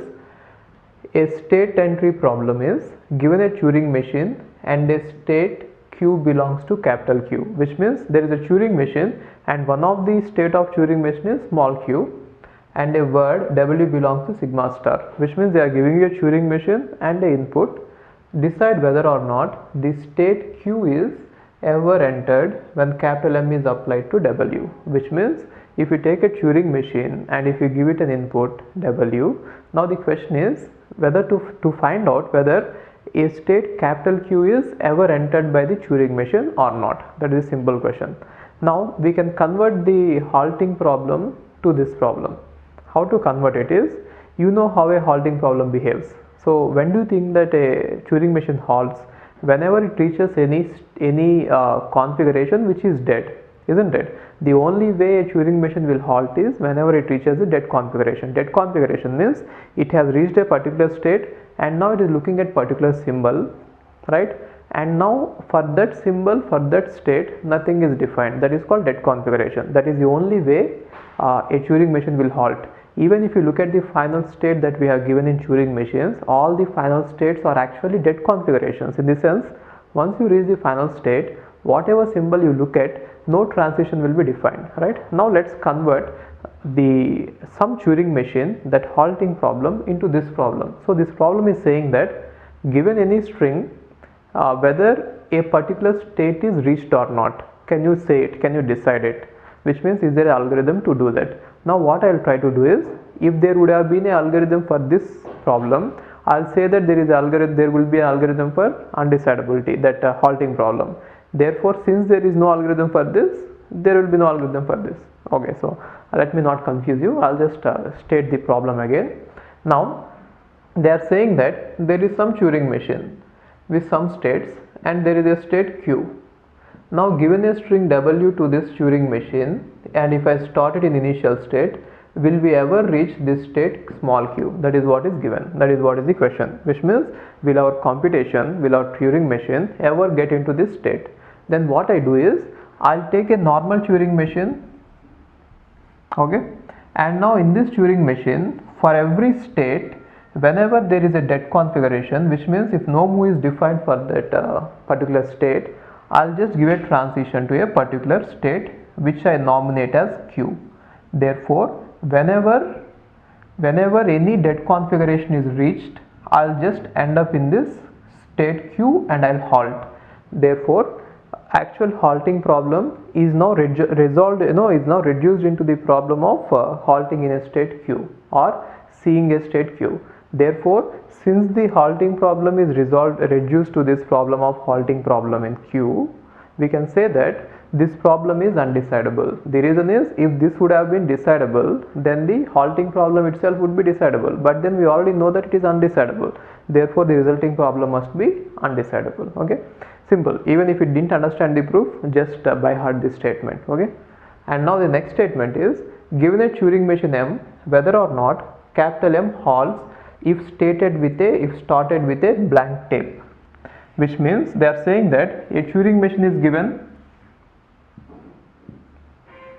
and nothing is given on the input, all blanks,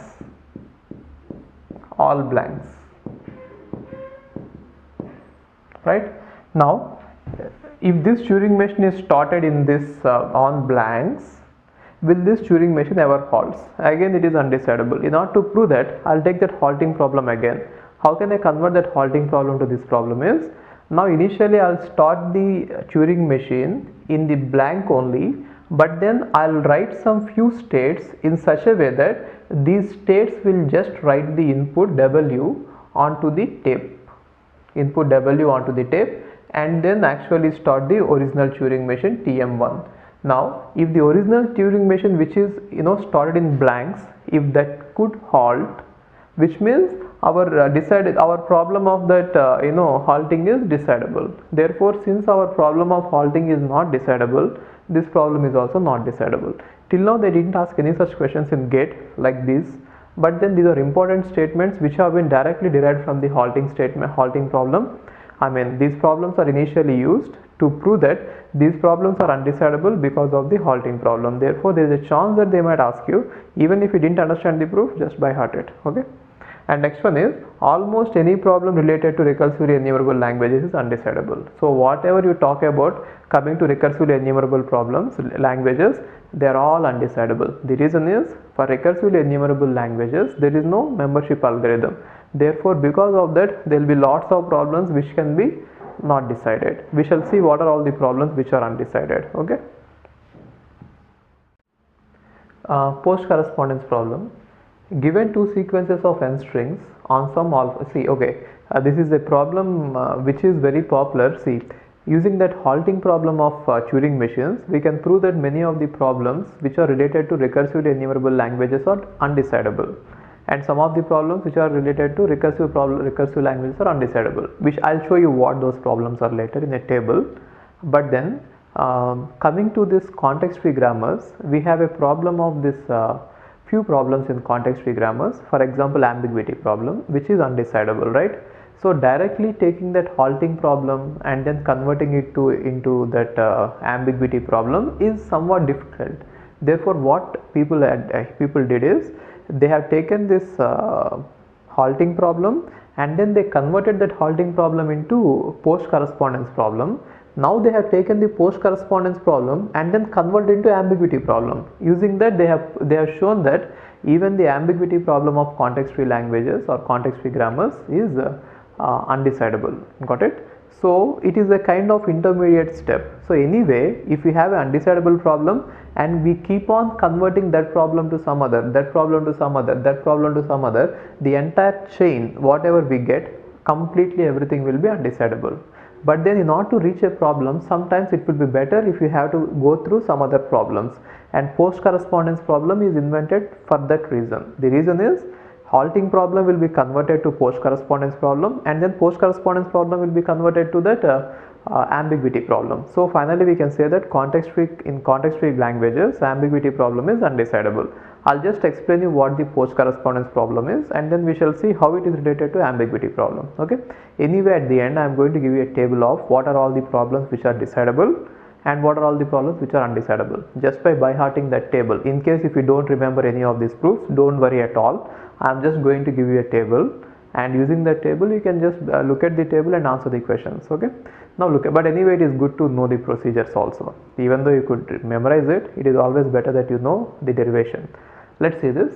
Post correspondence problem is given two sequence of n strings.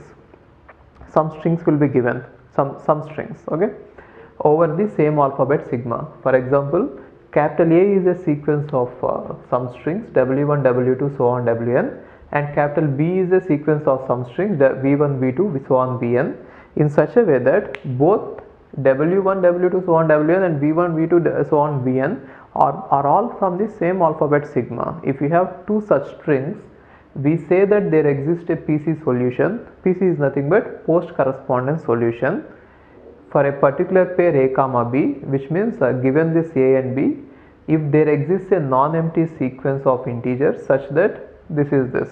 Okay, so whatever it is, I'll just take an example and explain you. Let's go to the example first, and then we shall come back and read it. See, example is, now they are saying that there is a sequence of strings capital A, W1, W2, W3, which means A consists of these three strings where sigma equal to small a comma small b, and B consists of these three strings and where sigma equal to small a and small b. Now the post correspondence solution is, you find out some sequence of integers like this 3, 2, 1, 1 in such a way that if I put W3, W2, W3, W1 by 3, 2, 1, 1, 3, 2, 1, 1, then whatever string you get, then the same string I should get for v3, v2, v3, v1. If you can find such a sequence, then it is called post correspondence solution. Then what is post correspondence problem is whether such a sequence exists or not. So it is not a very easy question to solve, isn't it? And it can be proven that it is undecidable. The reason is we can take that halting Turing machine and convert that into halting problem of Turing machine, convert it into post correspondence problem. But then the proof is going to be very difficult. So just don't get into it. Understand this one. Okay. Now theorem, this problem states that there are two sequences like this W1, W2, W3 like this, and both of them should have a sequence, some sequence ijk in such a way that wij and vijk, both of them should be equal. So example is this. So if this is given and if this is given, find out some sequence of numbers like this in such a way that if I put all the w's in that sequence and if I put all the v's in that sequence, whatever strings you get, both of them should be same, right? If you get such a solution, that is called PC solution, and such a solution, if that exists, then that is called that is yes to the problem of PC problem. PC problems ask whether such a thing exists, and PC solution means what is that if it exists, right? So how is this related to that ambiguity problem is, we can think of it as a string from a grammar, and now this string from a grammar can be derived using two ways. One way is using this and other way is using this, where you can think of all these as some variables, which means if a string can be derived in two ways from the start symbol in such a way that the final string is same but the intermediate derivation is different, then that is nothing but ambiguity, right? Therefore ambiguity this problem can be converted to ambiguity problem, and so ambiguity problem is also undecidable. Already we know that terminating problem, that halting problem of Turing machine is undecidable, and therefore PC problem is undecidable. Now from PC, ambiguity problem is undecidable. Got it? That is how we could prove it. Complexity classes means there are some set of problems which are called P class and some set of problems which are called NP class. Anyway, I am going to discuss about this topic in depth when we discuss about algorithms. In algorithms, I am going to take about this topic in depth, in detail. There we are going to take an algorithm and then see how to classify P and NP. But here we are interested in taking a Turing machine, and in terms of Turing machine, I am going to define what is P and NP. But then generally people are not interested in talking about these complexity classes coming to Turing machines. So I am just going to give you definitions and leave it here, but then the detailed explanation I will give you at the algorithms course. Anyway, before going ahead, I will just tell you what P and NP is. I told you that a problem is decidable if there exists a polynomial time, not a polynomial time, if there exists a Turing machine or an algorithm, that's it. So, but then when I say that there is an algorithm, we are not actually interested in all the algorithms. Even though there are some algorithms, we will not be able to implement some algorithms as a program at practice.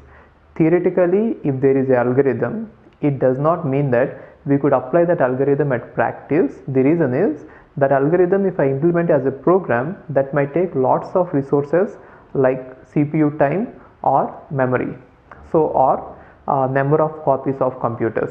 So some problems, even though they have algorithms, I am not going to implement them as a program, because not even today's computer, even in future if there is a supercomputer, even that supercomputer will not be able to compute those algorithms efficiently in the sense in less time or less energy or less space. Okay, now we are interested in finding out the algorithms which can be easily implementable as a practical program. That is what the entire purpose is. Okay, so now we know that there are various types of Turing machines, and I told you that all the Turing machines are equivalent in power, either deterministic or non-deterministic or single tape or multi-tape. All the Turing machines are equivalent in power, which means the number of languages accepted by every Turing machine is same. If some Turing machine is accepting some language, we could accept the same language using some other Turing machine, unless you restrict the way tape is used. That is a completely different topic. If you do modifications enhancing the power of a Turing machine, still all the Turing machines are equal.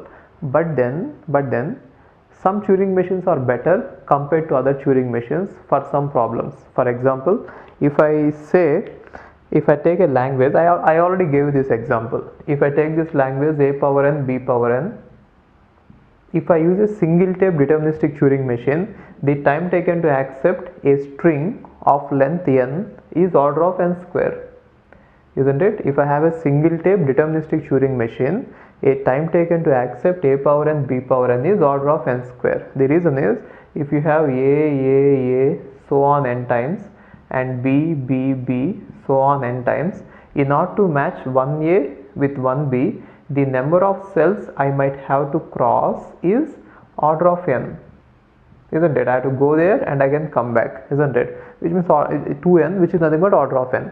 Then how many such A's and B's have to be compared? N.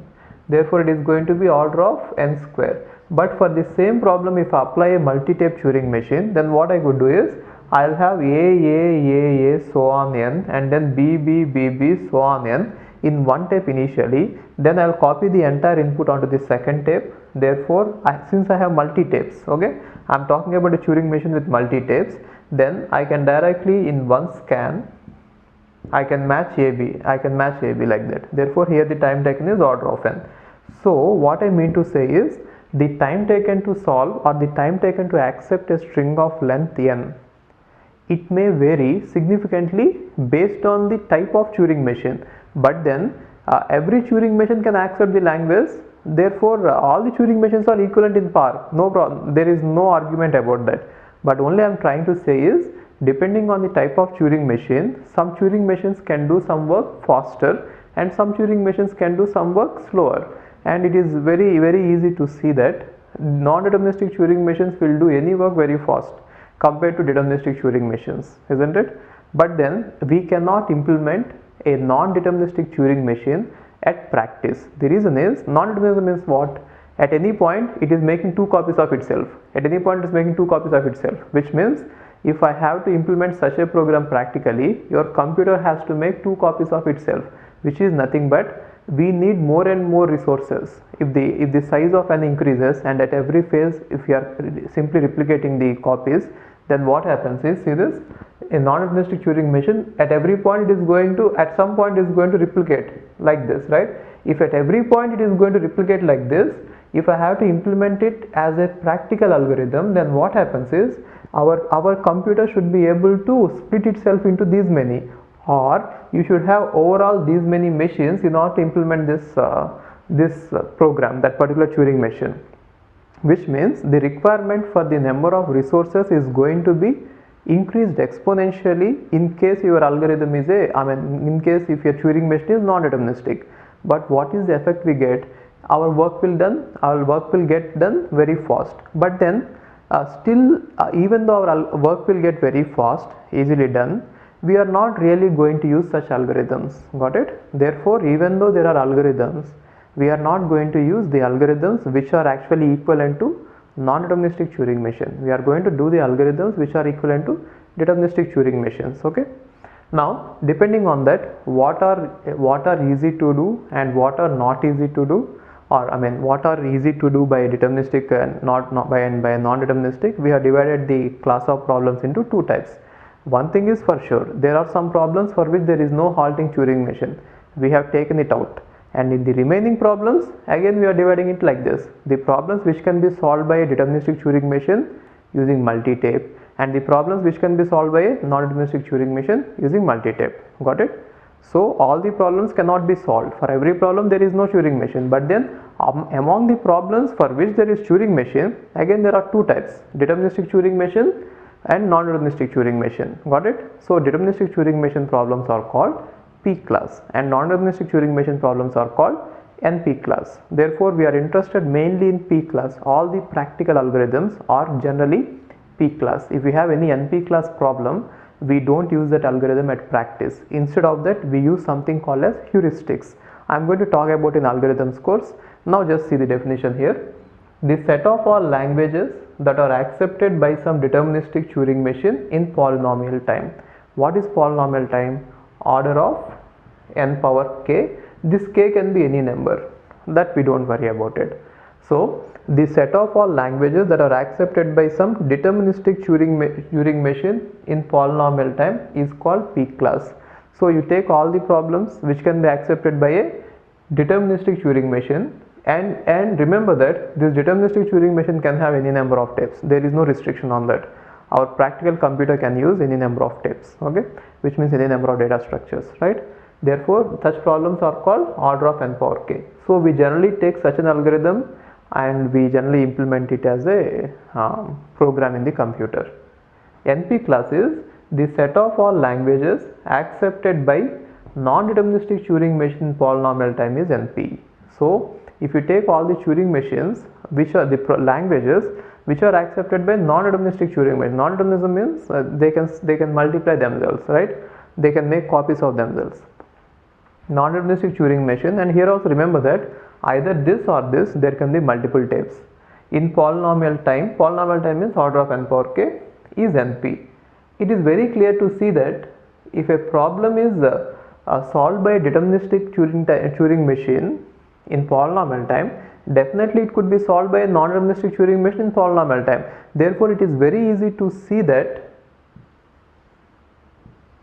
P is here and NP is here, which means for every problem where there is a deterministic Turing machine, for every language where there is a deterministic Turing machine, for that there will be a non-deterministic Turing machine as well, isn't it? Therefore, it is very easy to see, but then we don't know whether P equal to NP or not. Till now one question is still open, which means is P equal to NP? No one is able to prove it, but then we are just started believing that P might not be able, P is not equal to NP, but then we are not sure it. In future if someone says that, or if in future if someone has proven that, okay, that one we shall discuss in algorithms. Just now leave it, okay? Just understand these two definitions, okay? Now the main question is P equal to NP? So no one has ever given that solution.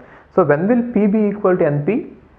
P will be equal to NP if whatever problems were solved by non-deterministic Turing machines in polynomial time, if they could be solved by a deterministic Turing machine in polynomial time, then we can say that P equal to NP.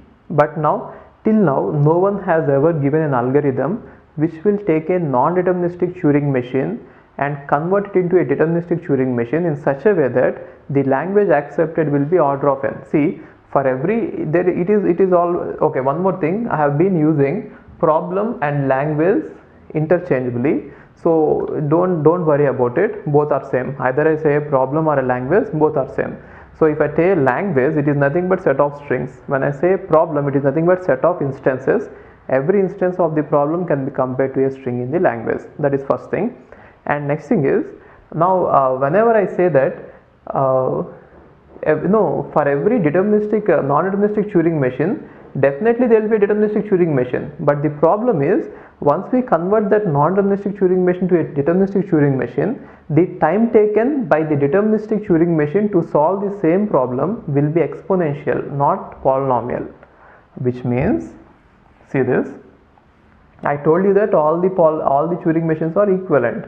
If a problem or a language is accepted by a non-deterministic Turing machine, there will definitely be a deterministic Turing machine which will accept the same language, okay? But then the problem is, when you convert a non-deterministic Turing machine which is solving a problem in order of n power k, a polynomial time, into a deterministic Turing machine, we can solve it, we can convert it. There will definitely be a deterministic Turing machine which solves the same problem, but the problem is the time complexity required is becoming exponential, which means by taking the same time, both the machines are not able to solve the given problem in polynomial time. When I convert the non-deterministic machine to deterministic machine, it is actually taking order of 2 power n time. I'll just give you a small example of this thing. I'll just give you a small example explaining you this concept of converting a non-deterministic Turing machine to Turing machine, and then telling you what is happening here. But then this should not be taken as any valid proof for the for saying P is equal to NP or P not equal to NP. The small problem is this. See this, if I have a Boolean expression A or B or C, okay, now what are the values? The A and B and C, A, B, C are Boolean variables. Boolean variables means they can take a value of 0 or 1, okay. Now what are the assignments of, or tell me at least one assignment of 0 and 1 to A, B, C in such a way that this expression becomes true. True means 1. If that is the question, then the problem is our deterministic Turing machine will have to go through all possible values. So how many possible values will be there? If you write, if I have n variables like this, and if every variable is having two chances, true or false, then how many possibilities will be there? 2 power n. Then our deterministic Turing machine is going to take 2 power order of 2 power n time. The reason is it has to take every possibility and check it. But then on the other hand, what our non-deterministic Turing machine will do is it will simply make a copy of itself. How many copies? 2 power n copies, and then like this.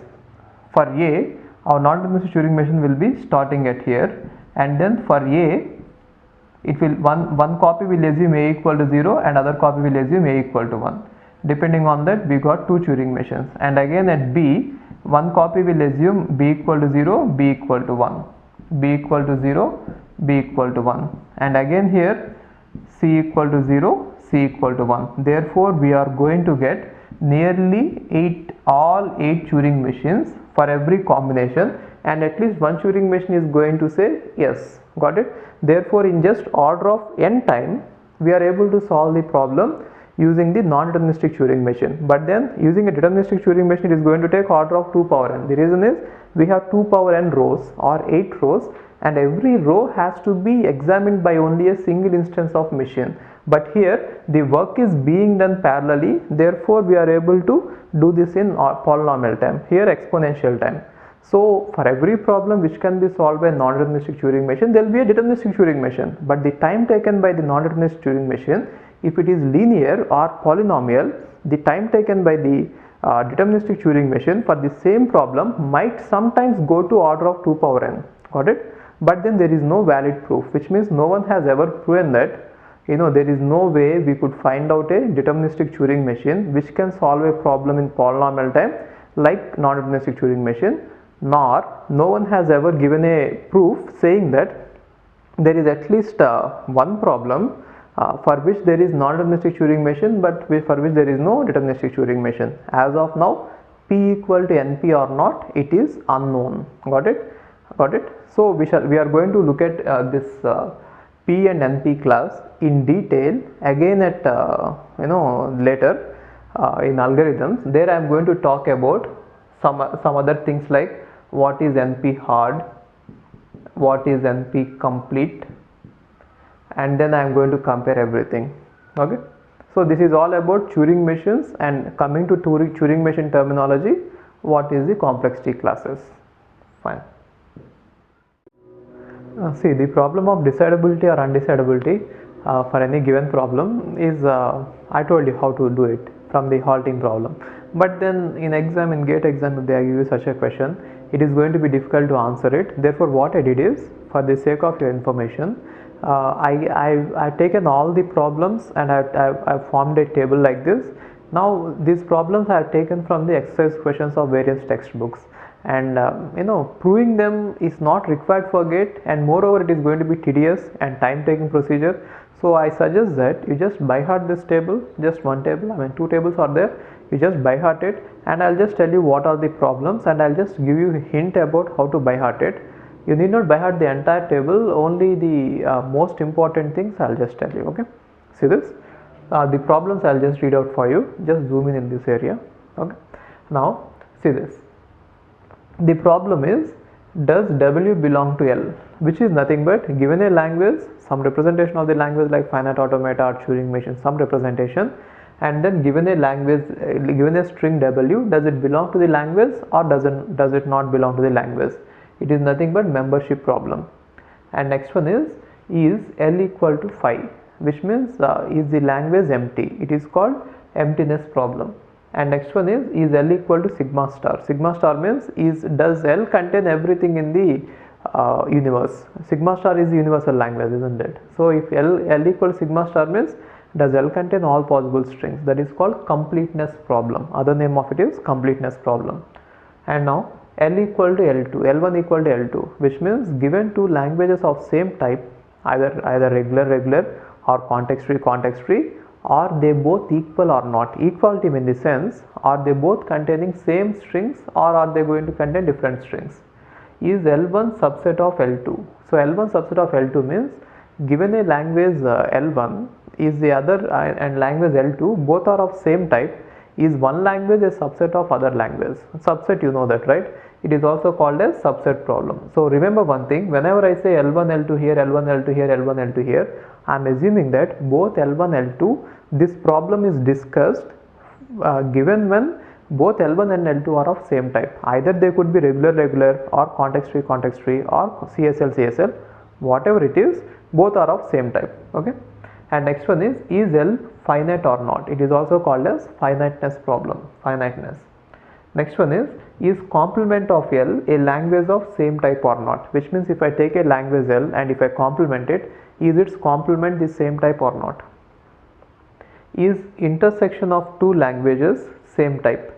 If I take L1 and L2 and if I apply intersection, is the resulting language same type? For example, if I take regular and intersect it, then is the resulting language also regular or is it not regular? Okay.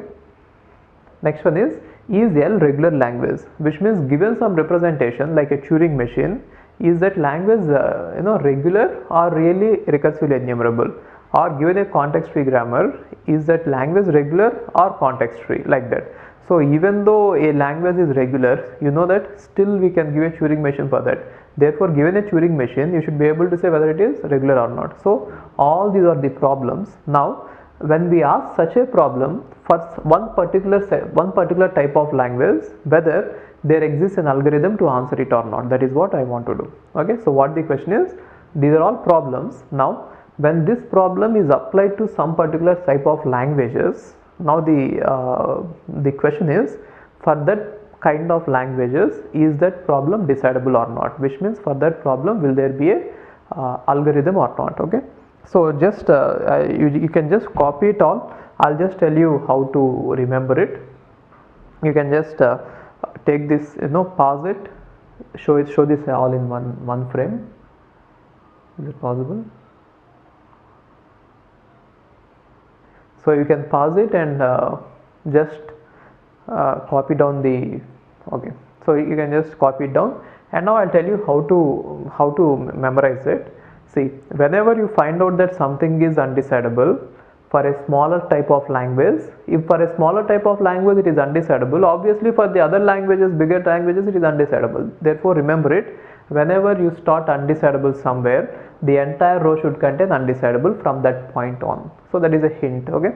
And what are the main important languages that you should remember is, one thing is for sure, for regular languages everything is decidable, that is for sure. And for recursively enumerable languages, nothing is decidable, all these problems are undecidable. These two things you need not remember at all. So what is it? For regular languages everything is decidable, for recursively enumerable languages nothing is decidable, and for recursive languages only membership is decidable and nothing else is decidable, which means only this is decidable and nothing else is decidable. Oh, there is one more, is complement. Yes, complement is it is also decidable. Okay, so apart from complement and the membership, nothing is decidable for recursive languages. For recursive enumerable, nothing is decidable, and for this only two exceptions. And now it is very simple. See, I am saying that for regular everything is decidable, for recursive enumerable everything is decidable, and for recursive language only two things are decidable, and apart from that everything is undecidable. And you need not worry about deterministic context free languages and CSL, generally they will not be asked. And the one important one is CFL, so you have to by heart only CFL. So CFL is important, maybe it 3 times there it is decidable and all the others are undecidable. You just remember what are the problems that are decidable, then obviously the remaining are undecidable, right?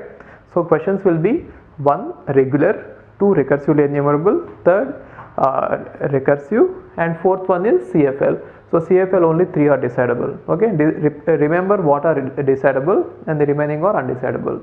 So these 4 classes are important: regular, CFL, recursively enumerable, and recursive. Okay, so you can by heart this table. You are definitely going to get one question from this, definitely one question next year, I mean the coming gate. Okay, now let's see the properties of context free languages. In context free language, see, if a language is context free, definitely there will be a context free grammar. Let us say 2 context free languages are given, L1 and L2, then definitely there will be context free grammars, right? Context free grammar, let me say CFG1 and context free grammar 2, and each context free grammar is going to start with a start symbol, isn't it? So let us say the start symbol for context free grammar G1 is S1. S1 derives, it is going to start like this, and the context free grammar as this one is going to start with S2. S2 derives, it is going to start like that. Now if I want to combine these two languages, which means if I want to apply the union, what does that mean? The resulting language should have all the strings, or should have all the strings of L1 as well as L2. Therefore what I do is I'll write a new grammar S derives S1 or S2. So if you want to derive any string which is present in the language L1, you start with S1, which means from S you start with S1, and S1 is going to generate the string which is present in the language L1, right? Or if you want a string which is present in language L2, then from S you start with S2, right? Then you are going to generate a string which is going to be present in the language L2. Got it? So if whatever you want to generate, you could choose appropriate start symbol, and since this is the resulting grammar is also a context free grammar, the resulting language L1 union L2 is context free. How did we do this? Find out the context free grammars and you just apply the slash and you put a new symbol, isn't it? It is straightforward. And next one is,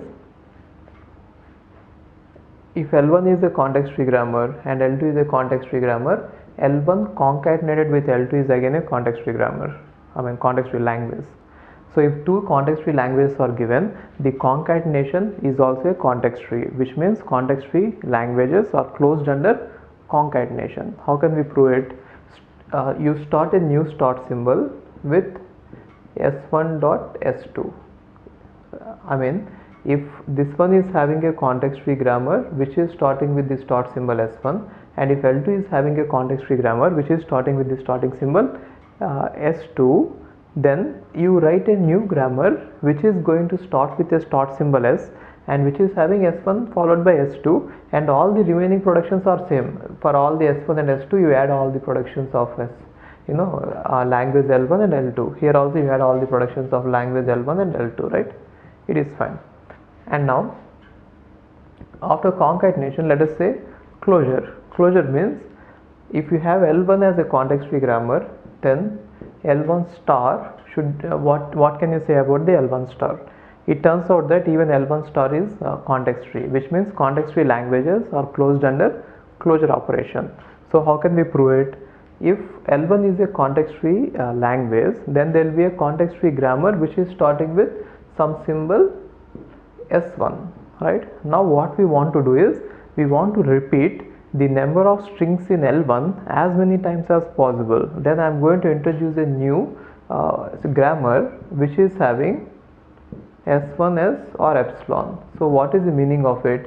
If you want to generate epsilon, it will generate it. If you want to generate one string from S1, you can take this one and then S will go to epsilon. If you want to generate two strings from S1 concatenate with S1, then what you do is S will generate S1 concatenated with S, and again S will generate S1 concatenate with S, and wherever you wanted to stop you can stop it. Now if you want two strings, yes, you got two strings. If you want three strings, you extend it. Therefore by using this rule you can generate closure of the language. Therefore context free languages are even closed under closure. They are closed under union, concatenation, as well as they are closed under clean closure. Got it? Context free languages are not closed under intersection and complementation. We shall prove it with a counter example. See, now I am saying that context free languages are not closed. Till now we have seen the closure properties. Now I am saying that they are not closed under intersection. Intersection means if I take two context free languages L1 and L2, and if I do the intersection, then the resulting language might not be context free, which means the resulting language need not be context free all the time. It might be some other language also. So how can we prove this? If you have to prove it, find at least take two context free languages in such a way that at least one example should give us a language which is not context free. So let's see which examples will be better. See, this is called proof by counter example, which means I am assuming that context free languages are closed under intersection. Then I'll find out an example which will show that actually intersection of two context-free languages, we are not getting the context-free. But then there will be other examples where when you apply the intersection of context-free languages, then the resulting might be context-free language, but it doesn't prove that they are closed, isn't it? In order to prove that they are not closed, you find out one example which says that they are not closed. But then if you find an example which says that they are closed, it doesn't mean that they are closed. Okay, it is like this. See, if you want to prove that some person is bad, you can find out one bad thing which is done by that person and you can say that he is bad. But then if you want to prove that a person is good, one good thing is not going to be enough. It has to be his entire lifetime in which there is no bad thing, isn't it? Similarly here, if you have to say that the context-free languages are closed, you have to take every possible languages, all possible languages, and apply the intersection and find that all the languages or the resulting languages when you apply the intersection are actually context free. Got it? But then if you can find out at least one example in which the resulting intersection is not context free, that is enough to say that the languages are not closed under intersection. Now just see this. Let us say you already have seen this example. L1 equal to a power n, b power n, c power m such that n comma m greater than or equal to 0. Do you remember this? We have already seen this example, isn't it? So this is definitely context free. How? You generate a and b together using a variable, and then you generate c separately using a variable, and then you concatenate them. This is context free. We did both the context free languages, the context free grammar as well as PDA for this example. And let us say L2 equal to a power m, b power n, c power n such that n comma m greater than or equal to 0. So what does language L1 say? That the number of a's and b's are equal. And what does language L2 say? That the number of b's and c's are equal. And when I apply L1 intersection L2, see, it is most confusing. Many people get confused here. Okay, so think about it. So what are the strings that we get in L1 intersection L2? I am saying that the strings which will be present in the intersection will be a power n, b power n, c power n. It is very easy to see it, but then I don't know why people get confused in this. See, if a's and b's are equal in L1 and b's and c's are equal in L2, if the string has to be present in both L1 and L2, obviously all of them have to be equal. You please work it out on math. Okay, what you could do is take some examples and work it out. See, if L1 is containing all these strings in which a's and b's are equal, and L2 is containing all these strings in which b's and c's are equal, then definitely L1 intersection L2 will contain the strings in which a, b and c are equal. Otherwise they will not be present. See, a string is present in here, which means a's and b's are equal, and a string is present here, which means cc. A string which is present here is also present in L1, which means a's and b's are equal. A string which is present here is also present in L2, which means b's and c's are equal. Therefore, applying these two rules, a, b and c's are equal, isn't it? Therefore, I got this one. I don't know where people get confused. Whenever I teach this in the classroom, they'll generally have this doubt. How did you write this? Maybe for me it is just easy. You just think about it. You please work on it. And a and b, see, this language is definitely not context free. We have seen it. There is no context free grammar for this one, or there is no PDA for this one. We have already seen it, right? And it is actually context sensitive language. We have seen the context sensitive grammar also. You please refer to the context sensitive grammars concept. Okay. So anyway, this is not context free. Therefore, what can we say? The languages, context free languages are not closed under intersection. And we can even extend it and say that context free languages are not closed under complementation also. So how can we prove it is? Using this proof, now we have already shown a proof that context free languages are not closed under intersection, isn't it?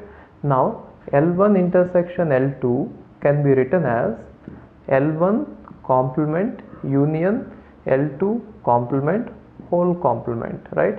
Now let's say, just for the sake of assumption, so it is called proof by contradiction, which means I am going to assume something and again I am going to prove that my assumption is wrong. I am assuming that context free languages are closed under complementation. Then what happens? So if they are closed under complementation, if L1 is a context-free grammar, context-free language, L1 complement should be context-free. If L2 is a context-free language, then L2 complement should be context-free, right? And we already know that union of two context-free languages is context-free. Therefore, this entire thing must be context-free. And I am assuming that the complement of a context-free is context-free. Therefore, this entire thing should be context-free, which means this one is now turning out to be context free. So if I assume that L1 complement is context free, then what is that we are getting? We are getting that L1 intersection L2 is also context free, but then it is already shown that L1 intersection L2 is not context free. Therefore our assumption must be wrong. What is our assumption? That the complementation of a context free language is context free. So it is not true. Therefore what can we say? Context-free languages are not closed under complementation. So it is very important to remember, context-free languages are not closed under intersection, as well as they are not closed under complementation. It is a popular question. They have asked it many times in GATE, and again there is a chance that you might get it. Okay. In context-free languages, membership problem is decidable. What is membership problem is, given a string, does it belong to L or not, which means if L is a context free language, a string W, does it belong to L or not? That is what is membership problem. And we have already seen that there is CYK algorithm, which is a membership algorithm, and therefore you can say that this is decidable since it is having a algorithm, right? And decidability means having an algorithm, right? And now emptiness problem. Emptiness problem is, given a language, some representation of a context-free language, is the language empty, which means does it is L equal to 5 or does it accept anything? So in order to know that, what you could do is take the context-free grammar, because the language is context-free. Whatever the representation is given, you take the context-free grammar and then you apply the simplification algorithm, which means you try to simplify the context-free grammar by eliminating the useless symbols. We have already seen examples on that. Now in the resulting grammar, in case if any of the in the resulting grammar, if you find out that the start symbol S is useless, if the starting symbol S itself is useless, it means that we cannot generate anything, isn't it? So if S is useless means there is no way we can, what is a useless symbol? There is no way we can generate anything from that symbol, isn't it? Therefore if S itself is found out to be useless, then we can say that the grammar is useless, or the language is empty. So what is the algorithm? Take the context free grammar and then apply simplification algorithm. In the resulting one, if S is useless, you can say that it is completely useless. I mean, it is completely empty. That is, therefore emptiness problem is decidable because we have an algorithm. What about the finiteness problem? You can do the same thing. Take the context free grammar and then you apply the simplification algorithm on that, which means you delete the these useless symbols, and then in the resulting grammar you try to draw the dependency graph, which means if you have something like this, after simplification, let us say you got this, and then A derives small a c, and then C derives small a, and then A derives small a, which means here it is small a, here it is small b, and capital B derives small a, something like this. Then let us assume that this is the simplified grammar you got. Then you try to draw the dependency graph. Dependency graph means you take every vertex as the node and then see if there is a, like this, S is a node, A is a node, B is a node, and C is a node, like this. And now S derives A, B is given. What does it mean? From S you have to give like this. The reason is S is deriving A and B, and then A derives C is given, therefore A to C, which means like this. Whenever there is a production from generating any variable from one variable, you just use the directed edge from that. And again C is deriving A, which means like this. Now in the dependency graph, if there is any cycle, we can say that the language is infinite. In the dependency graph, if there is no cycle, we can say that the language is finite. For example, if the grammar, simplified grammar is like this: A derives, S derives AB, and capital A derives small a, and capital B derives small b. In case if this is the grammar you have, then S will have A and B with no cycle. If there is no cycle, then it is finite. If there is cycle, then it is infinite. Got it? That is how we could do it. Look at these properties of regular languages. So there is something called as closureness or closure, or let us say there is a term called as closed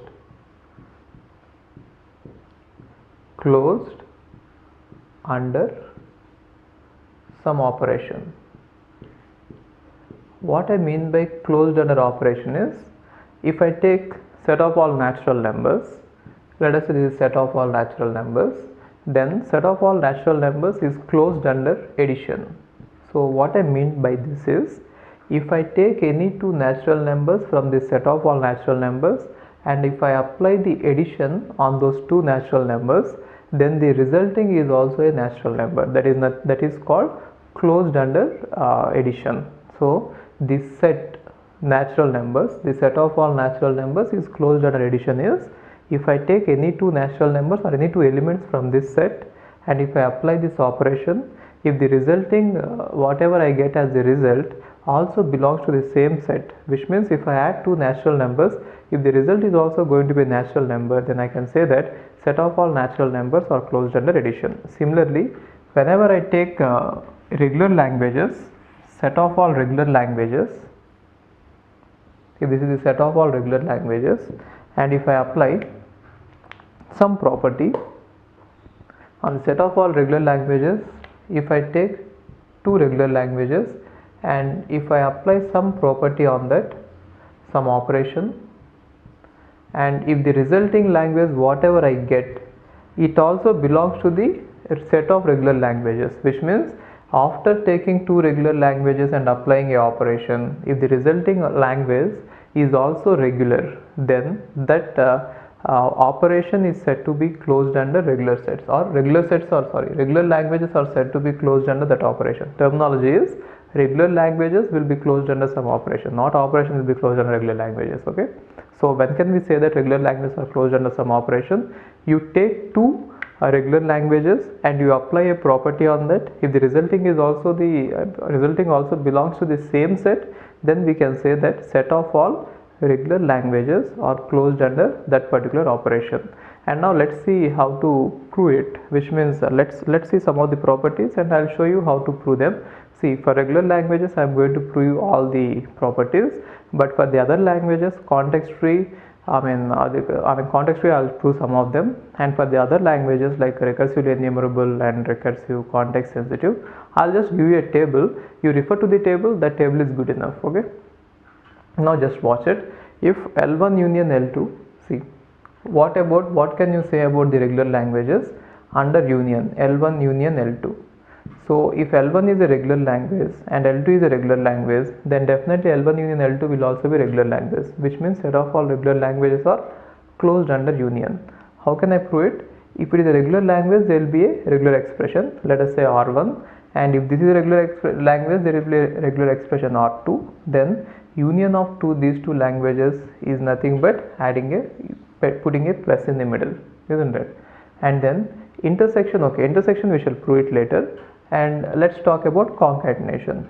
If L1 is a regular language and L2 is a regular language, then L1 concatenated with L2 is also regular. How can I prove it? Same way, if you take the regular expression R1 for L1 and you take the regular expression R2 for L2 and you just apply the concatenation, then whatever language we get or whatever expression we get is again a regular expression.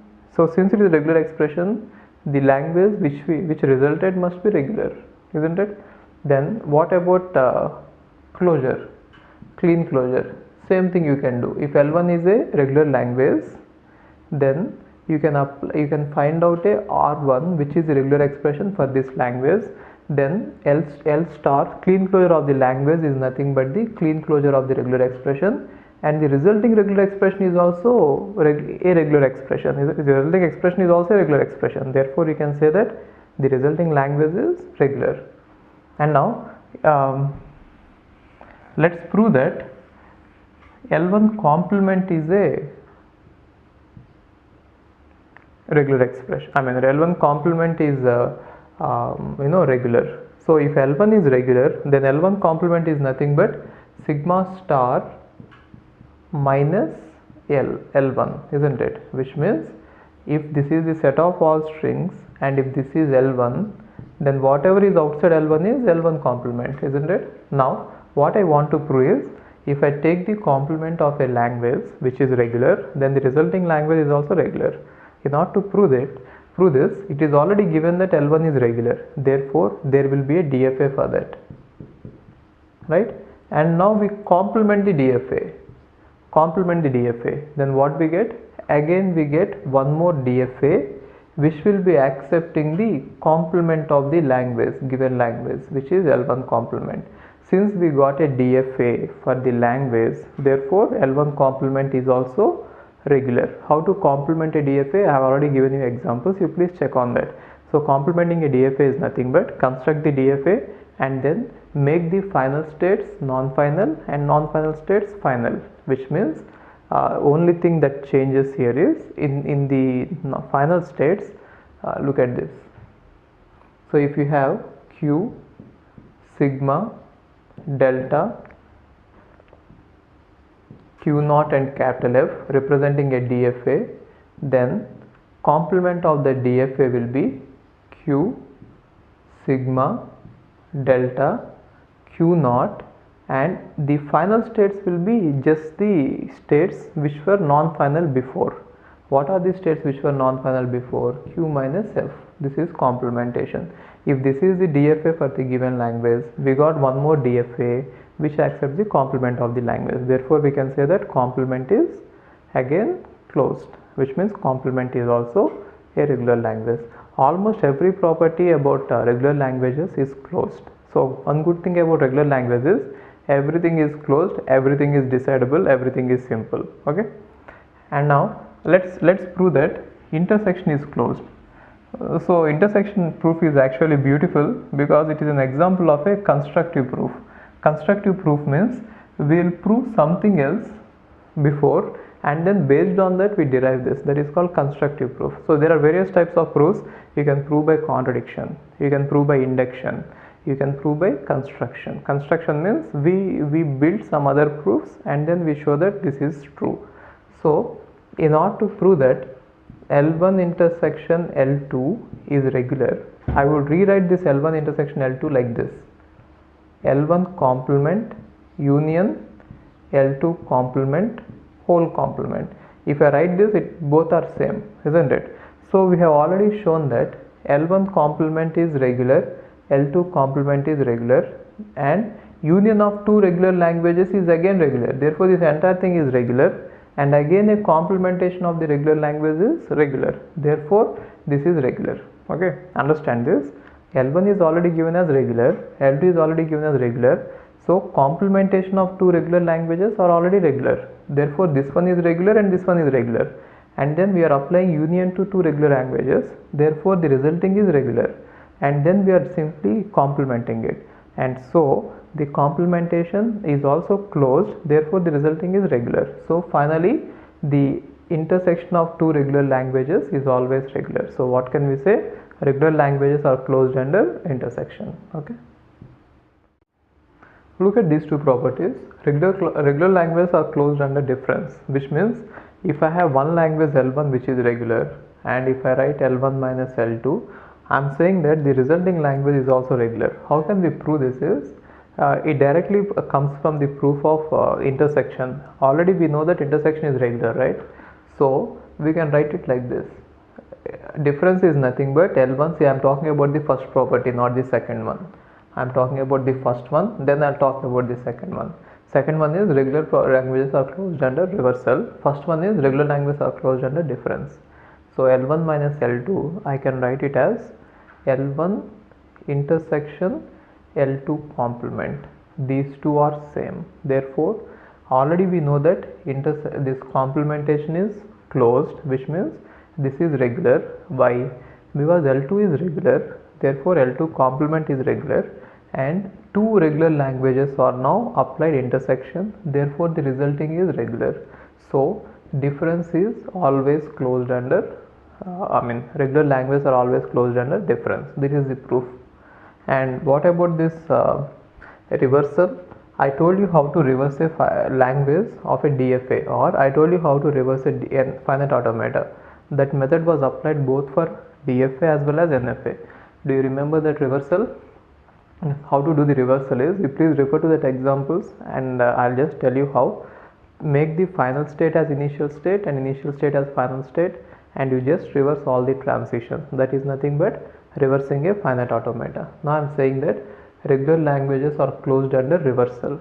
So what does it mean? You take the DFA first, or NFA, anything, DFA or NFA, both will do, even epsilon NFA will also do. And now you apply the reversal of the DFA, then again we get a finite automata which will be either DFA or NFA. Okay, and now you can find out that the resulting finite automata, if this one is accepting L, the resulting finite automata will accept L power or reversal. I hope that you remember what reversal of a language is. String reversal is if you take a string and if you reverse it, that is string reversal. Language reversal is if you take every string in the language and if you reverse it, that is language reversal. So all the regular languages are closed under reversal. You take any regular language and you apply the reversal, you finally get a regular language. That is why they are closed. Okay, these two properties are closed. In fact, every property is closed for regular languages. Now let's look at this. The function h from sigma to tau star is called homomorphism. So what it means is, if you have an alphabet, which means input symbols, and in every symbol, for every symbol in the input, if you substitute a string from some other alphabet, then it is called homomorphism. And it is known that it can be proven that regular languages are closed under homomorphism. So before going ahead and seeing the proof, I'll just give you an example and explain you what homomorphism is. Let us say we have a input alphabet A comma B. Then if it is defined, a h is defined, that a homomorphism is defined in such a way that for every small a in your input, if you substitute a string from some other input, let us say some other input is 0, 1, 2, some other alphabet is 0, 1, 2, and now for every symbol here, if you substitute a string from that particular some other alphabet, then it is called homomorphism. So once you define this homomorphism, then we call it as homomorphic image of a language or a string. So what we do is generally initially sigma is defined, which is your alphabet, and then tau is defined, which is some other alphabet, and now this mapping is defined for every symbol. For every symbol in your alphabet, there has to be some string. Once this mapping is defined, then for a given string from this alphabet or for some language, we are going to find out the homomorphic image. So what is homomorphic image of a string? Let us say a string is ABA. What is homomorphic image of the string ABA? According to this homomorphism is, in place of A you have to substitute 0, 1, and in place of B you have to substitute 1, 1, 2, and in place of A again you have to substitute 0, 1, isn't it? So it is nothing but homomorphic image of a string, right? And then what is the homomorphic image of a language is, you take the language and in every string you find out the homomorphic image, then it is nothing but the homomorphic image of a language. So what is the homomorphic image of a language is, I'll just take an example of a language. Let us say language A is, some language L1 is A star B. It is a regular language, isn't it? And now the homomorphic image of this language is, in this language take every string and in place of every string you put the homomorphic substitution, which means whatever is the homomorphism is substituted there. But then taking every string and doing it is as good as taking the regular expression, and in the regular expression you do it. So in the regular expression we have A star B, isn't it? So take this regular expression and do it. In place of A, what should you substitute? 0, 1, 0, 1 star, and in place of B what should you substitute? 1, 1, 2, right? Therefore the homomorphic image of this language is this one. So now I am saying that regular languages are closed under homomorphic image.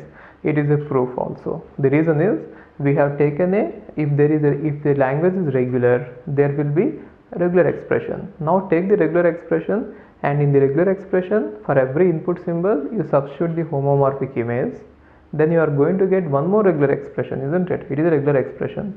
Therefore the resulting language is again regular. Therefore regular languages are closed under homomorphism. Okay. If you apply the reverse of the homomorphism, then it is called inverse homomorphism. The same way where we are taking one alphabet and taking it to some other strings of other alphabet, we could take the strings of other alphabet and bring them back to the original alphabet by using inverse homomorphism. Okay. So inverse homomorphism is simply, not to understand it, you can understand it as reverse of the homomorphism, which means like if homomorphism is from here to here, inverse will be from here to here. So don't worry about the definition, you might not understand it. Let's take an example, then you will understand it better. So anyway, definition goes like this: inverse of a homomorphic image of a language L is H inverse of L is X in case H of X is in L, which means if the homomorphic image of a string is in language L, then that string will be in H of L. And homomorphic image of a language can be found out, and homomorphic image of a string can be found out, isn't it? Similarly, inverse homomorphic image of a string can be found out, as well as inverse homomorphic image of a language can be found out. Let's take an example. Let sigma equal to 0, 1, 2. So one alphabet is defined as 0, 1, 2, and delta equal to a comma b. Other alphabet is defined as a comma b, and we are given a homomorphic image from sigma to delta, from sigma to this delta star, which means in place of 0 a is substituted, in place of 1 ab is substituted, in place of 2 ba is substituted. Let L1 equal to ab aba, which means we are given only one string, L1 equal to ab aba, one string, and now they are asking us to find out the inverse homomorphic image of L1. So how to find out is, whenever they ask you about the inverse homomorphism, take that string and see using what combinations of the original alphabet we could form the resulting string, which means if this is the string required, what are the combinations of the original alphabet in order to form this string. So you can see that I could have substituted, if you have AB, ABA like this, AB, ABA, I could have substituted in place of AB 1, which means 1, and in place of AB 1, and in place of A 0. Therefore what did I get? 1, 1, 0, isn't it? And other inverse homomorphic image is AB, ABA, means in place of A I could have substituted 0, and in case of BA 2, BA 2, which means 0, 2, 2. The same string can be generated with different strings. That is why I am getting more than one answer here. It is completely valid, perfectly valid. So, and one more possibility is, if I have AB, ABA, I could have substituted in place of this 1, and in place of this 0, and in place of this 2. Therefore other homomorphic image is 1, 0, 2. Therefore for a given string I have got 3 inverse homomorphic images.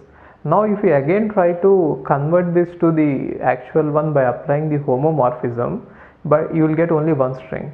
Okay, so just remember that if I apply the reverse again, I get only one string. Okay, now watch the other one.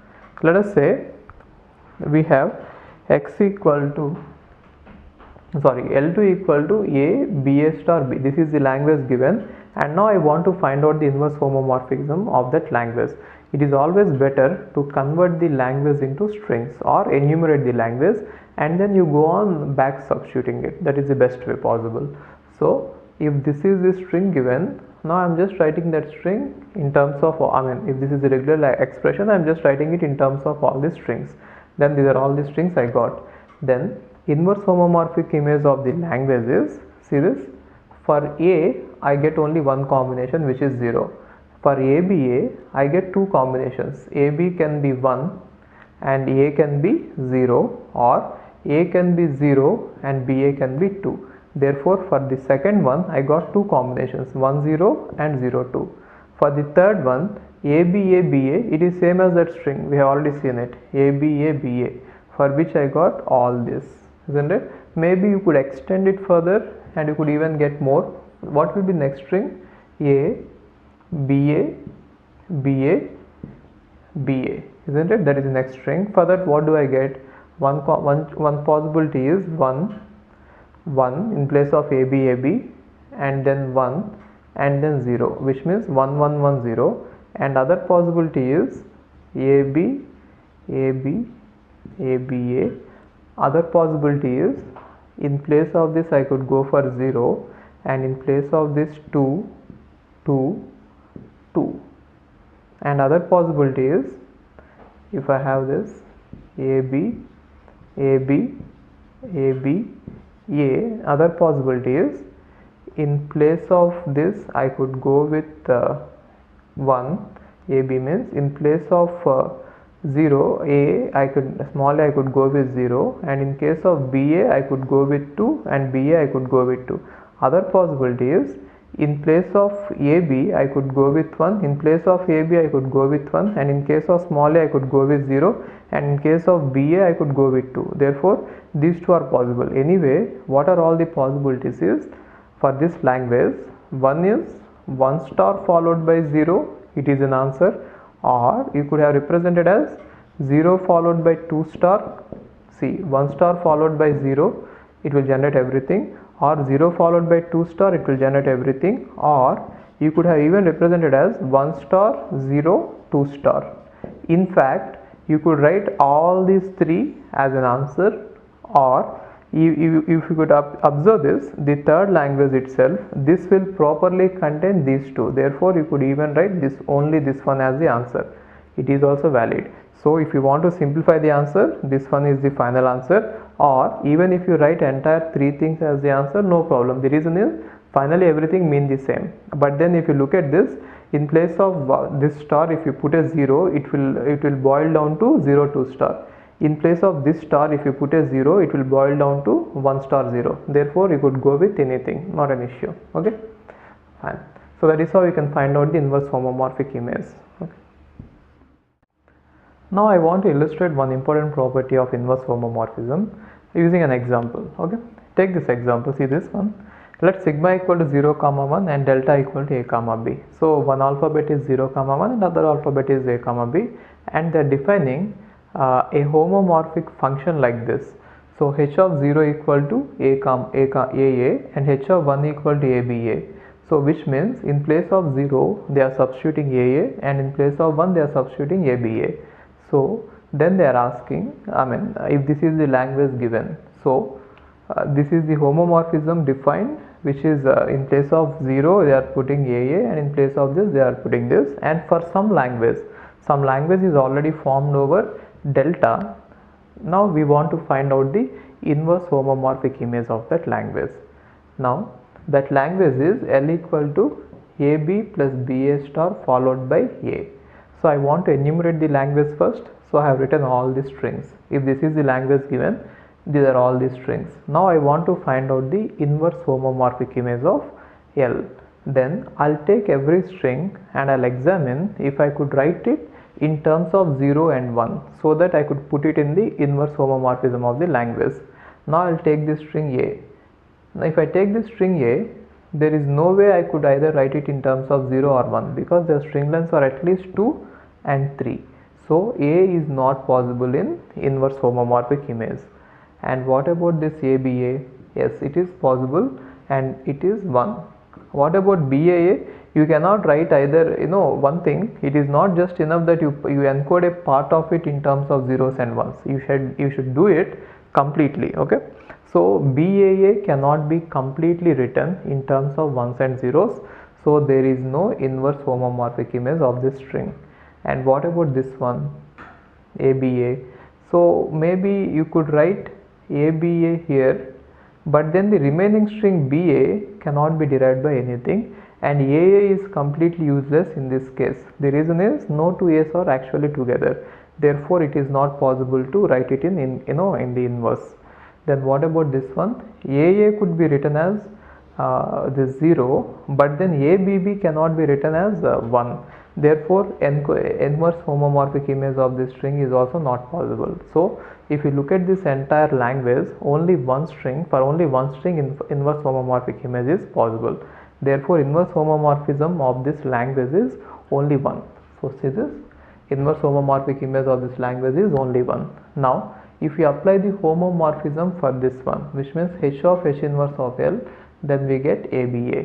So if I apply the homomorphism for the inverse homomorphism applied, contrary to the belief that we should get L, we got only ABA, which is not equal to L. Therefore, even though a language is given, and if you first apply inverse homomorphism, we are going to lose some of these strings, and again if you apply the homomorphism back, we are not going to, we might not get the entire language. Sometimes we might get, sometimes we might not get, but actually this subset is the true relation. It is not equal to, it is subset, and it is not proper subset. It might, which means it might not always be the case that we lose some of these strings. In this example we lost some of these strings, but then in some other example we might get all these strings. Okay, so anyway, what I mean to say is, in case if you try to apply the homomorphism to a language and again homomorphism, we might not get the entire language. Some of the strings might be lost in the process.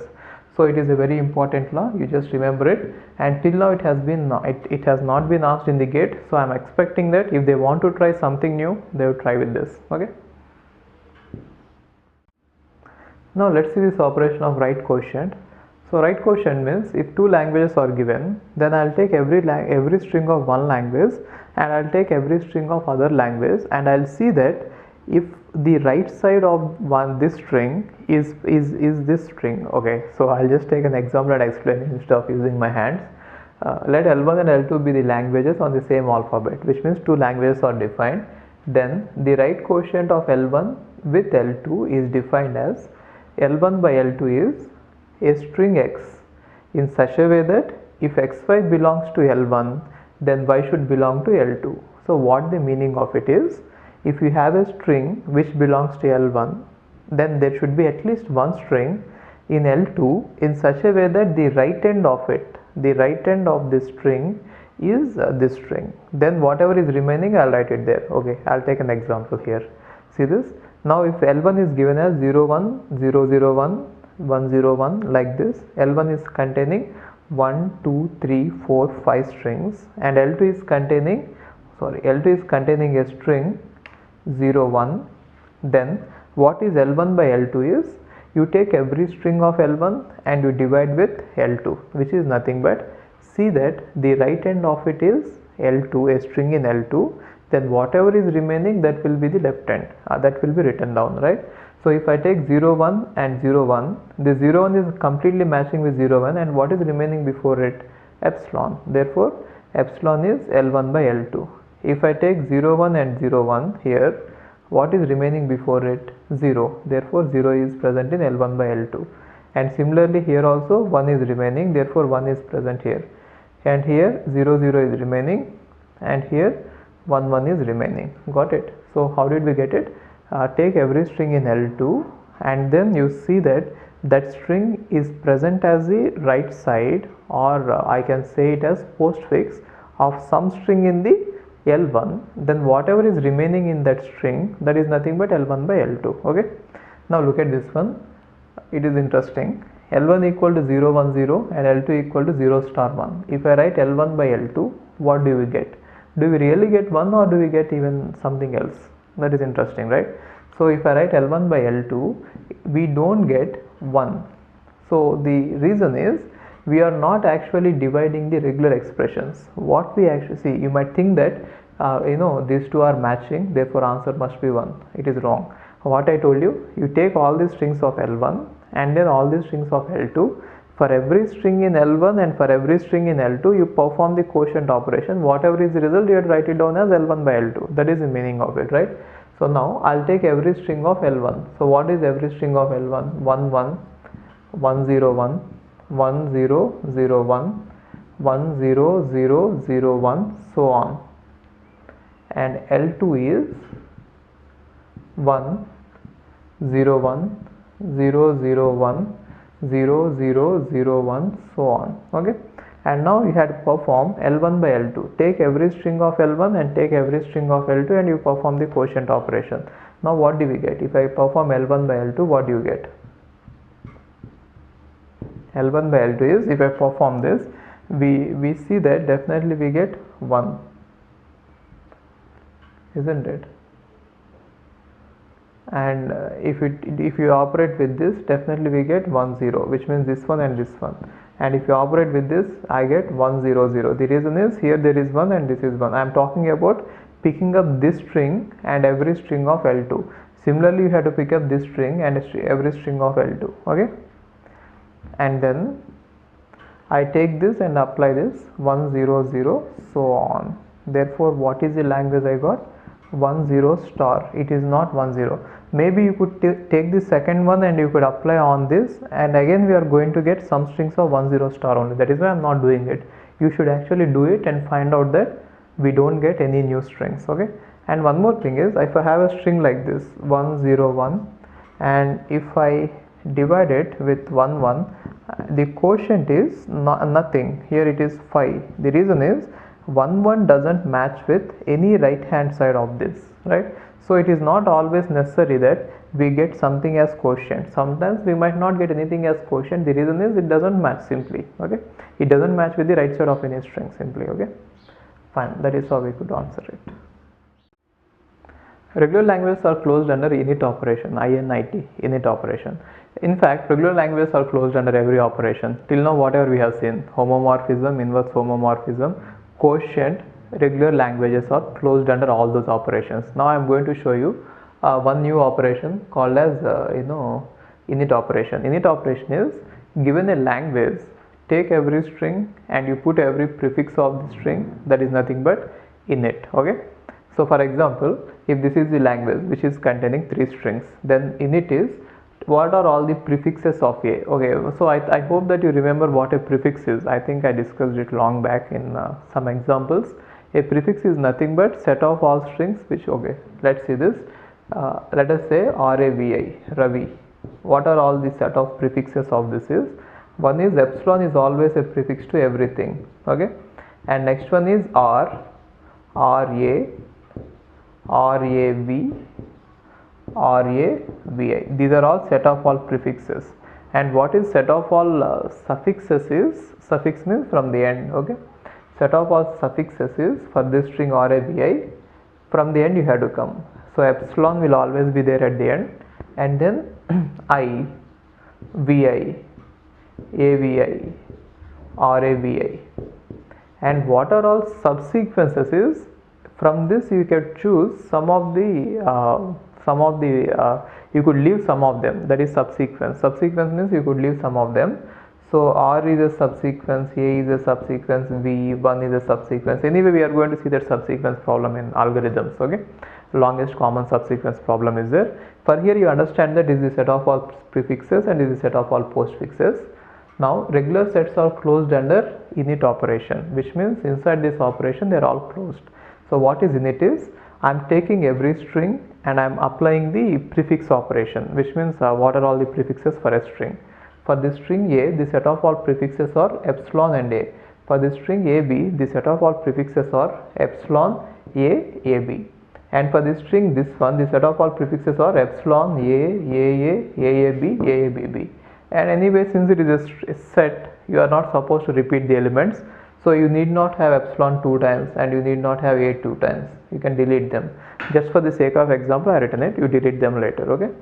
So it is nothing but init operation. So how to prove that set of all regular languages are closed under init operation is, you construct the DFA first and then you make every state as final state. Then it is going to be like this.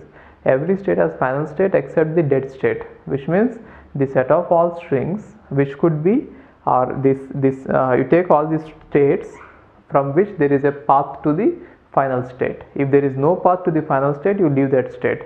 So you take set of all such states and you make them all final, then we are going to get a finite automata which is going to accept unit of the language. Remember, it is regular languages are closed under all the operations: homomorphism, inverse homomorphism, quotient, union, intersection, difference. I didn't show you any property under which it is not closed. I'll show you later one property at least. Okay. What's this? Regular sets are closed under substitution. Substitution means for every symbol of a language, if you replace it with a other language, then that is substitution. What is it? If every symbol of a language is replaced actually by other language. What is homomorphism? If every symbol of a language is replaced by a string of other language, that is homomorphism, right? But substitution means every symbol of a language is replaced by a other language itself. So if sigma equal to a comma b, then f of a equal to 0 star. So what does it mean? For a, I am going to replace it with a language 0 star, and f of b equal to 0 1 star. What does it mean? B, for b, I am replacing it with a language 0 1 star, 0 followed by 1 star. Then L equal to a plus b star. So the meaning of this is, already some sigma is defined, over that some language is defined, and substitution is given as for every symbol a you are going to replace with the language 0 star, and for every symbol b you are going to replace with the language 0 1 star. Then f of L is nothing but, what is this substitution is, for a I am going to place 0 star, and for b 0 1 star whole star. So in place of a and b I substitute the languages. Then whatever finally you got, it is again a regular expression, which means it is closed under substitution. Got it? Anyway, proofs are not important. You just don't worry about the proof. Remember the rule. They are not going to ask proof in GATE. They are just going to ask whether it is closed or not. And now you understood that regular languages are closed under everything. Okay. Emptiness problem of finite automata is decidable. So decidable means there has to be algorithm. What is emptiness problem? Given a finite automata, we should know whether the finite automata accepts at least one string or it is not accepting anything at all, right? And it is decidable. Decidable means there has to be an algorithm. So algorithm looks like this. Select the states which are not, okay, so first of all, let's discuss about this problem for some time before going to the algorithm. See, given a finite automata, when can you say that it will accept at least one string? If there has to be a final state, at least one final state, isn't it? So, but then having a final state is necessary to accept some string, but then it is not always sufficient, in the sense, even if you have a final state, one final state, it doesn't mean that we will be able to reach that final state ever. Therefore, having a final state is not just enough. That final state should be reachable from the initial state. Then only we can say that some string is accepted by the finite automata. So how does this algorithm look like is, first select all the states which are not reachable from initial state and delete those states and corresponding states. Which means if you are not able to reach some state from initial state, obviously they are useless. Even though you have them, we are never going to use them, useless. Therefore you delete them. That is the first step. Now in this step, if the final state is not reachable from initial state, that will get deleted. Therefore if we don't accept anything, that will get deleted there itself, right? And second step is, in the remaining finite automata, whatever is remaining, if we find at least one final state. So in the remaining finite automata, if we get any at least one final state, it means that there is a final state which is reachable from initial state. Therefore there are chances that it will accept at least one string. That is the meaning of it. Okay. So since we have an algorithm, and this algorithm is going to stop in exactly certain number of steps, therefore it is decidable. I told you what is decidability is. You please refer to the concept of decidability, which is discussed at the Turing machine's concept. Decidability means we are able to give an algorithm. Since we are able to give an algorithm, the problem of emptiness is decidable. I'll just take an example and explain you what is the meaning of it. Let us say there is a finite automata like this.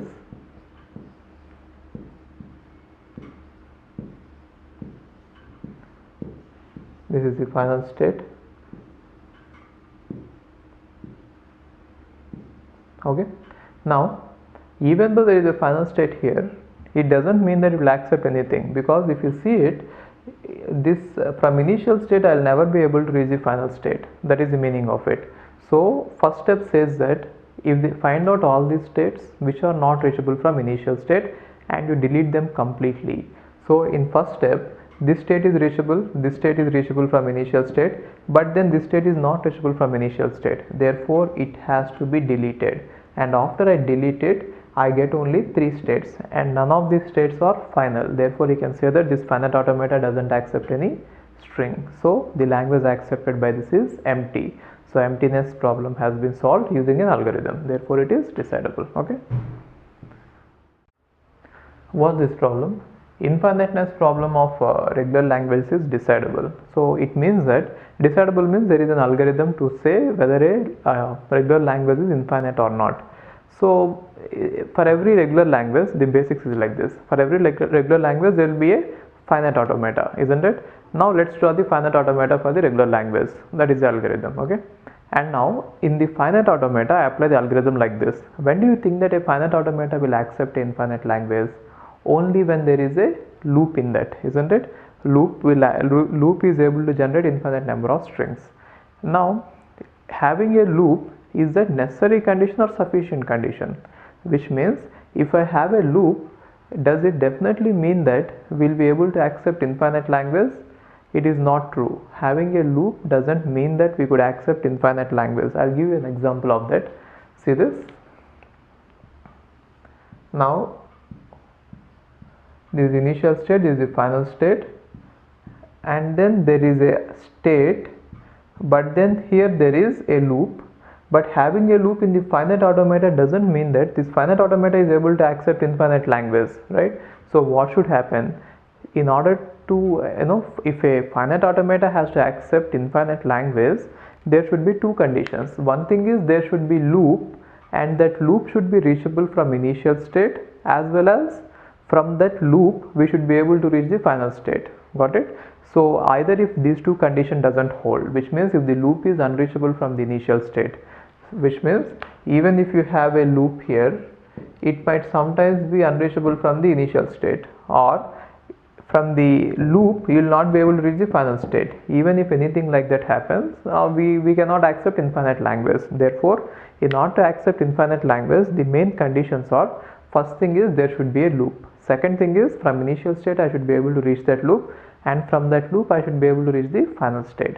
In order to put all these points in terms of an algorithm, and in order to check whether all these points are happening or not, we have written the algorithm. See this.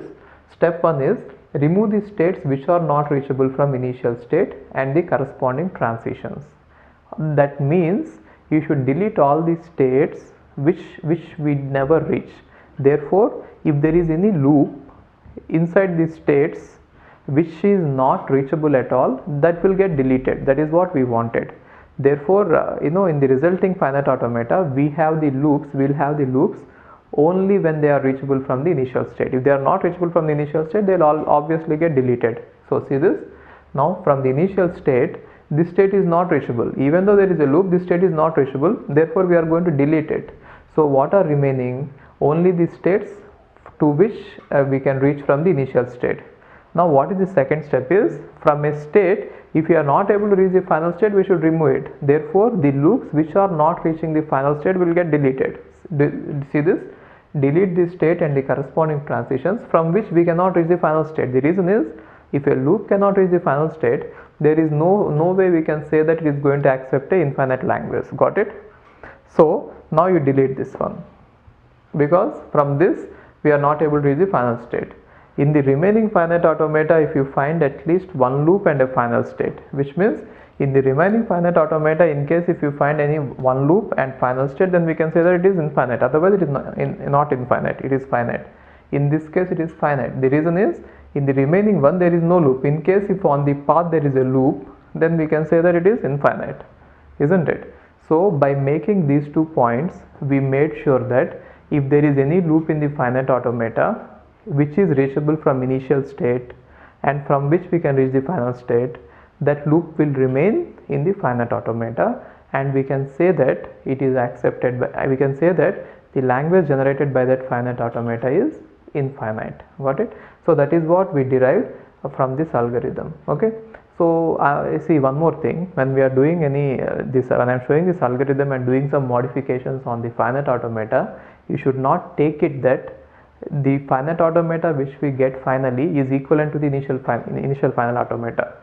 I don't want to compare the languages, I just want to answer whether they are infinite or not, empty or not, like that, those questions. So the resulting finite automata is way different from the initial finite automata. This method is not actually minimizing or simplifying a finite automata.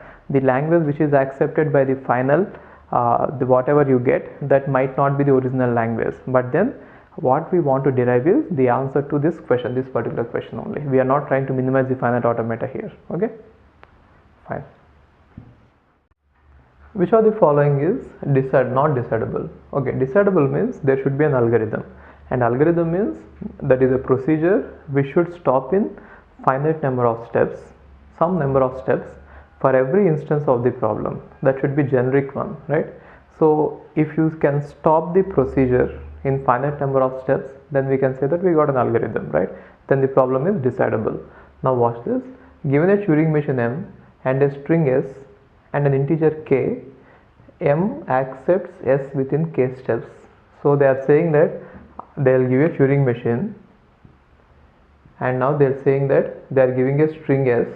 Either S could be in the language accepted by the Turing machine, or it might not be in the language accepted by Turing machine. Therefore the Turing machine might halt or might not halt depending on where the string is, isn't it? So but then we are in luck that they are giving an integer k. You need not wait until the Turing machine halts. You could just run this on this machine. You could run the machine on the string just for k steps.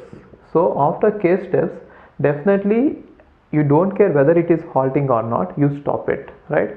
And then you can say yes or no. Therefore this Turing machine is going to halt. The reason is we are going to stop it even if it is not going to halt. Therefore it is an algorithm, right? So it is decidable. Why is it decidable? Because it is definitely going to stop. The reason is we are stopping it. Why? We just want to know, given this some integer k, which means our Turing machine will always run at most maximum of k steps. In case if it is accepting within k steps, it is great. If it is taking more than k steps, we'll stop it. So we'll never enter the infinite loop. Therefore what can we say? It is decidable. So what is the algorithm? Just run it for k steps. Any string, any machine, run it for k steps and stop it. Therefore this algorithm works and stops in fact in k steps. Therefore it is decidable. Equivalence of two Turing machines. Maybe you could refer to the table where I discussed about decidability and undecidability problems. Equivalence is undecidable in case of recursively enumerable languages. Turing machines means recursively enumerable languages, and there L1 equal to L2, that is undecidable. Okay, and in fact most of the problems about recursively enumerable languages are undecidable. Maybe you could even take a guess in the exam. If any problem is given about Turing machines, most probably it would be undecidable. Okay, but then use the table once. Okay, next one is language accepted by a given finite state machine is non-empty. It is nothing but emptiness problem in finite automata. We have already seen that it is decidable, and I have already given you an algorithm also. So what is the algorithm? Just remove all the states which are not reachable from the initial state. In the remaining finite automata, if the final state remains, then it is going to accept something. That is an algorithm. Therefore it is decidable. So it is decidable. And next one is language accepted by a context-free grammar is non-empty. This one also we have discussed about it. It is nothing but emptiness problem in context-free languages. What is the algorithm? Simplify the context-free grammar. You remember how to simplify it? Remove the useless symbols, remove the epsilon productions, remove the useless unit productions and useless symbols. In the resulting grammar, if you find out that the start symbol is useful, then definitely it is able to derive something. Then definitely the language is non-empty. Therefore the algorithm is minimize the grammar, and if S remains, then it is non-empty. If everything vanishes, it is empty. So therefore there is an algorithm. So D is also decidable. Only thing which is not decidable is equivalence of two Turing machines. Okay. Which of the following is true? The complement of recursive language is recursive. See, the main difference between recursive enumerable language and recursive language is there will be a Turing machine for both of them, and for recursive languages it halts, and for recursive enumerable languages it may halt or may not halt on a given string. Therefore, for recursive languages there is a membership algorithm. What is the membership algorithm? Given the string, it will say yes, this string is present in the language, or no, this string is not present in the language. It is possible only because the Turing machine is halting, right? Now, based on that property, the trademark of recursive languages is Turing machine will always halt. Now, let's see what happens to a complement of a Turing, this recursive languages. If I have a recursive language, then definitely it means that there is a Turing machine which accepts a string, and it will definitely say yes, it is present, no, it is not present in the language, isn't it?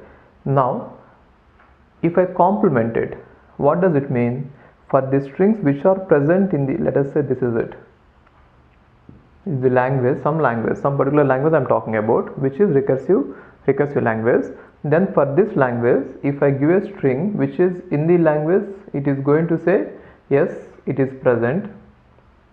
If I give it a string which is not in the language, it is going to say no, it is not present. Now we can take this same Turing machine and see that it accepts the complement of the language. Complement of the language means whatever is outside this circle. Inside the circle is complement, outside the circle is not the the inside the circle is language, outside the circle is the complement. Now we could change this Turing machine in such a way that previously when it was saying yes, now I'll make it to no. Whenever it says yes, I'll tell you that it is saying no, and whenever it is saying no, I'll tell you that it is saying yes. Then what happens? Then there is a Turing machine which always halts, which will say yes for every string which is not present in the language, and which will say no for every string which is present in the language, which is nothing but we got a halting Turing machine for the complement of the language. Therefore, the complement of the language is also now recursive. So what do you understand? Every recursive language is closed under complementation, or complementation of every recursive language is again recursive. See, whenever we are talking about the properties, it should be applicable for every language. You should not take only one example for which it accepts and you should not say it. You should be generic. So for every language this is true. Whatever I told you is true in case if the language is recursive, right? Therefore A is right. A is true. Complement of recursive language is recursive. Okay. Complement of a recursive enumerable language is recursive enumerable. It is not true because the Turing machine does not halt. We cannot give such a kind of argument to say that recursive languages are closed under complementation. See, this statement is saying that for every recursive language, it seems that if you take the complement, it should be recursive enumerable language. REs, right? It is not possible. So by heart it, recursive enumerable languages are not closed under complementation. Very important. And next one is complementation of recursive enumerable language is either recursive or recursive enumerable. It is not true. If this is not true, definitely it is not true, right? It simply extends it. If the complementation of recursive enumerable language cannot be in the bigger set of recursive enumerable language, how can it be in the smaller set of recursive languages? Fine. If this is false, this is definitely false by extension. And now the complement of CFL is CFL. So we have already seen that context-free languages are not closed under complementation. The reason is, the argument is like this: context-free languages are not closed under intersection, therefore they are not closed under complementation. So how did we prove that context-free languages are not closed under intersection? If I have a language a power n, b power n, c power m, and then a power n, b power m, c power m, what is the intersection of these two languages? A power n, b power n, c power n, right? Therefore, intersection of two context-free languages, this is a context-free, this is context-free. Intersection of two context-free languages is not context-free language, which means context-free languages are not closed under intersection, right? And now we could write intersection of two languages as like this.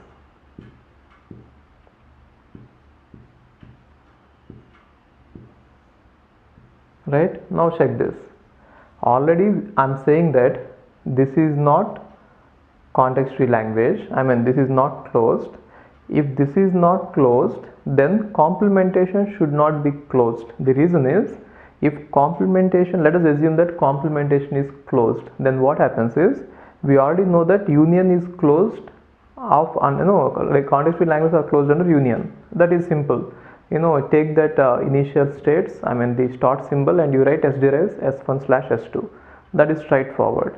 Now assume that complementation, this context free languages are closed under complementation, then what happens is, this one will be CFL, this one will be CFL, L1 complement and L2 complement, and union will be CFL, because union of two context free languages are context free languages, and now the complementation will be CFL.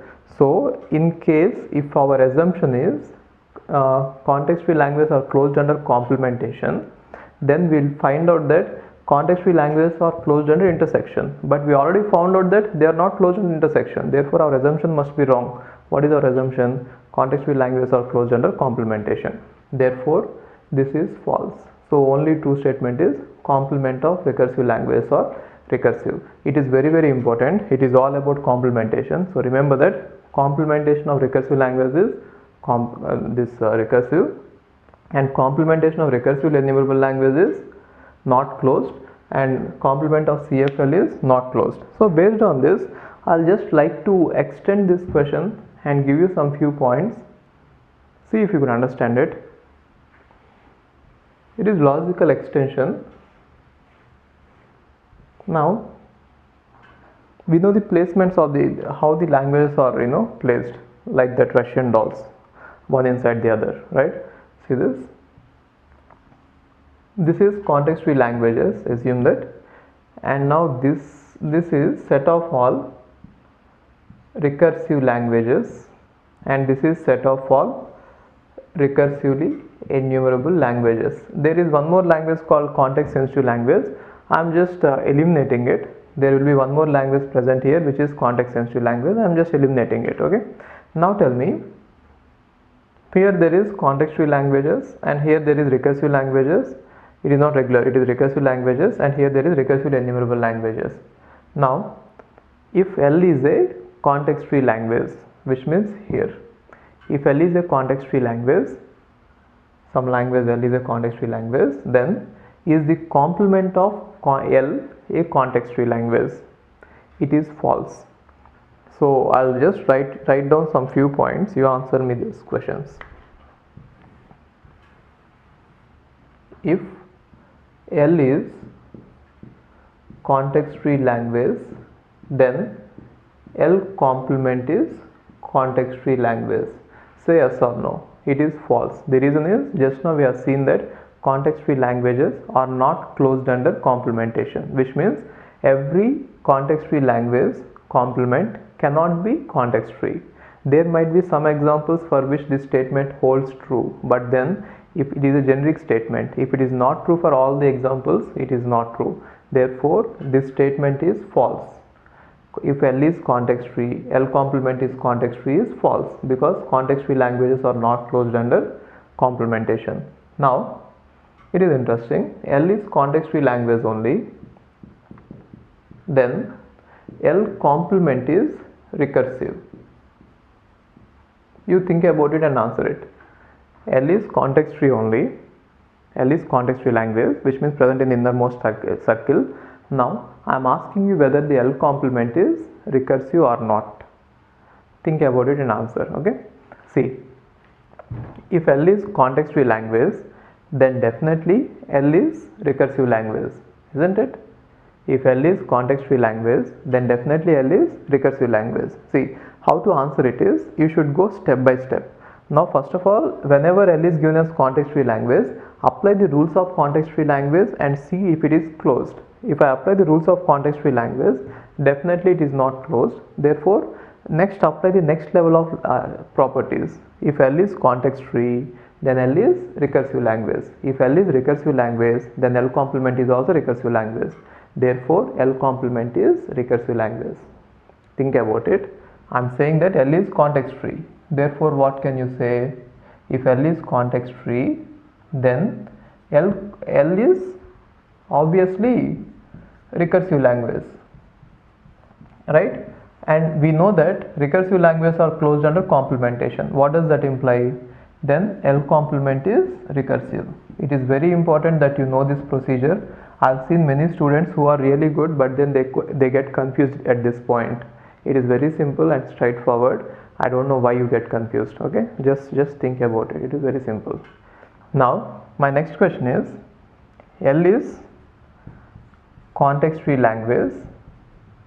Then I want to know, tell me whether this statement is true or false. If L is context free language, then L complement is recursively enumerable language.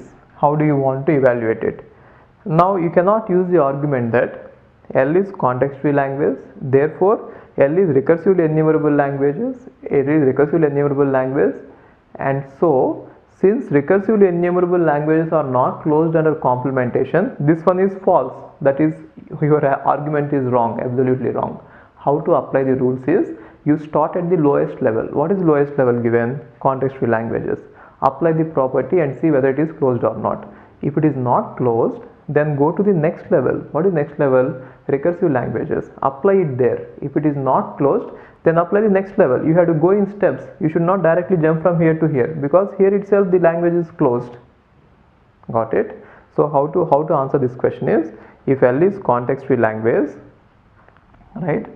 If L is context free language, then definitely L is recursive language, right? If L is recursive language, what does that imply? L complement is definitely recursive language, right? And now we got a language which is definitely known to be recursive language, and every recursive language is recursively enumerable. Therefore, upon the grounds that every recursive language is recursively enumerable, we can give this statement that L complement is recursively enumerable. Very important, and I think most of you have already got confused. Please watch this video 3-4 times. Okay, L is recursive language.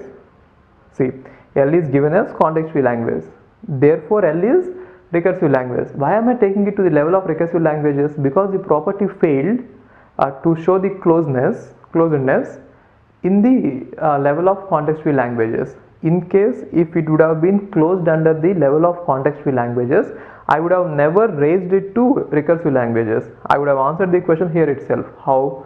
If L is closed under recursive, complementation, if CFLs are closed under complementation, then L complement is definitely context free language, therefore L complement is recursively enumerable language as well. I could have closed it there, but since context free languages are not closed under complementation, I had to raise it to next level.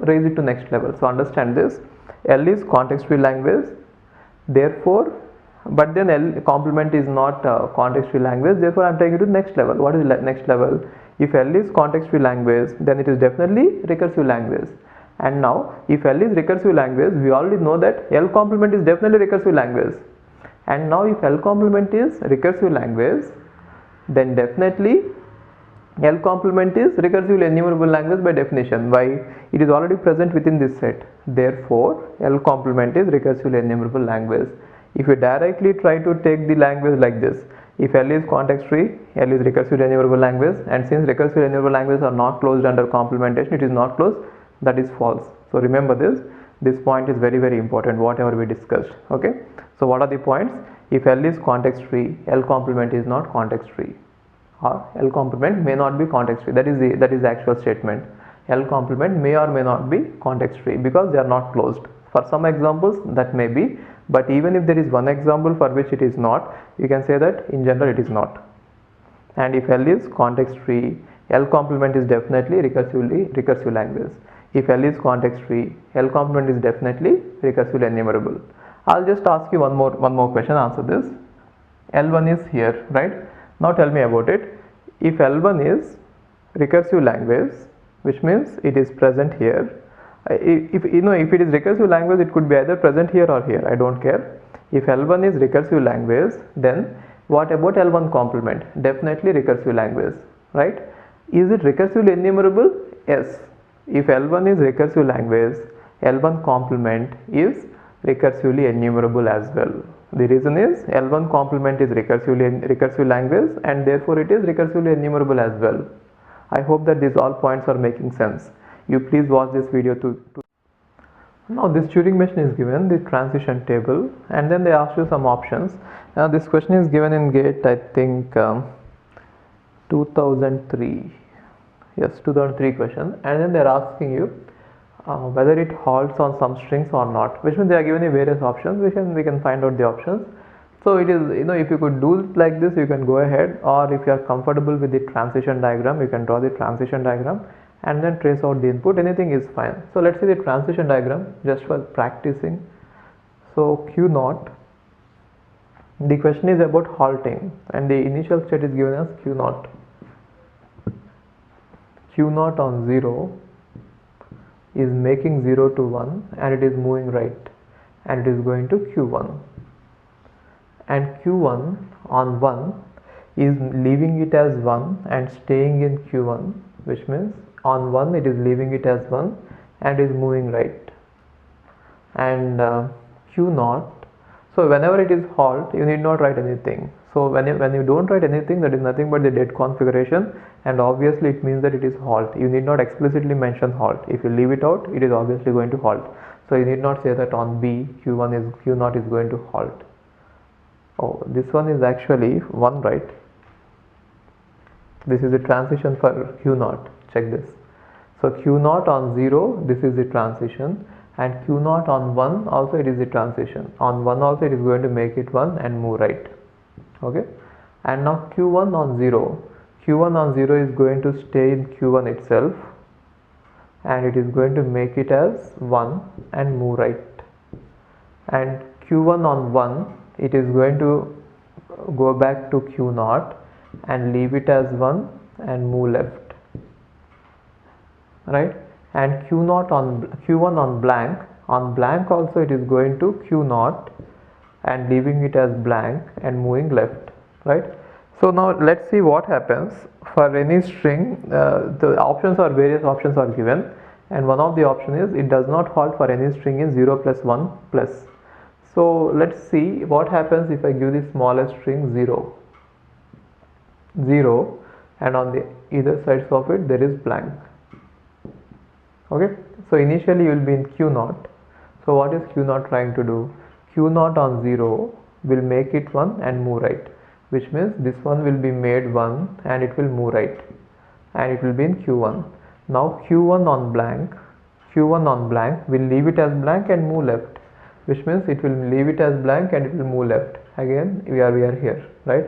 And now Q1 on 1 will make it as 1 and move right. It will make it as 1 and move right, and again it will leave it as blank and move left. So which means it will always be going like this. It will never halt. It is a non-halting Turing machine for the given input 0, right? It will never halt. It will sometimes be in Q0, sometimes be in Q1. It will just toggle between these two states. Now let's see what happens if the input is 1. If the input is 1 and on the either sides if there is blank, let's see what happens. If you are here, Q0 on 1 is going to leave it as 1, yes, leave it as 1 and move right. Okay, and be in state Q1. And Q1 on blank is going to leave it as blank and move left, and again we move left, right? And again we are in Q0, and Q0 in 1 is going to leave it as 1 and move right. So again it is going to do the same thing. Either on 0 or 1 it is going to do the same thing, right? So you can take all these strings and you can check out that for any string what it will do is it will convert the entire string into all ones and then reach the blank, and in the blank it will just keep on toggling here and there. I mean, after reaching the blank, it will be in Q1, and Q1 will push it to Q0, and Q0 will push it to Q1. Therefore it is not going to halt in any of these states. So it is not going to halt for any string in 0, 0, 1 plus. Watch this. The C languages, the C programming language is that is what they are asking. Is it a context-free language? So actually if you look at the rules of the C language, C programming language, like in compiler I have given you rules of expression, right?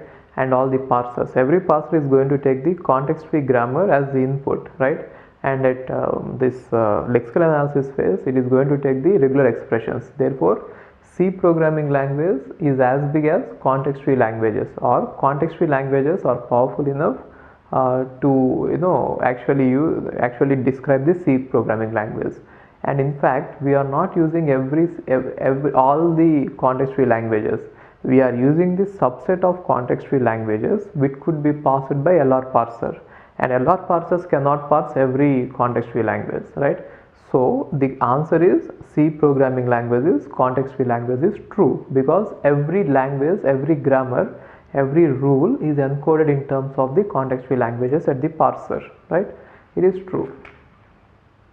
At some phase it is regular and at some phase it is context-free, therefore you can say that it is all context-free.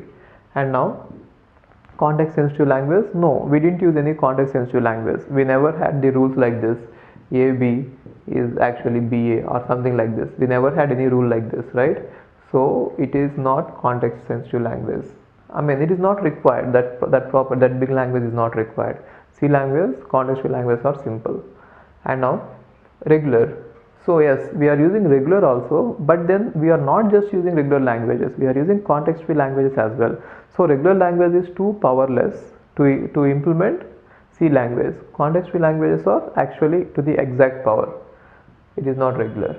Parsable fully only, so check this, only on Turing machines. It is wrong, because we have seen that at parsing methods, in parsing, every parser is a kind of push-down automata. Therefore, push-down automata, they are able to parse the C language.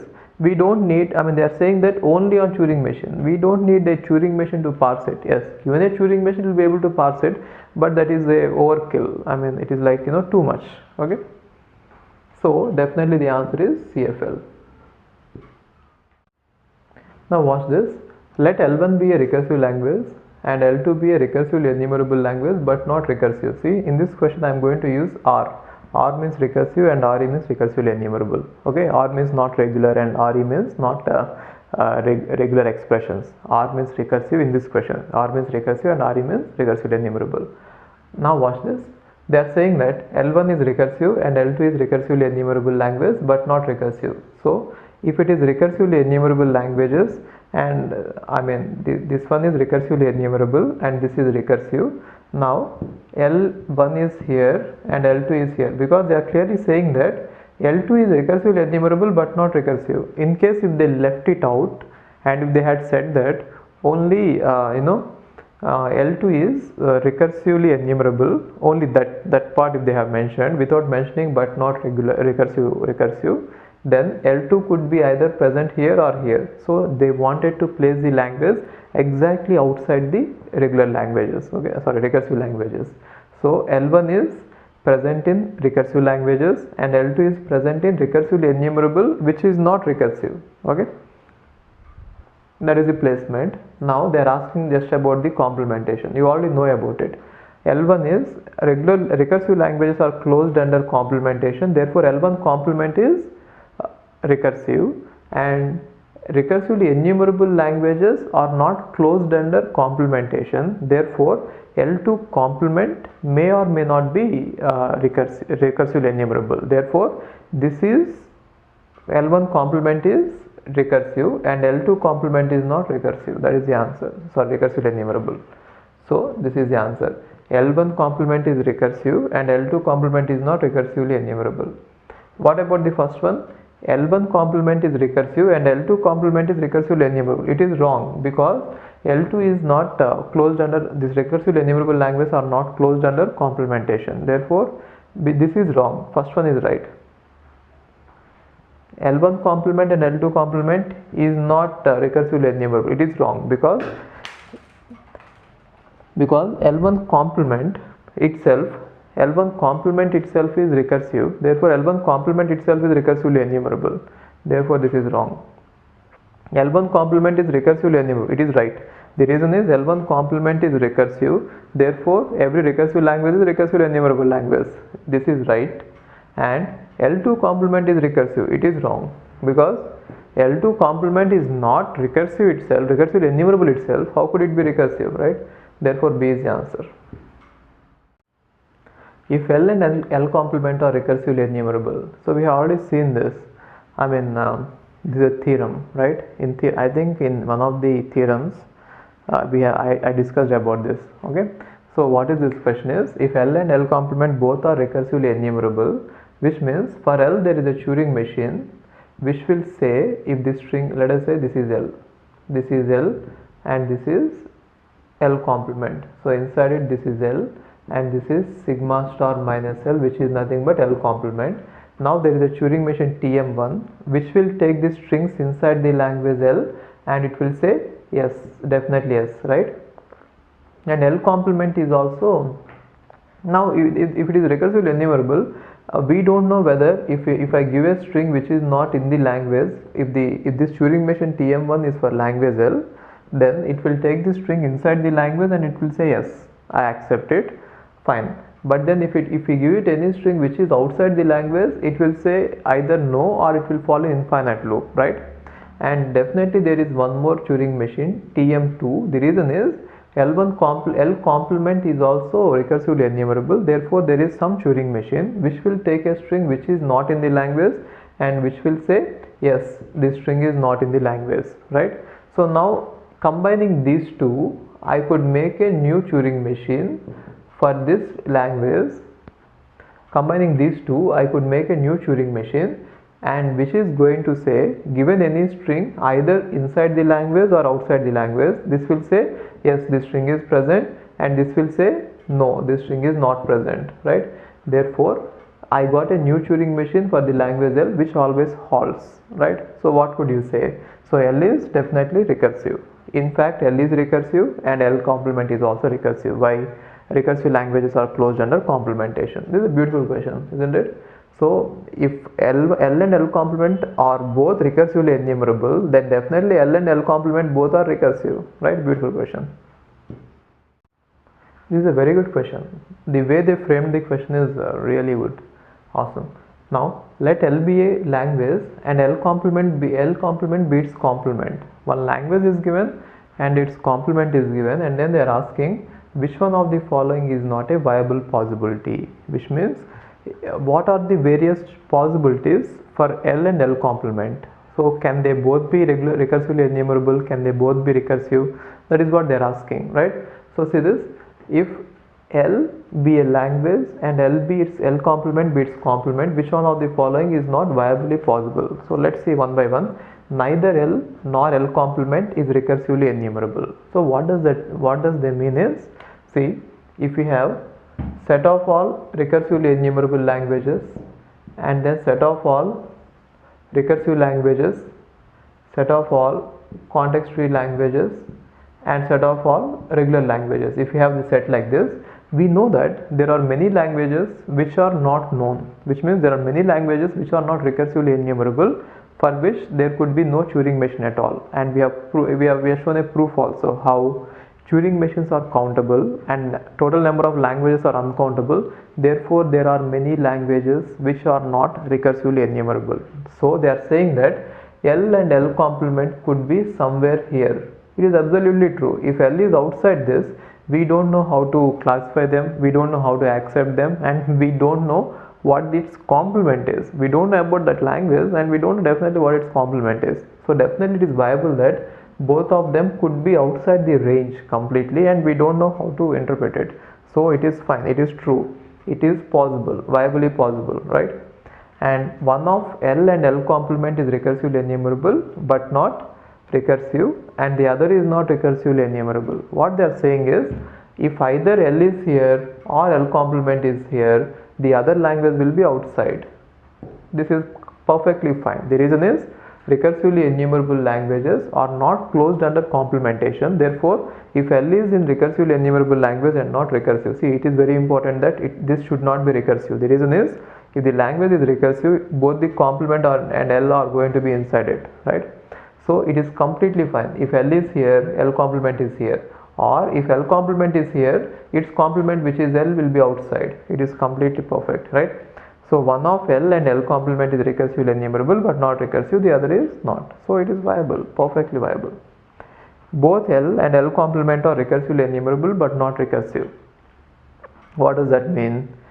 They are saying that both L and L complement are going to lie here, which is not possible. The reason is recursively enumerable languages are not closed under complementation, right? Therefore, they cannot both lie inside the recursively enumerable languages. I mean, they cannot both lie inside this part, definitely. That is not viably possible. Both L and L complement are recursive. Fine, it is true. The reason is recursive languages are closed under complementation. Therefore, if L is recursive, then L complement will also be recursive. So, both of them can fall perfectly inside the recursive languages. So, it is right. So, it is also viable. Now, let's just extend this question a bit, just a bit. What if both L and L complement or CFL? Is it possible? Can both L and L complement be inside CFL? It is not possible because context-free languages are not closed under complementation. Therefore, it is not viable. Can both L and L complement, sorry, here it is L and L complement, or regular languages, which means can both of them fall here? If L is a regular language, can L complement be also a regular language? It is perfectly valid, viable. The reason is regular languages are closed under complementation, right? So only case which is not viable is in case of context-free languages and in case of recursively enumerable languages, because they are not closed. All the other languages are closed under complementation. Remember this. Only context-free languages and recursively enumerable languages are not closed. The reason why recursively enumerable language is not closed is Turing machine does not halt. And the reason why context-free languages are not closed is they are not closed under intersection. Therefore, how can they be closed under complementation, right? So it is worth remembering these points because many questions are asked on this. Okay, and they are very simple to answer. Initially, they might look confusing, but please watch this 2-3 times or 4 times or 10 times, 100 times until it is clear. Okay. Now watch this. Let M be a encoding of the Turing machine, which means this question is given in 2014. You could even refer to the question, 2014 question. M be a encoding of the Turing machine. So what is encoding of Turing machine? We have already seen that a Turing machine can be encoded into zeros and ones. You know, in case of universal Turing machine, I told you that. You please refer to that concept. So every Turing machine can be written in terms of zeros and ones, right? So a string of zeros and ones can be eligible to be a Turing machine, but not every string could be eligible to be a Turing machine. Now, how many strings will be there of 0 and 1? They will be finite. I mean, not finite, countable, right? And now the Turing machines is a subset of that original set of all strings. Okay, I'll just write it and explain you like this. See, now encoding is nothing but given a Turing machine, we can write it in zeros and ones. Therefore, let us assume that sigma equal to 0, 1, right? And now sigma star contains set of all strings which are possible over 0, 1.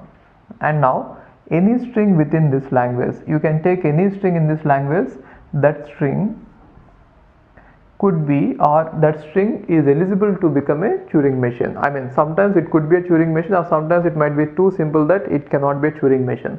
Anyway, Turing machines are subset of a countable set. Therefore, set of all Turing machines are countable. That we already know it, right? Now they are saying that from all these, so let L equal to, so they are saying that there is a string for every Turing machine, and then the question is like this: let L equal to M. M is a Turing machine that accepts a string of length 2014. So among all these Turing machines, it seems that we have to find out the string, or we have to find out the Turing machine which will accept a string of length 2014. And they didn't give you any language. That is not necessary. Either you could assume the language is A comma B or A comma B comma C, whatever. Now they are just giving you one string, only one string, right? And now you are supposed to find out all the Turing machines which are going to accept this particular string. So the question is, now the main problem in this one is they are asking you in terms of 2. L is nothing but set of all Turing machines which are in terms of zeros and ones, Turing machine 1, Turing machine 2, so on, in such a way that every Turing machine should be able to accept the string of length 2014, right? So now what is recursively enumerable is, recursive enumeration and decidable means there should be an algorithm, which means you tell me some method in which I can solve this question, but then that procedure is supposed to halt. If you can say such a method, then it is nothing but decidable, right? And recursively enumerable means you tell me some procedure that need not halt, but then using which I'll be able to write down all these strings one by one. Okay, that is the main difference. Again thinking about it, simple. See, decidable means you tell me some algorithm by which I'll be able to find out all such Turing machines, and that algorithm should halt. If you can find out such an algorithm, then it is called decidable. What is recursively enumerable is, the recursively enumerable languages are also nothing but the languages which could be enumerated, or for which there is enumeration procedure, which means if we can come up with a procedure which will be able to list out all the strings in the language one by one, and that procedure need not halt, but it should only write down the strings of the language, right? So there is an interesting theorem. That theorem is very big, so I'll just try to answer this, in simple words. Maybe try to follow this. If you are not able to get it, get this at any point, you please rewind it and watch it. This is a question which you might have to watch more than once, right? So don't worry if you don't understand it first time. Now see this. Decidable means you should be able to find out an algorithm using which you should be able to write down all these strings. So first let's see about the recursive enumeration. I want to find out all the Turing machines which will accept a string of length 2014, right? So let me find out some procedure. That procedure need not halt. Okay, now this procedure should be able to enumerate all the strings T1, TM1, TM2, TM3, so on. Now we already know that set of all Turing machines are from set of all this sigma star. So what you do is take every string from sigma star one by one. So how many strings are there? Infinite. That is why this procedure will never halt. Okay, take every string one by one, and after you pick up a string, just check if that string could be Turing machine or not. So it is very easy to check whether it is a Turing machine or not, which means it should be in some format so that it could be again encoded back into the Turing machine. In case if it is in the form of Turing machine, then take that. Okay, so are you following it? Now from the sigma star you have all these strings like 00, 01, 10, so on, right? Now you pick these strings one by one, and then you examine whether that string could be converted into a Turing machine. In case if it could be converted, then what you do is you write it down, right? Yes, this is a Turing machine, and then this is a Turing machine, and then this is a Turing machine, so on, right? Write all the Turing machines possible. Now this is nothing but the set of all Turing machines. Now what is that they are asking is, you have to find out the Turing machines which will accept the strings of length exactly 2014. So what you take is, take every Turing machine and then try to give the string to it, input of length 2014. The problem is, if you give a input to that and then if you wait, then what happens is, in case if 2014 is not accepted by the Turing machine, it will never halt. Then you will be spending your entire time just looking at one Turing machine which is not accepting a string of length 2014. Therefore that enumeration does not work, or that procedure cannot enumerate all these strings. So let's try to find if there is any other way we could find out the Turing machine. Okay, see, I don't know whether you are understanding this in terms of this mathematical language. I'll just make it simple for you. I told you that in order to teach any subject, let us say like TOC, right? There is nothing called the end. I could keep on teaching it, which means if you give me that subject, I'll keep on teaching it throughout the life. I'll never halt, right? But then the problem is, if you spend time in one subject like that, you will not be able to learn other subjects. Then what we could have done is, take the first subject TOC, teach it for 1 hour, and take the next subject operating systems, teach it for 1 hour, and take the next subject some other subject digital, teach it for 1 hour. If I go in that way, right, then all the subjects will be covered equally. And in case if a subject is small, let us say TOC is infinite, then if I start with TOC, I'll never stop. I think you are following this. See, if TOC is infinite, I'll never stop. Let us say there are finite subjects and there are infinite subjects like TOC. Then what I'm doing is, if I start with TOC, I'll never end teaching it and you will never learn any subject. Then what we could do is start with TOC, but then teach it for 1 hour, and again start with operating system, teach it for 1 hour, start with DBMS, teach it for 1 hour, start with some other subject, teach it for 1 hour. When all the subjects are finished for 1 hour, and again come back and again teach it for 1 hour, and again come back and again teach it for 1 hour. If I do like this, what happens is, after some amount of time, definitely the subjects which are finite will be over and the subjects which are infinite will be running forever, isn't it? Therefore, you have found out an enumeration method there, right? What is enumeration method? Don't take one string and spend your entire time on that. Run it for some time and again go to the next one, run it for some time, run it for some time, run it for some time. Therefore, if there is any Turing machine which is going to accept 2014, that will halt at some point. Therefore, you could write it down. That is the enumeration method. But then the enumeration method itself will not halt, but you will be able to write down all these things which are in the language. Okay, let's come to this. Now, what I mean to say is, first from sigma star there are all Turing machines, and then you are writing all the Turing machines in some order. Then you are taking up each Turing machine and now you are giving it a string whose length is 2014.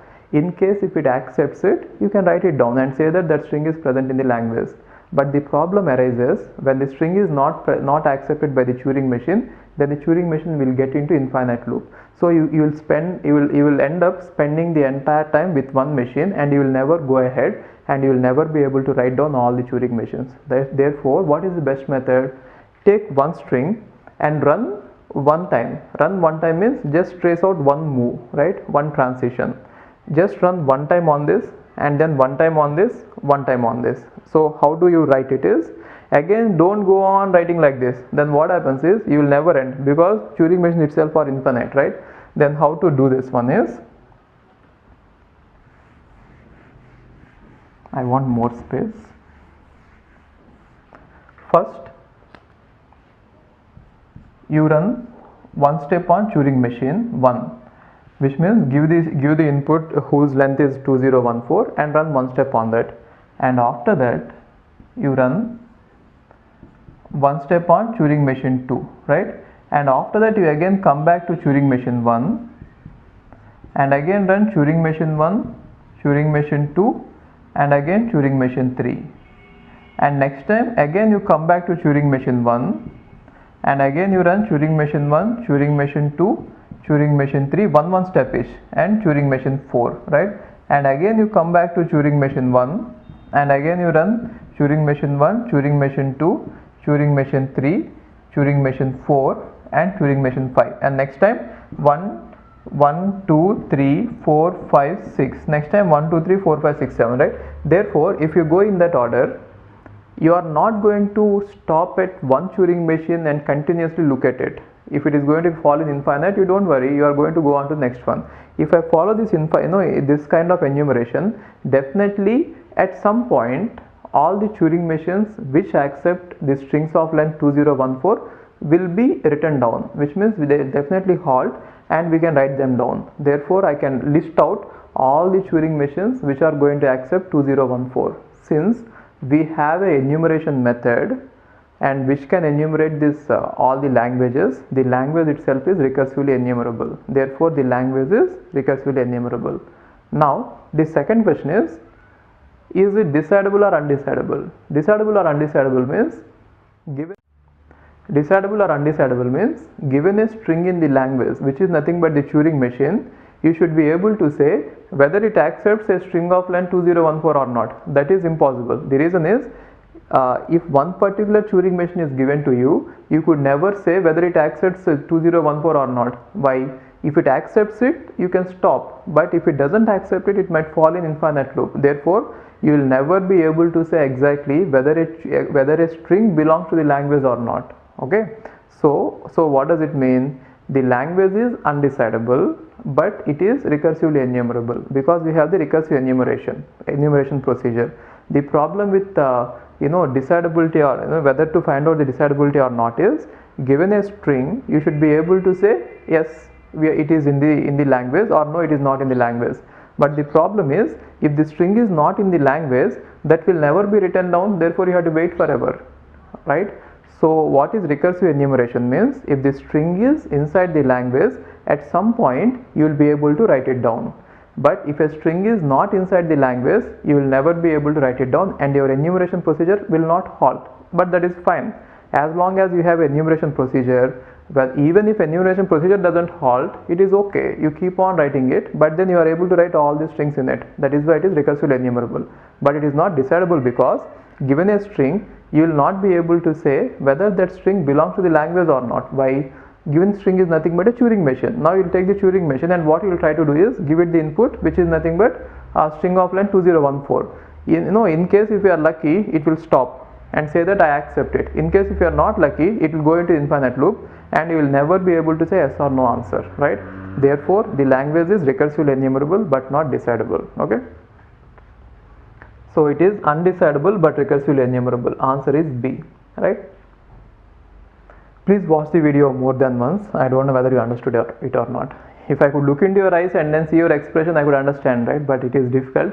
Therefore better what you could do is watch it many times. Okay, which of the following statements is false? So they are asking true or false question. The halting problem for a Turing machine is undecidable. So obviously it is true. Given a Turing machine, whether it halts or not, undecidable, right? This one is true. This option is true. Determining whether a context-free grammar is ambiguous is undecidable. So I told you that this halting problem is the first one, which is known to be undecidable, and if that problem is converted to some other problem, then that problem will also become undecidable, isn't it? So I have shown you that. I think I told you with some text theory that Turing machine can be the halting problem can be converted to post correspondence problem, and now post correspondence problem can be converted to ambiguity problem, right? Therefore from halting, post correspondence, ambiguity, therefore ambiguity problem is undecidable. Even if you don't remember all this, you could see the table. In the table, I think I didn't tell you this table, it is not there, but then you can remember it this way, or it is a very popular question, better by heart it. So ambiguity of Turing, this context free grammar is undecidable. Given two arbitrary context free grammars G1 and G2, whether G1 equal to G2. So this is nothing but equality problem in context free languages, right? And I told you that in the table that equality problem in context free languages is we cannot decide, therefore it is undecidable. Given to whether the question is not completed, is undecidable, then it is true, which means they are giving you two arbitrary context free grammars. See, if two particular grammars are given, which means for a particular instance we can definitely write an algorithm, but then if generic grammars are given, there is no algorithm, right? So they are saying that context free grammars are given G1 and G2. When context free grammars are given G1 and G2, then it is nothing but two context free languages are given, L1 and L2, right? And now they are asking whether they are equal or not. Equality in the case of context free languages is undefined, not decidable, undecidable, therefore it is true. Given two regular grammars G1 and G2, it is undecidable whether G1 equal to G2, L of G1 equal to L of G2.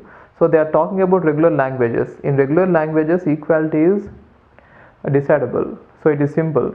What you convert these grammars to the algorithm is like this. Why it is decidable is there is algorithm. Algorithm is like this.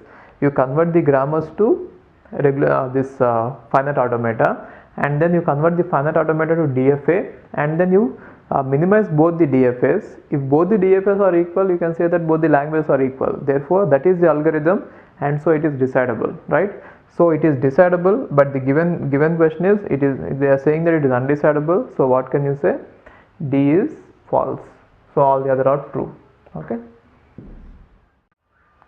Which of the following are decidable? So they are asking which of the following are decidable. we have already seen the table. So in the table I have given you some values like DUD, you please check that. I'll explain this how to use the table. Whether the intersection of two regular languages is infinite. So first of all, is it decidable that okay, do you know that regular intersection of two regular languages is regular language, and is there any algorithm to find out the intersection of two regular languages? There is, right? For example, we have, I think I have told you that regular languages are closed under intersection, and I have even given you a proof, right? How? Complementation and union. Okay, I'll just explain you what it is. See, now I told you that regular languages are closed under union and regular languages are closed under complementation, right? And now since they are closed under union and complementation, they are closed under intersection. Why? L1 intersection L2 can be written as L1 complement, okay, see this, L1 intersection L2 can be written as L1 complement union L2 complement whole complement. I already told you that regular languages are closed under complementation, which means under these two are regular and they are closed under union, which means this entire part is regular, and now they are again closed under complementation, therefore this entire thing is regular. So intersection of two regular languages is definitely regular. Now what they are asking is, now is that language infinite? So the question is, given a regular language, is that infinite or not? That is what they are asking. So what is the answer? In case of regular languages, I told you that we can determine whether it is a infinite finite or infinite or empty. All these can be decidable. Therefore this is definitely decidable. Check the next one. Whether a given context free language is regular. So what they are asking is, if a language is given, right, which is context free, is that regular? Please refer to that row in which I told you, is L regular, or given any language, is it regular or not? There is a row, I think lost but one row or lost but three row, I don't remember it. In the table you can check it. Okay, let me check it once. So that is in the is L regular, I think the last row, is L regular. Yeah, that is the last row. In that table, the last row is L regular. Then you can see that in context free languages it is undecidable, which means given a context free language and whether a given context free language is regular or not is undecidable, right? And now whether two PDAs accept the same language. So here they are asking, PDAs means context free languages. So in case of context free languages, they are asking the equality question, and we know that it is undecidable. So again, this is in that table. If you look at that decidability table, it is I think fourth row. In fourth row under the CFL, why CFL? Because push-down automatas are given. Whenever they say push-down automatas or context free grammars, you go to CFL. Whenever they say finite automata or regular grammar, you go to regular languages question, right? So it is nothing but undecidable. Whether a given grammar is context free. So this is simple. How can I find out whether a given grammar is context free? I told you that there are four classes of languages and we define them, right? If the grammar has to be context free, then the left hand side there should be only one variable and the right hand side can be a collection of any variables and terminals. Therefore you take each production and you examine it. Any given grammar, it is a finite grammar, which means every grammar is finite.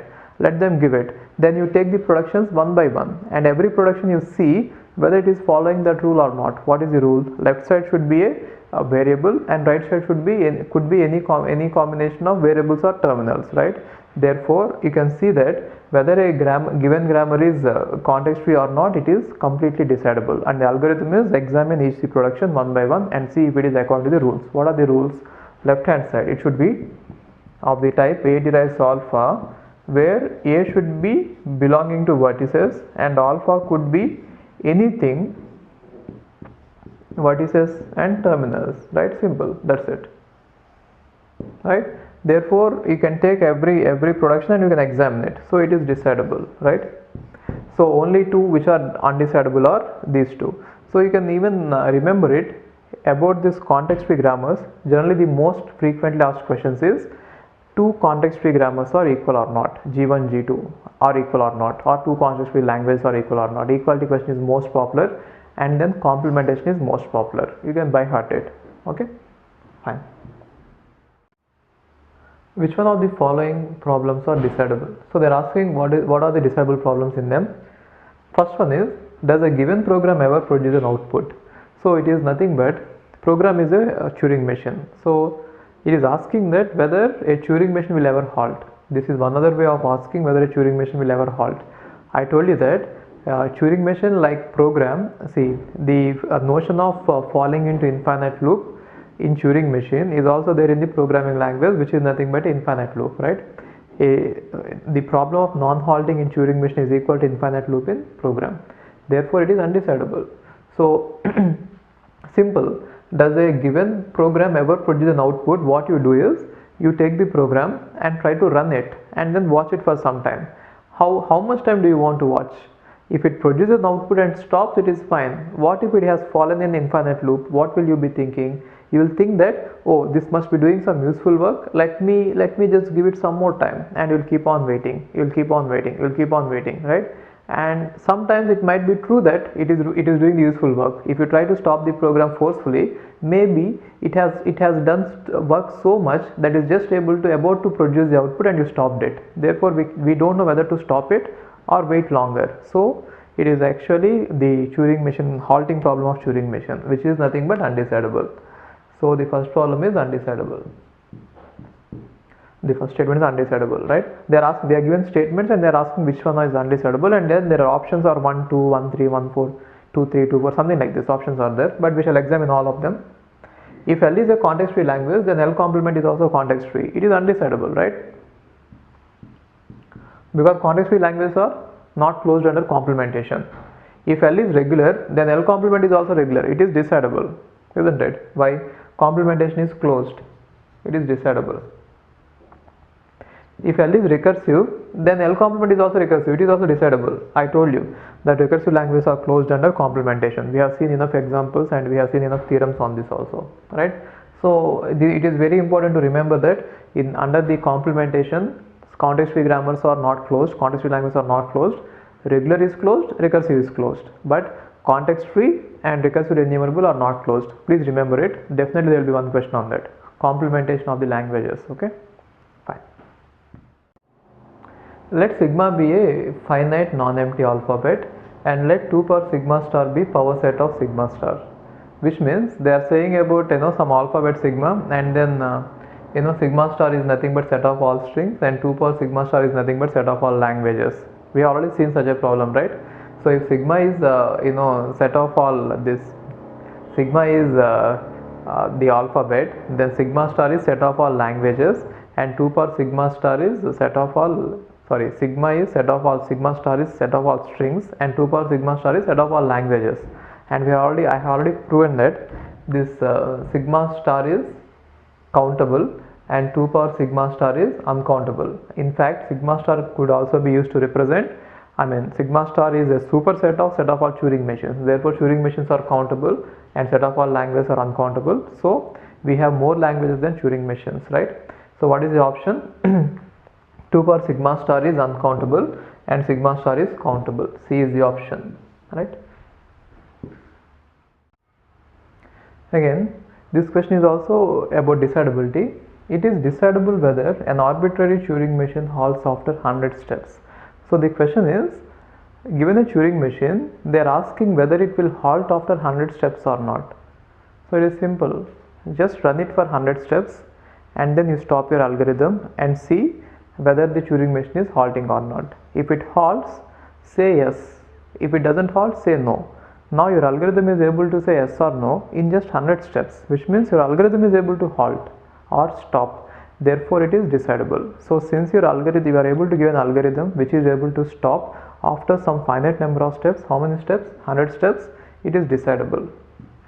So whenever the question is like this, given a Turing machine, will it halt after 10 steps, will it halt after finite number of steps, something like that. So it is decidable because you need not run the Turing machine forever. You have to run only for fixed number of steps, right? Therefore it is decidable. Now a Turing machine prints a specific letter. So it is actually undecidable. Now how can we prove any problem is undecidable is take a known undecidable problem and then convert it to this problem. Then we can say that this problem is undecidable. Now what is the known undecidable problem? Halting problem, right? So now the question of whether the Turing machine halt or not is undecidable. Now I will convert that question into this question. Check this. How I will convert it is, instead of asking whether the Turing machine halts or not, whenever any Turing machine is given, and if you are asking me whether the Turing machine halts or not, then I will just modify it a bit. Why do you think that a Turing machine will halt? Whenever it come across the dead configuration, then what I do is, from every dead configuration, I'll make the Turing machine print the letter Y. Yes, I halted. See, it is not very easy to understand. Maybe just try it. See, it is simple in the sense, if you are willing to understand it, it is simple. Try it again. Let us say Turing machine is given, and the question is whether this Turing machine halts or not. Now I want to change this question itself. In order to change it, what I do is, why do you think that Turing machine halts? Only because of dead configurations. Whenever it come across the dead configuration. What is dead configuration? It is in one particular state and is looking at some particular input, but then for that state, for that input, the transition is not defined, isn't it? Now what I do is, I'll take a Turing machine and I'll convert it in such a way that for all the dead configurations it might come across, I'm just going to print a letter Y. Therefore, asking whether a Turing machine will halt or not is now as good as asking whether the Turing machine will print a letter or not, right?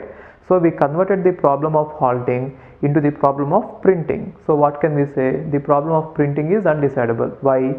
We already know that the problem of halting is undecidable. Therefore, definitely the problem of printing must be undecidable. Otherwise, what happens? The original problem of halting will become decidable, which is already proven to be undecidable.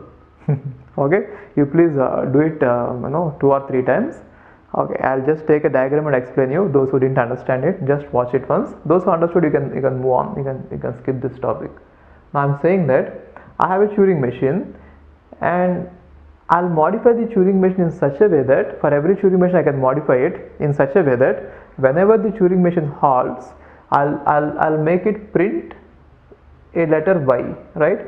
Therefore, for every Turing machine, I can compute a different Turing machine TM1 for every Turing machine. Now what happens is, halting Turing machine can be stated in terms of this problem, or halting problem is converted to printing problem now, right?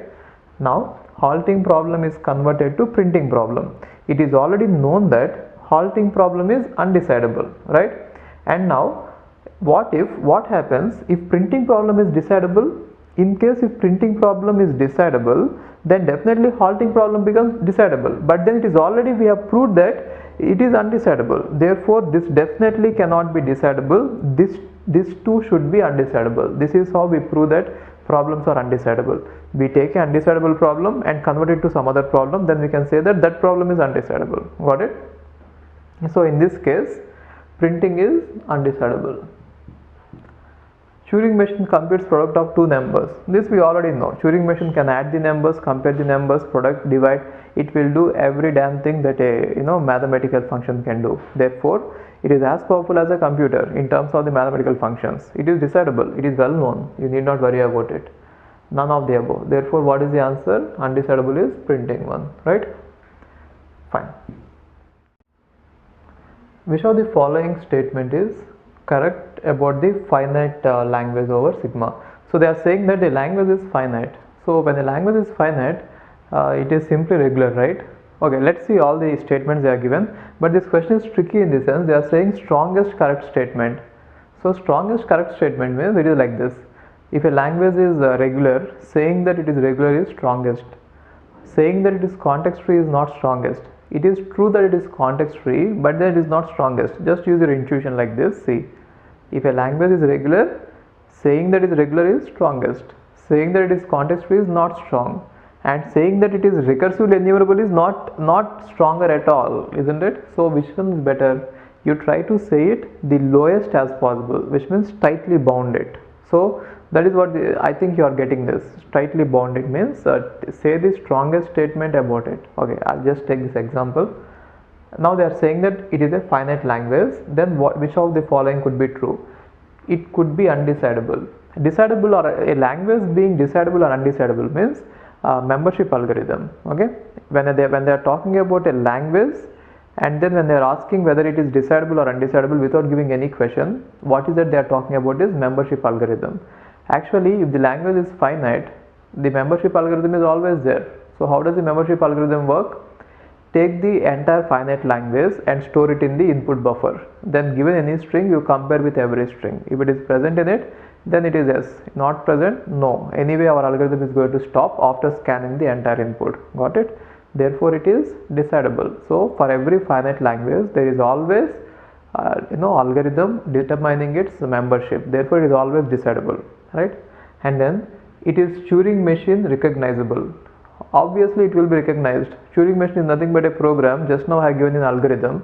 Algorithm can be written into a program, and now that program could be given into a Turing machine, right? Therefore it is Turing machine recognizable. Fine, it is fine, it is right.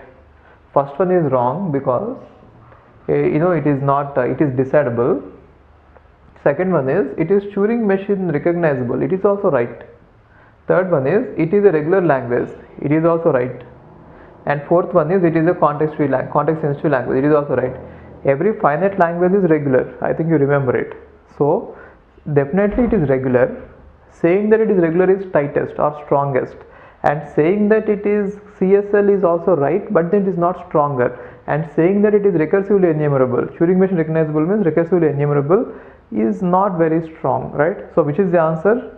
The stronger one is, the correct one is C. The reason is, if you say that it is regular, it already implies that it is CSL as well as Turing machine, right? But then if you say CSL, it does not imply that it is regular, or if you say Turing machine, it does not imply that it is regular or CSL.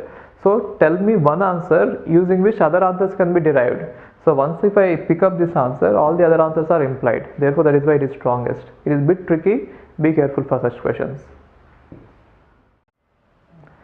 Now look at this question. It is asked in GATE 2001. Consider the following problem. Given a Turing machine capital M over the input alphabet sigma and any state small q, this is off, and any state small q of capital M and a word W belongs to sigma star, does the computation of capital M and W visit the state q? So the question is like this. They are saying that they will give you a Turing machine, okay, and they are saying that they will give you a string, and now they are asking whether when I run this string on this Turing machine, will this this Turing machine, will it ever go into a state, some state q? That is what is asked. So what they mean is, let us say there is a Turing machine and it is having states like this, q0, q1, q2, and somewhere there is q, right? That is what they have states, and now the input is given here, W. Now they are saying that if this Turing machine is given this input string, will this halt? Will this Turing machine ever visit? It is not halting. Will this Turing machine ever visit this state q? So what we could do is, we would actually convert this problem into halting problem. How we could convert the problem into halting problem is, you know what a halting machine is. Let us assume that there is some Turing machine given, right? And now when do you think that a Turing machine will halt? Only when it is going to hit the dead configuration. Dead configuration means we are going into a state and we are looking at an input symbol, and for that state, for that particular input symbol, the transition is not defined. If Turing machine doesn't know what to do, then it is going to halt. Otherwise it will keep on working, isn't it?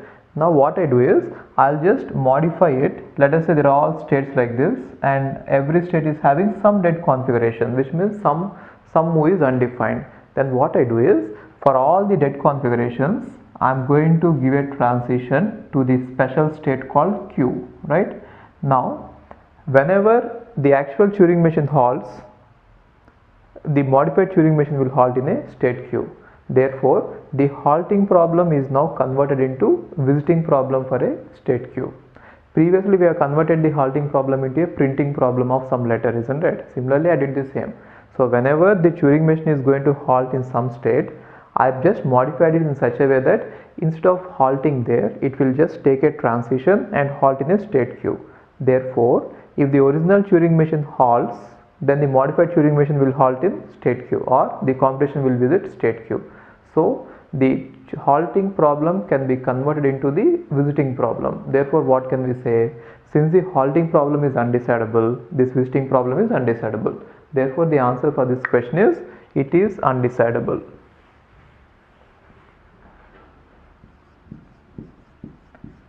Undecidable. Okay. So before concluding anything, in this question they have used a new term called as partially decidable. Generally, the partially decidable term is not very important, and many textbooks and many authors, they don't really use this term, even though there is a concept called as semi-decidable or partially decidable. Generally no one is interested in that, but in this GATE question they have really used that word partially decidable. Therefore I'll just tell you what a partial decidability is, and then in case I don't think that they'll ask it again and again, but since they have asked it, let's see it what it is. It is not very important, but then now so what is decidability? If there is an algorithm which will definitely stop after few steps, that is what is algorithm, and then if it says yes or no, then definitely it is decidable, right? And anything which is not decidable is undecidable, which means if your algorithm is not going to stop at least for one instance of the problem, then it is undecidable. So actually there are two types of problems can be classified into basically two types. Some problems are decidable and some problems are undecidable. So what does it mean? If there is an algorithm for a problem, which algorithm will definitely halt. If there is an algorithm, then it is decidable, right? If there is no algorithm, it is undecidable. In terms of Turing machines, what can we say about decidable and undecidable is, if the Turing machine always halts and say either yes or no, then it is decidable. If the Turing machine does not halt, or if the Turing machine does not halt for some of the inputs, then I say undecidable. Now in undecidable, again it can classify it into two types. One is partially undecidable,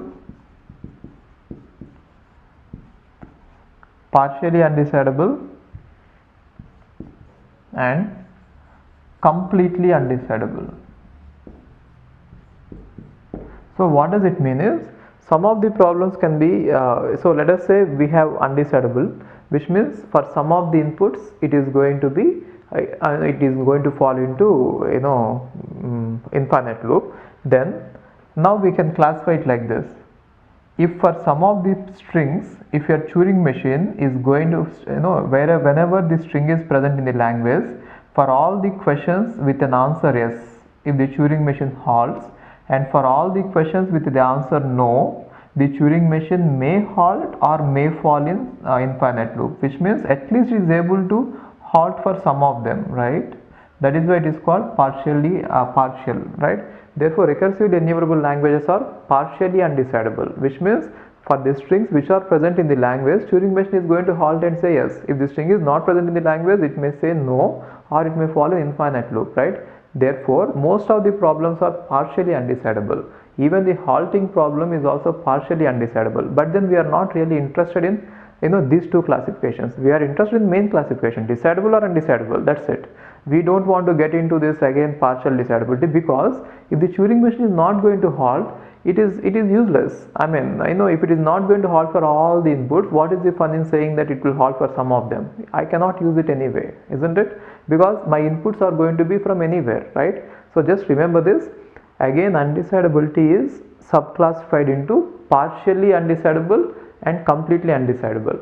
Partially undecidable means at least for the problems with yes answer, our Turing machine will halt, and the problem with no answer, it may fall in infinite loop. And completely undecidable means it will never halt for anything that you give, that is completely undecidable. And anyway, most of the problems we have seen are partially undecidable, and recursively enumerable languages are especially partially undecidable, because Turing machine halts for all these strings which are in the language, and they don't halt for the strings which are not in the language, right? And recursive languages are decidable, because for every string it is going to halt and say yes or no. Therefore that is completely decidable. So in case this question is not decidable but partially decidable, which means we cannot halt the Turing machine on all the inputs, but then if the input string is in the language, then the Turing machine is going to halt and say yes. Therefore, half of it is able to solve it, and the remaining half, if the strings are not in the language, then it is not going to solve it, or it is not going to stop. So it is not decidable, which means undecidable but partially decidable.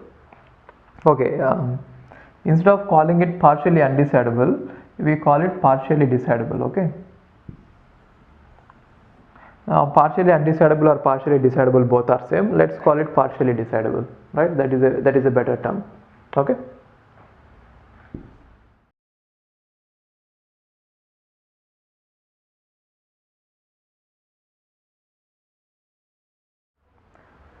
Now this is a problem about how you given any problem which is undecidable, how could you find out some other problems which are undecidable, or how do you prove that a problem is undecidable? This is a problem about it. Okay, now let us say there are two problems, A and B.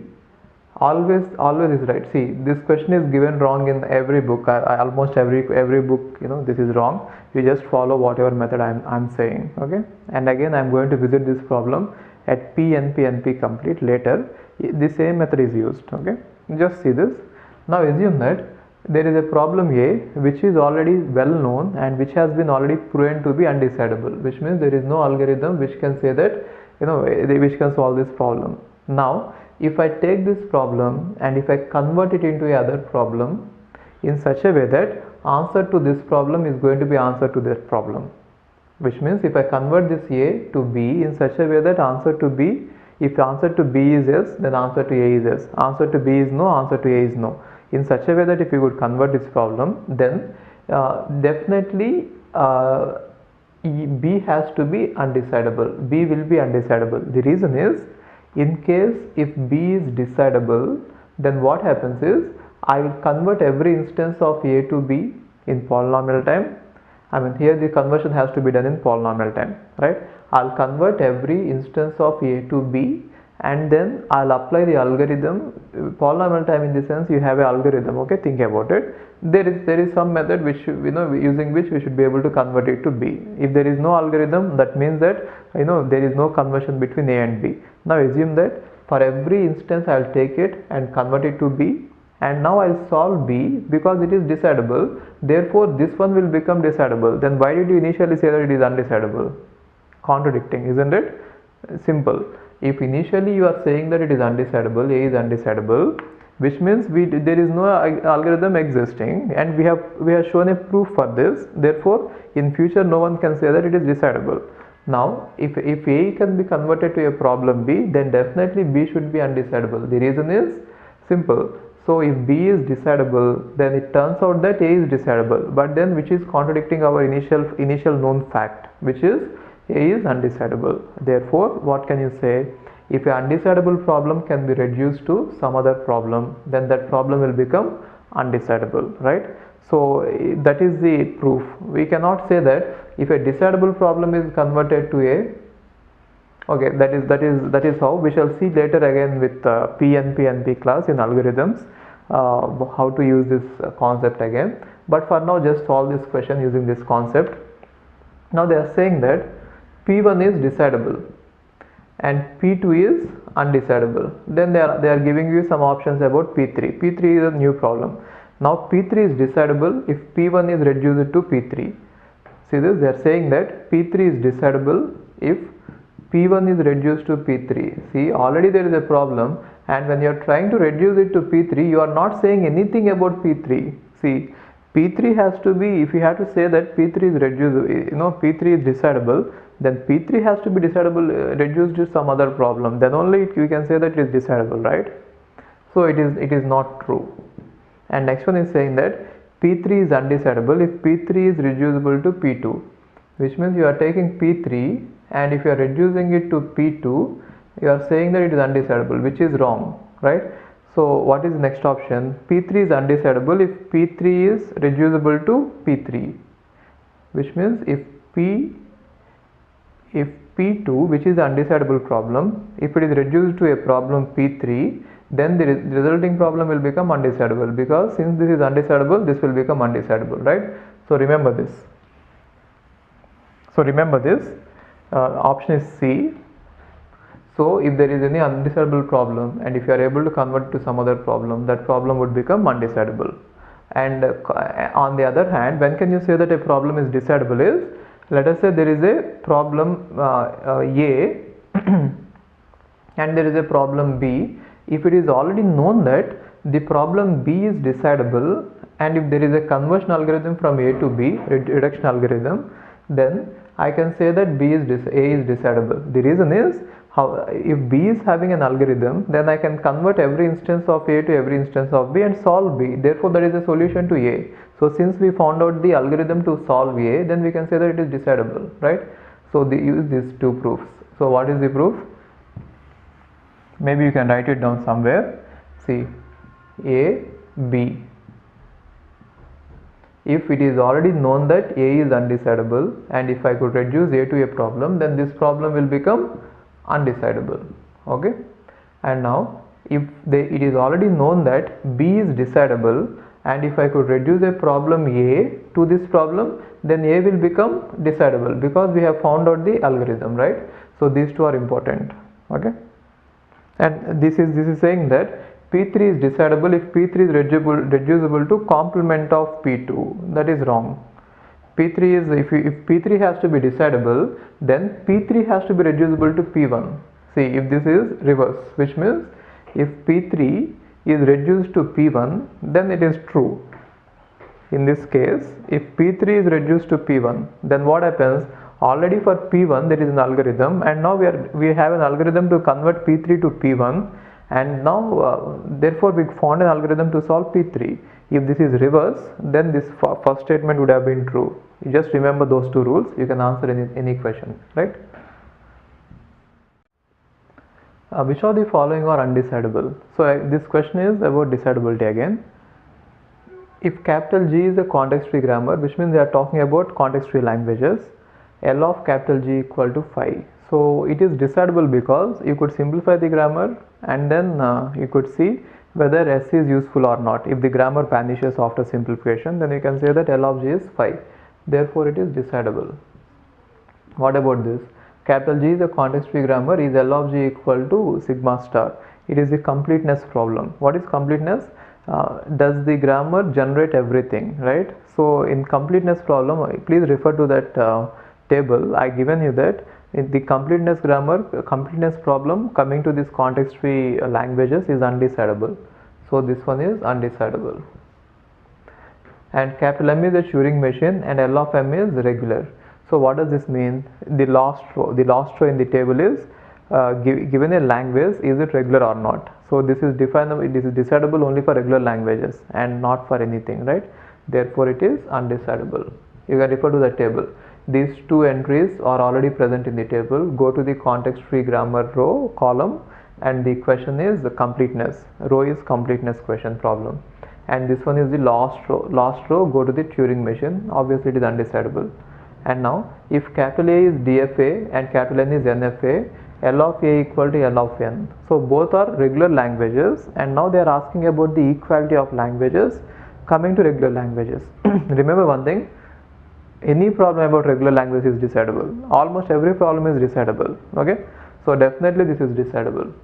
So what are the options? Now these two and 3 are the two statements which are undecidable. In the options they are given 1, 2, 2, 3, 3, 4, something like this. So these two are undecidable. Okay.